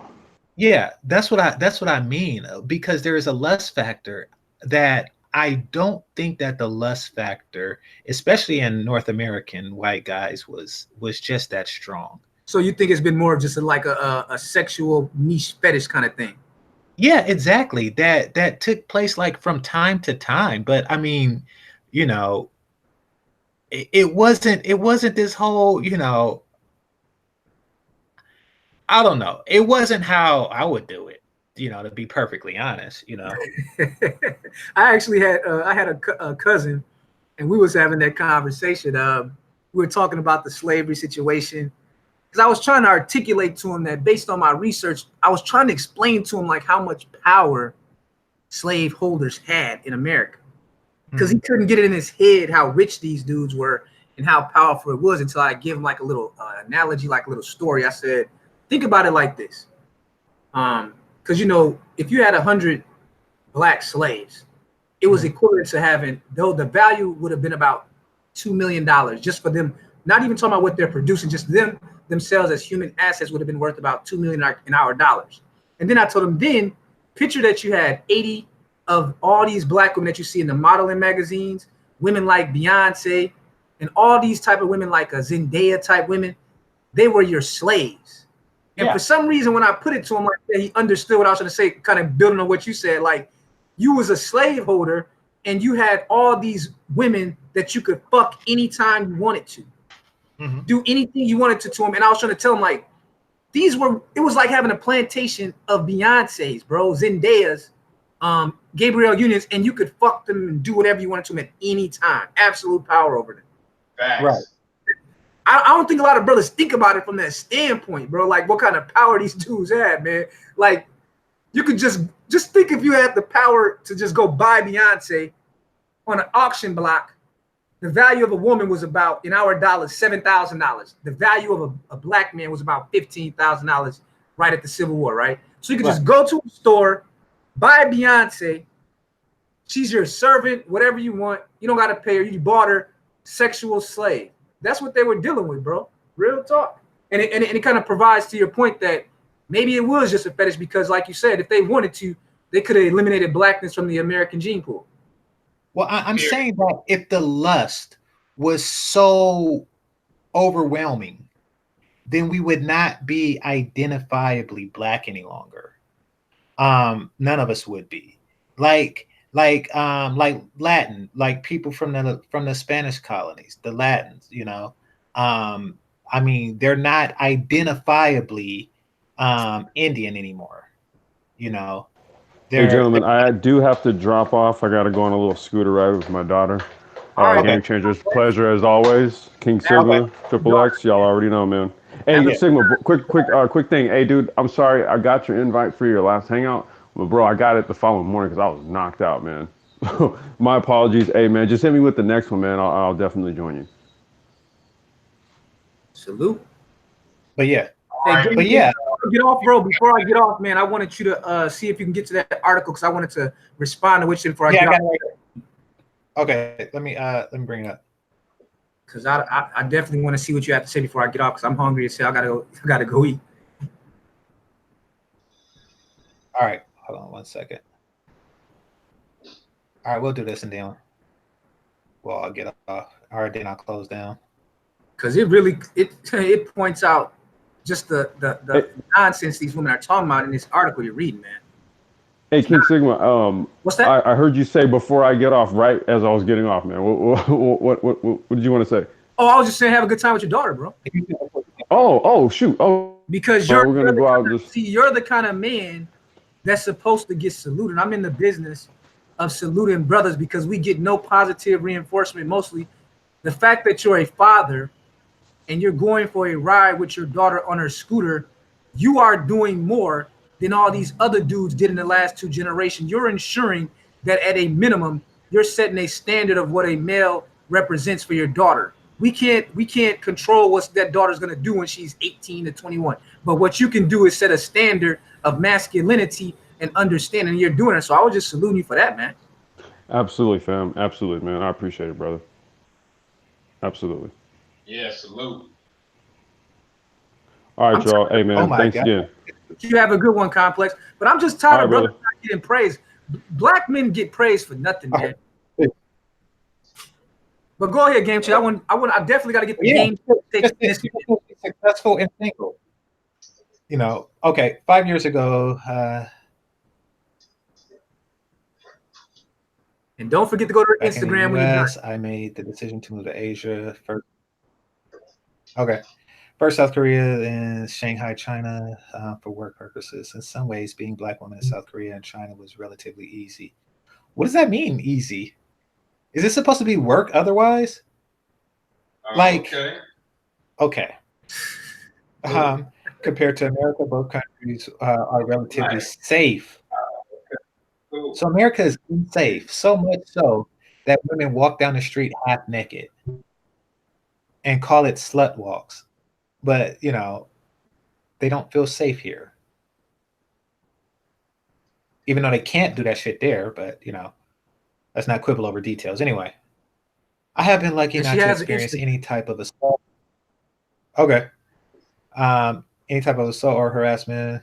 unlike in America where I was often subject to street harassment. Oh shit, this is gonna be funny. Being black, because black women are the only ones who suffer from street harassment, but being black in America felt like I constantly had a target on my back. All right, this is Gang, getting gang, interesting. What's up? gang. Gotta get ready to roll, man. Hey, good panel as always, man. I'll catch up with you soon. All right, Triple, you have a good afternoon, bro. All right, peace, King Sigma, peace, game changer. All right. Peace. Okay, while I haven't been singled out, I certainly have been. I certainly haven't been catered to either. Both Asian countries that I lived in, largely homogeneous. Let's see, with their own beauty standards that hold up while white skin as a premium. So wait a minute, she complains about being street harassed. Now she's complaining about not being harassed. You see this, right? That's man. This ain't even the worst part. Just keep reading and then go to her Instagram and put it Okay. because this. I wanted to get the game changer take on this because you always have a very contrarian take on things. It's just mind boggling. The delusion, bro. The delusion is mind boggling to me. Well, so far it's all kind of fucked up, but okay. But being in a culture with almost no black people, also. Well, what about that dark chocolate coffee or ice cream, whatever the fuck she's. Okay, anyway, in a culture with almost no black people also means that things I once took for granted, like makeup, hair. Yeah, I can see that. All right, let's see. It's hard to say.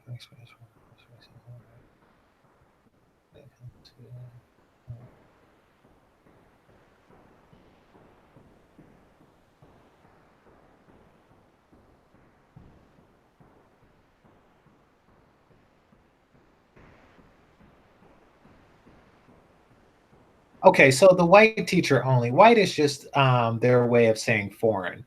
She could be a teacher there too. They're basically saying not Asian teacher. She said Obama skin teacher. Okay. Yeah. Oh, I didn't even get to that part. So they're not excluding. They're basically saying they want foreign teachers. They want people who teach English as a primary language, not somebody who learned English in China themselves and they're reteaching it. They want a foreign dialect of English. So, but she's looking for victimhood anywhere she can find. Okay. Yeah, they took pictures of me too. Well, they asked. They didn't. I mean, I don't know. Maybe some people snapped a couple and I didn't see it, but I mean, I'm looking but forward. No, they asked. Like, I'm really? looking forward to my trip to Tokyo. I wanna, cause I'm looking forward to that trip. I'm really am. Cause I'm a dark skinned black man, and I heard that they do that. Like, ask you, can they take a picture of you just because they see a dark skin or whatever.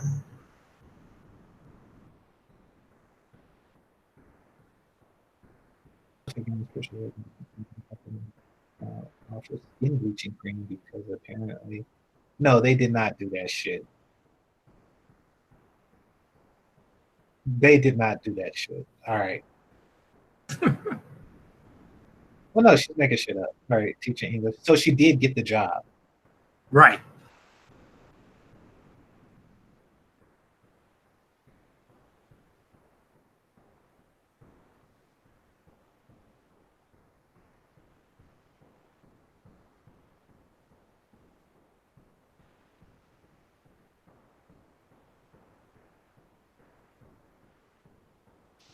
Okay. Throughout my 20s and 30s, I had only 2 relationships that both spanned less than 6. God damn. So in 20 years, she's been in a relationship for less than a year. That stood out to me as well. When I'm like, do these women ask themselves, duh, there might be a reason these dudes are just pumping and dumping you that has to do with you. Yeah. And it spans countries. It spans like 3 countries and 2 continents. So you ain't got to the best part yet. It's a part that's gonna really stand out in your mind. Just wait till you get to it. You ain't got to the part yet, bro. But not for lack of trying. Yeah, I bet you she tried the hell out of it. All right, let's see. For one thing, the expat life can be rather transient one. Many people in Asia, usually ESL teachers, move abroad for a short-term work contract lasting about a year. Maybe I should do that. As such, it often feels like I'm in a perpetual adult gap. Oh, wait a minute. Perpetual adult gaps, like people who want to jump into bed with me not long after figuring out how to pronounce my name correctly. Okay, so she's come to the realization after 20 years that men have penises that they like to place in vaginas. That's good. That's good. Only took her 20 years to realize this. Okay. Man. And that they're willing to do it without knowing her name. Okay. This is such a bad look for these sisters out here, man. It's a bad look, man. Everything that happens is a bad look. Like they keep making themselves look bad. Like they're and nobody else is doing this to them. Nobody. She wrote this on her own accord. You know what I think the motto they use is? I think their motto is that any attention is good attention. I really believe that's the framework that they're coming from. They believe that any attention, whether it be good or bad, is okay. Like they think it's all the same. They just want attention. It don't matter if it's good or bad. They don't care. It's crazy, man. Okay. Zone writes, Asian male don't want to bring black women home for being shamed for having black women. A family reputation is very important in Asian culture. So what is it about black women that is shameful to Asian, say men? You're not a male, you're an adult, you're adult med student at UCLA, say man. What is it, especially if you're going to say women, what is it about black women that is shameful to Asian families? Please elaborate. Okay, so including expats seem to assume that I'm hooking up is the default expectation. Once in a while, I was browsing a popular dating app. A man messaged me with a polite introduction message. I've seen his profile, saw that he was seeking only hookups. At first, I tried to just ignore it, but when I circled back I let him know I was looking for something more than a hookup. Offended by my honesty, he scoffed. This is Shanghai. Good luck.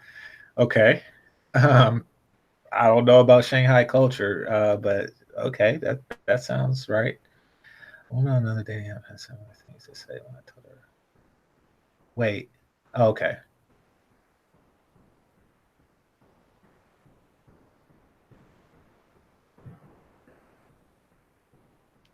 Okay, I think that this might be exaggerations, but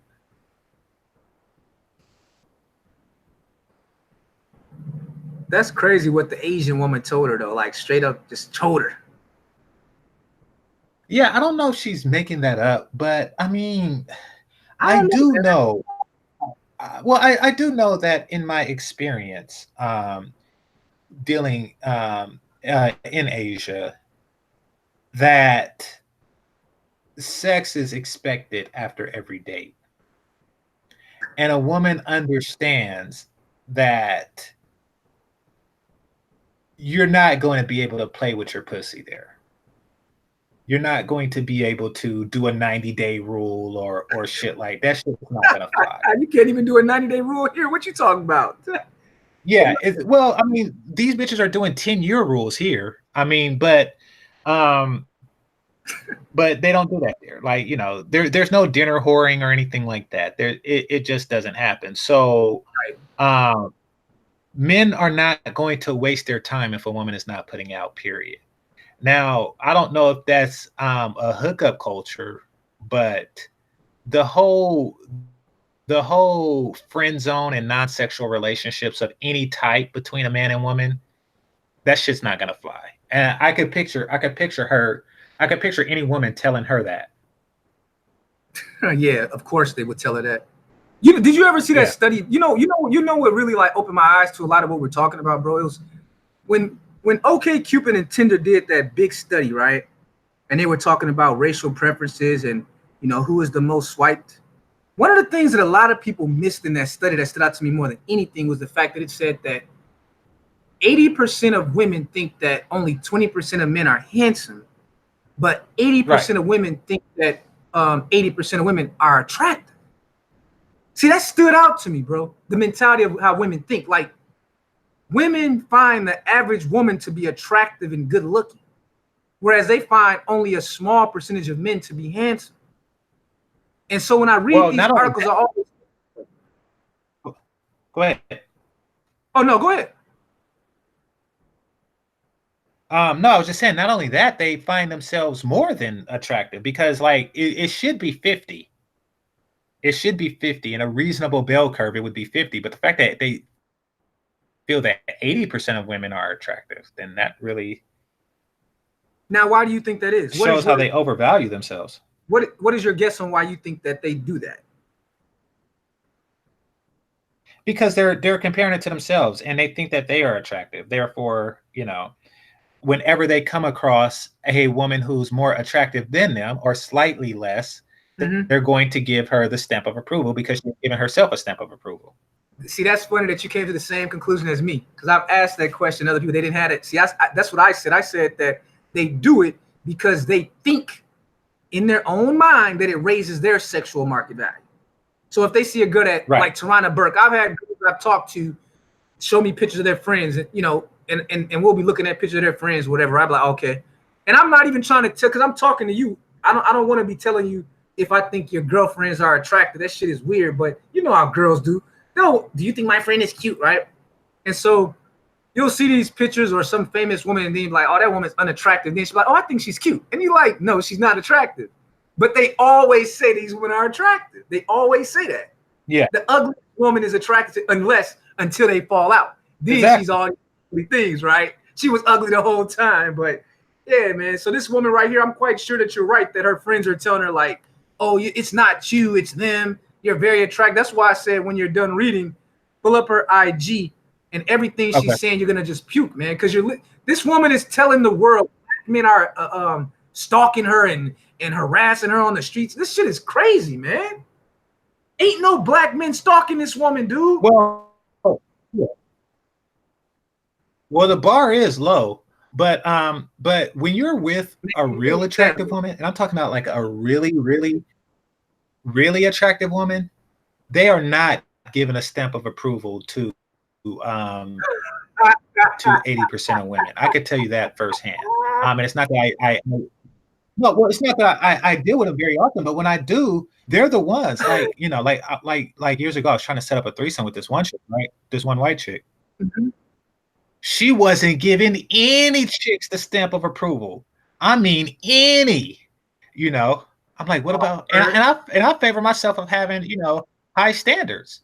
She was like, no, you know, we're not, you know, she doesn't cut it. She doesn't cut it. She doesn't cut it. She wasn't even looking because because we used to go to the Power Exchange, right? She wasn't even, for the people listening, the Power Exchange is it's a club in San Francisco where you go and you can watch people have sex and they can watch you have sex. It's like an open, like a swingers club.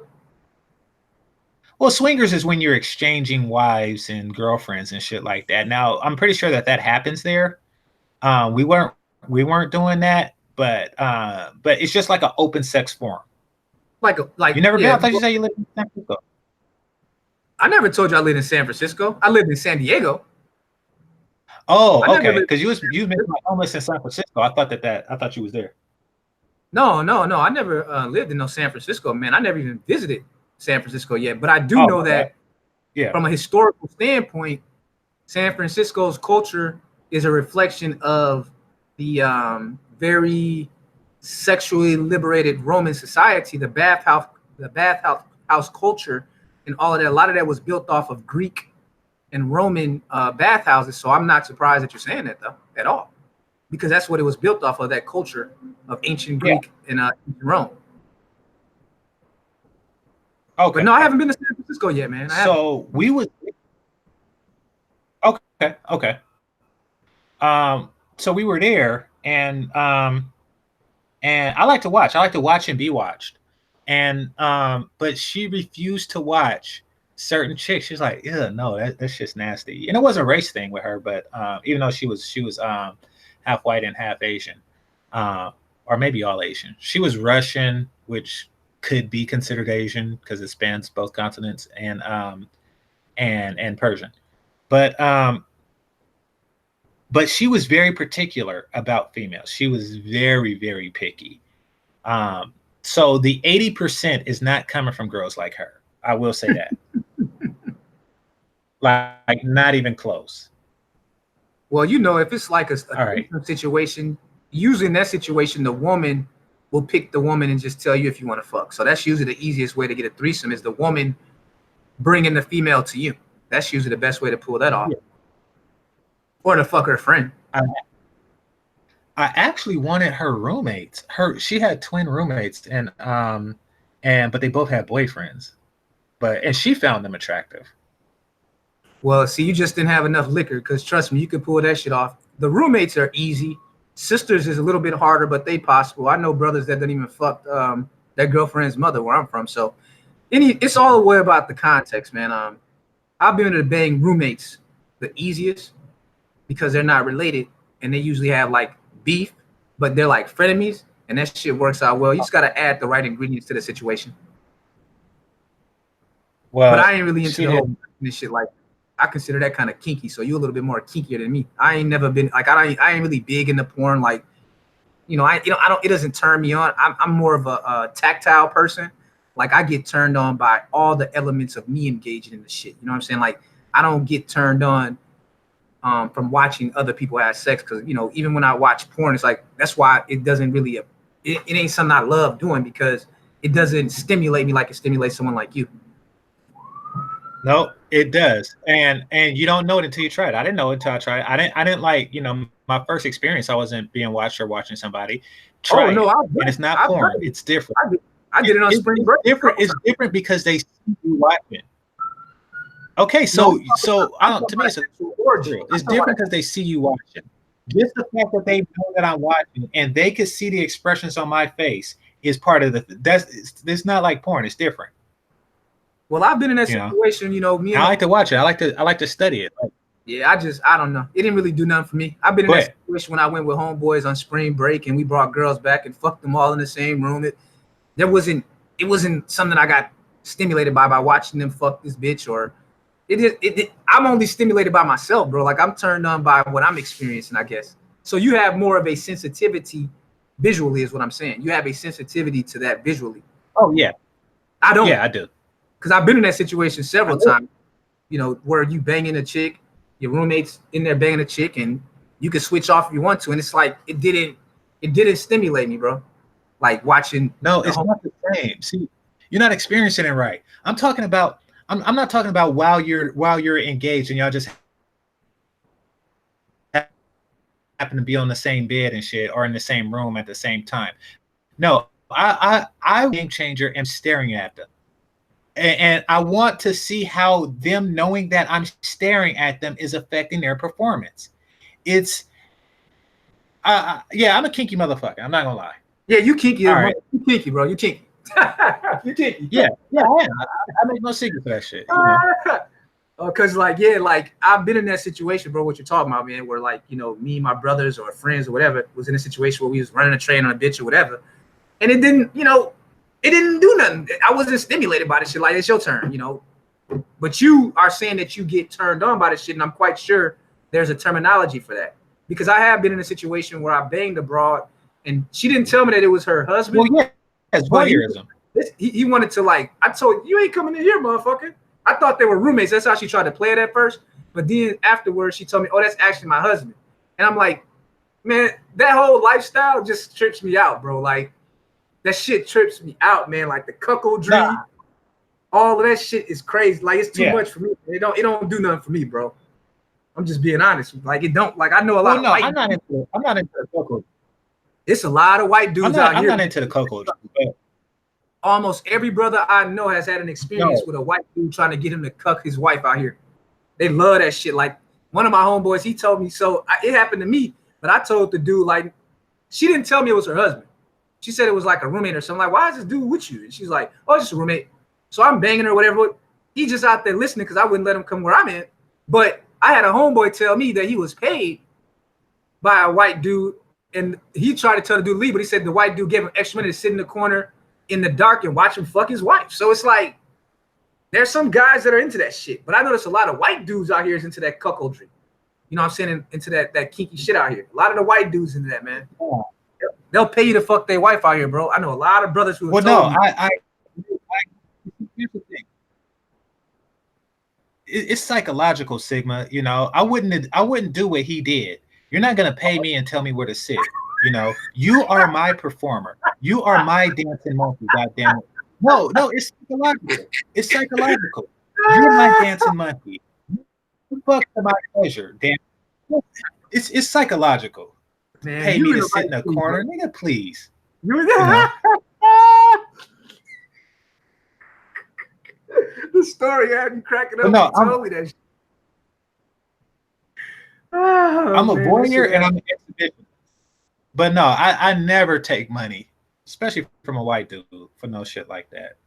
Yeah, I know some of the brothers. You know how these dudes are. Some of these dudes, I guess some dudes is into that shit. I don't know. Like I said, everyone got their thing, man. I always say, hey, do you? But nah, I don't know, man. I'm a tactile person. That's how I guess I describe it, man. I am. That's probably why I'm not into transactional sex, and I love, lustful sex. I'm into lustful sex, man. I'm not into like a transactional. Because some dudes is, they're really into that transactional shit, man. I'm like, that shit don't turn me on, transactional sex, man. I'm turned on by a woman's lust for me and my lust for her, man. That shit turns me on. So I guess there's a spectrum of this shit, I guess. You know what I mean?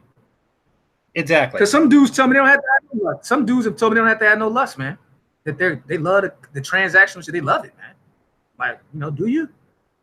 Oh, well, you're talking about like prostitutes. Yeah, no, well, I like to do shit that you can't do with prostitutes. Like I like to kiss on the lips, like full mouths, and I like bareback blowjobs and shit.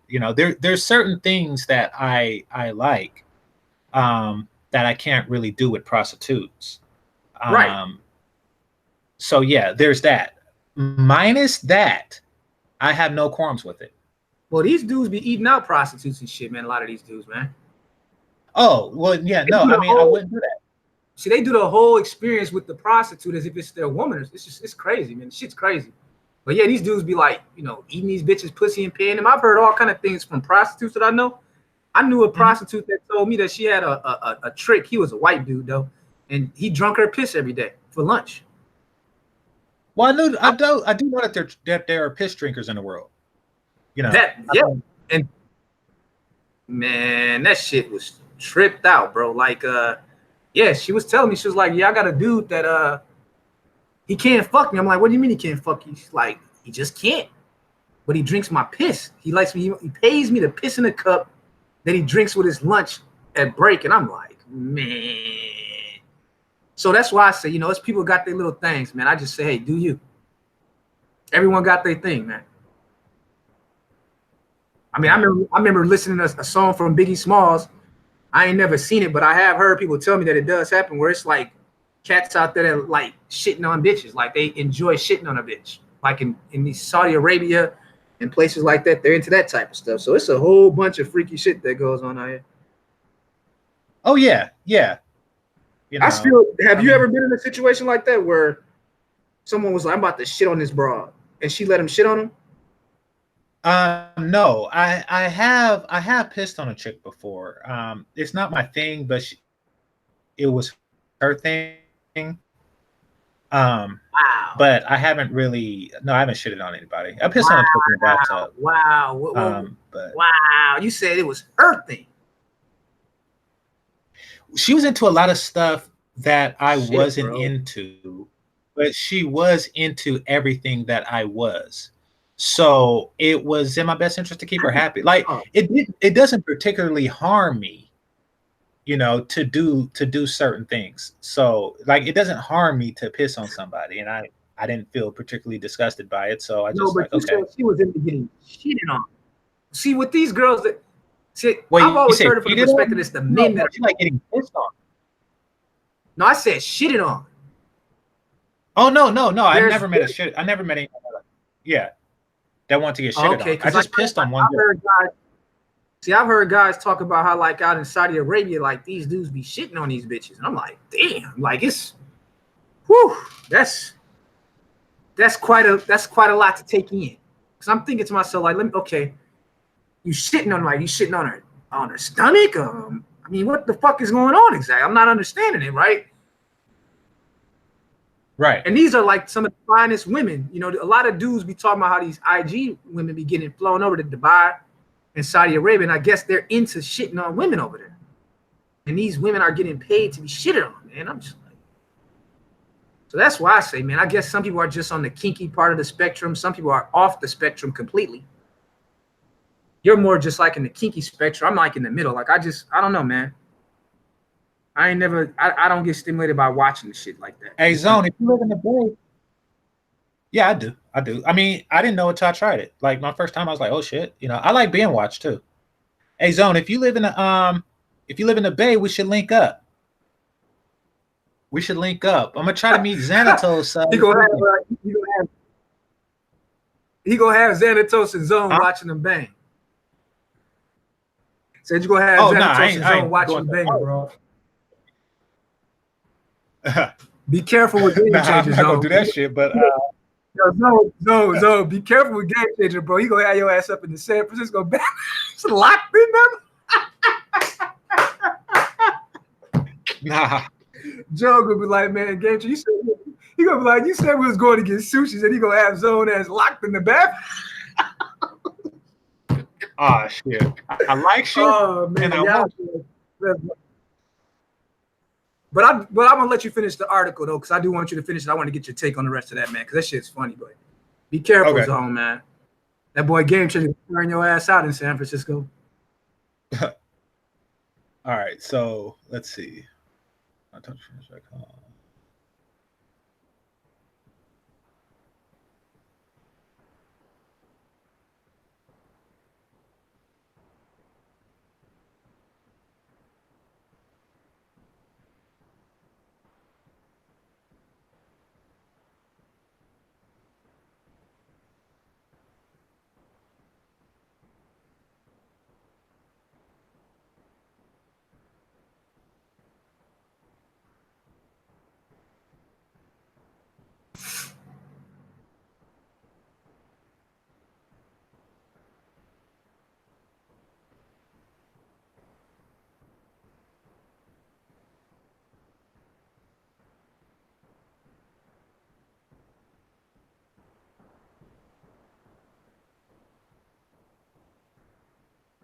Okay, you're not getting any younger, granted.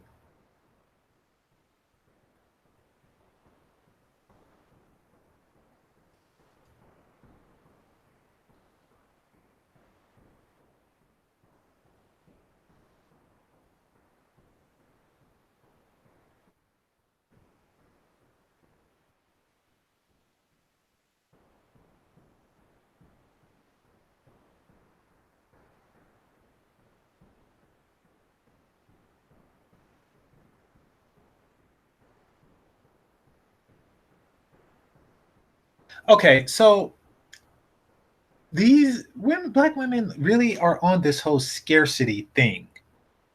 They're trying to negotiate relationships from a position of abundance, or at least the appearance of abundance. That's why they say, "Oh, all of these men of other races are after me." You know, I have an abundance. You have a scarcity. They're trying to negotiate that. They will only engage in a relationship if they feel that a man has a scarcity mindset and a woman has an abundance mindset.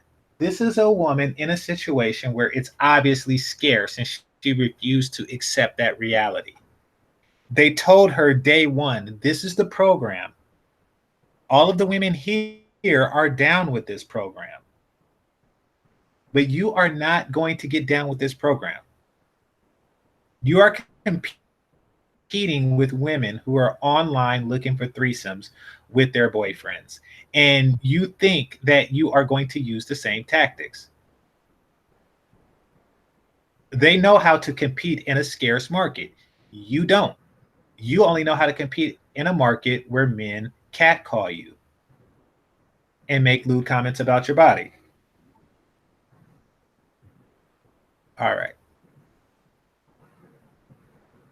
Let's see here. All right, you say she had an Instagram? Yeah, but did you see that part where she said, but as I get older, I realize it's likely not possible for me to keep up this lifestyle while also obtaining long-lasting companionship and possibly in the family. And she's talking about how I've been thinking more and more about moving back to America in search of the relationship that I desire. Now, this is what I mean by just fucking losing. You just started off talking about men in America are misogynistic. That's why you left. Now you're going to come back to an environment that's way worse in terms of the relate. She left at a time when the gender relationships between men and women was healthier than they are today. She's returning to an environment with the Mike Pence rule. She's returning to a red pill environment. And she was claiming that these men were stalking. Wait until you see her Instagram. You tell me if you believe this shit is true. I know you said the standards are low, but you seeing her best picture that she got and it's bad. Wait, you got to go to her IG and then contrast that with what she's saying. It's just mind. We'll click right here. If you go to Instagram and just punch in like Nisha, her name is Nisha Davis, bro. Okay. But if you can't find it, it's okay. I did a panel on her, and I have the link in mind if you can't find it. But I just thought the shit was just so interesting because that's what everyone is. That's why they're all mad at us, bro, because we're actually analyzing, critically thinking without attacking these people on everything. Because we don't got nothing to lose no more as black men. Everyone has attacked us already. What more can be said that has not already been said about us as black men? So they've given us the gun because they've beaten us down. We don't got shit to lose no more. There's nothing that anyone in the world can say about black men that has not been said by every single enemy of black men. It's all been said already. Now it's time for us to return fire on them. But I got to get something to eat, bro. I'm going to be listening in. I hope you find the Instagram to share with your audience because you always got like a very contrary thing. Hold on. I found it right quick. Let me just right before you get something to eat, let me just show you what I found. Got you. All right, hold on. Screen share.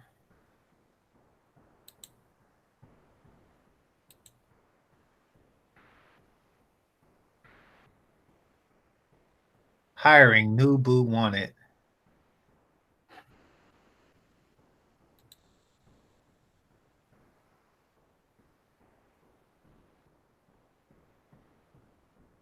I'm a black woman living in Asia. This is what I like to date. Okay.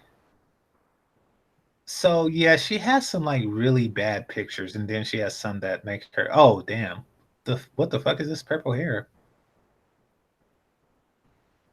Yeah, she's on some. This is a woman shit. that's trying to, and she's from LA. And I'm like, hold up. You telling me with all the beautiful women in LA, black men are chasing this woman down on the streets of LA? I'm not buying it, man. Well, BS. She fits right in with women on that couch. Well, you got to understand that, you know, take BMT for example, right? You know, he counts as a black man. So whenever these chicks are giving themselves credit, they give themselves credit for the lowest common denominator. See, I don't even know BMT like that. I don't even know what he did. What did he do? He flagged my channel. You said he the type of dude that'd chase down a woman like this? He flagged my channel. Oh, word? Yeah, he flagged my channel, but more to the point, his wife blocked your channel. He flagged your channel. He's the reason that my channel is suspended. Wow. He put a copyright strike. Wow. So he didn't reach out to you before and let you know, like, hey, you know, you got some material that I want you to pull. It was just like got you knocked. Pretty much, yeah. Yeah, see, I don't rock with that kind of shit right there, man. That's why I said that I had to kind of like go into a situation where I can have a conversation I want to have free of everybody. That's why I don't have no allegiance. I'm gonna just do to me and have the conversation I want, because the shit that be going on in these spaces as far as like black men's level of integrity, it's lower than I've ever seen. Yeah, I like see some can't funny believe shit in the these. shit I see. Yeah. I see a lot of funny style shit in these spaces, man, what brothers be doing to each other. And I just keep say, you know what? Hey, I'm going to just stay over here and do what I want to do, have the conversation I want to have with no allegiance to nobody, period. Because cats do some funny style shit in these spaces, man. So, I mean, there are guys out there who are equally unattractive, who is probably trying to get at her. There are guys out there. So you that buy her. Yeah, I buy it. I think that there are guys out there who is trying to get at her. Many of them are homeless, you know, and they see her and they like, okay, here's a free meal. But there are guys in this world that exist with absolutely, positively no standards at all. Sad, bro. And see, that's what I think that, you know, I'm not into telling black men what to do, but I really believe that black men got to be better at protecting their images, having no standards. That's just my personal opinion, man. I think that. Oh, I agree. Bruno and I had that debate. Because, you know, being on a Big Ten campus, man, I went to school with a lot of white dudes, and you know, getting cool with them, they would tell me like that they had the opinion that black men had low standards compared to them. They would tell me this, and I couldn't really argue with the shit. Right. You know what I'm saying? Because, I mean, how can you argue with the shit when you see it yourself? I'm like, a lot of these brothers do have fucked up standards.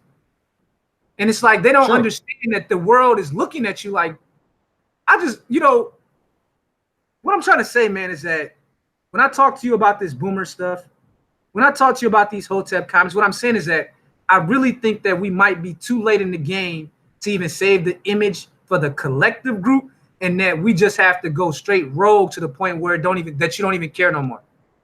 That you just do what you got to do and just say fuck it, because these people do not want to do us right, man. They don't want to do us right. You just did a video showing a whole couch of women perpetrating more stereotypes. I mean, it's like, I don't know if this shit can be turned around I just don't think it can. I think it's going to get worse is what I'm saying to you, bro. I really believe this shit might get worse. Right. For most people, at least. I think that it's going to be a small group that turn around for themselves, but I don't think this shit is going to get better, because I'm looking at the scenario and the situation for most of Black America is about to get worse economically. So I got to imagine that the ghetto ratchet shit is going to get worse too. I think that the ghetto ratchets are going to come to a shape up or ship out moment. And really, that's what this is. That's what a lot of this is all about, you know.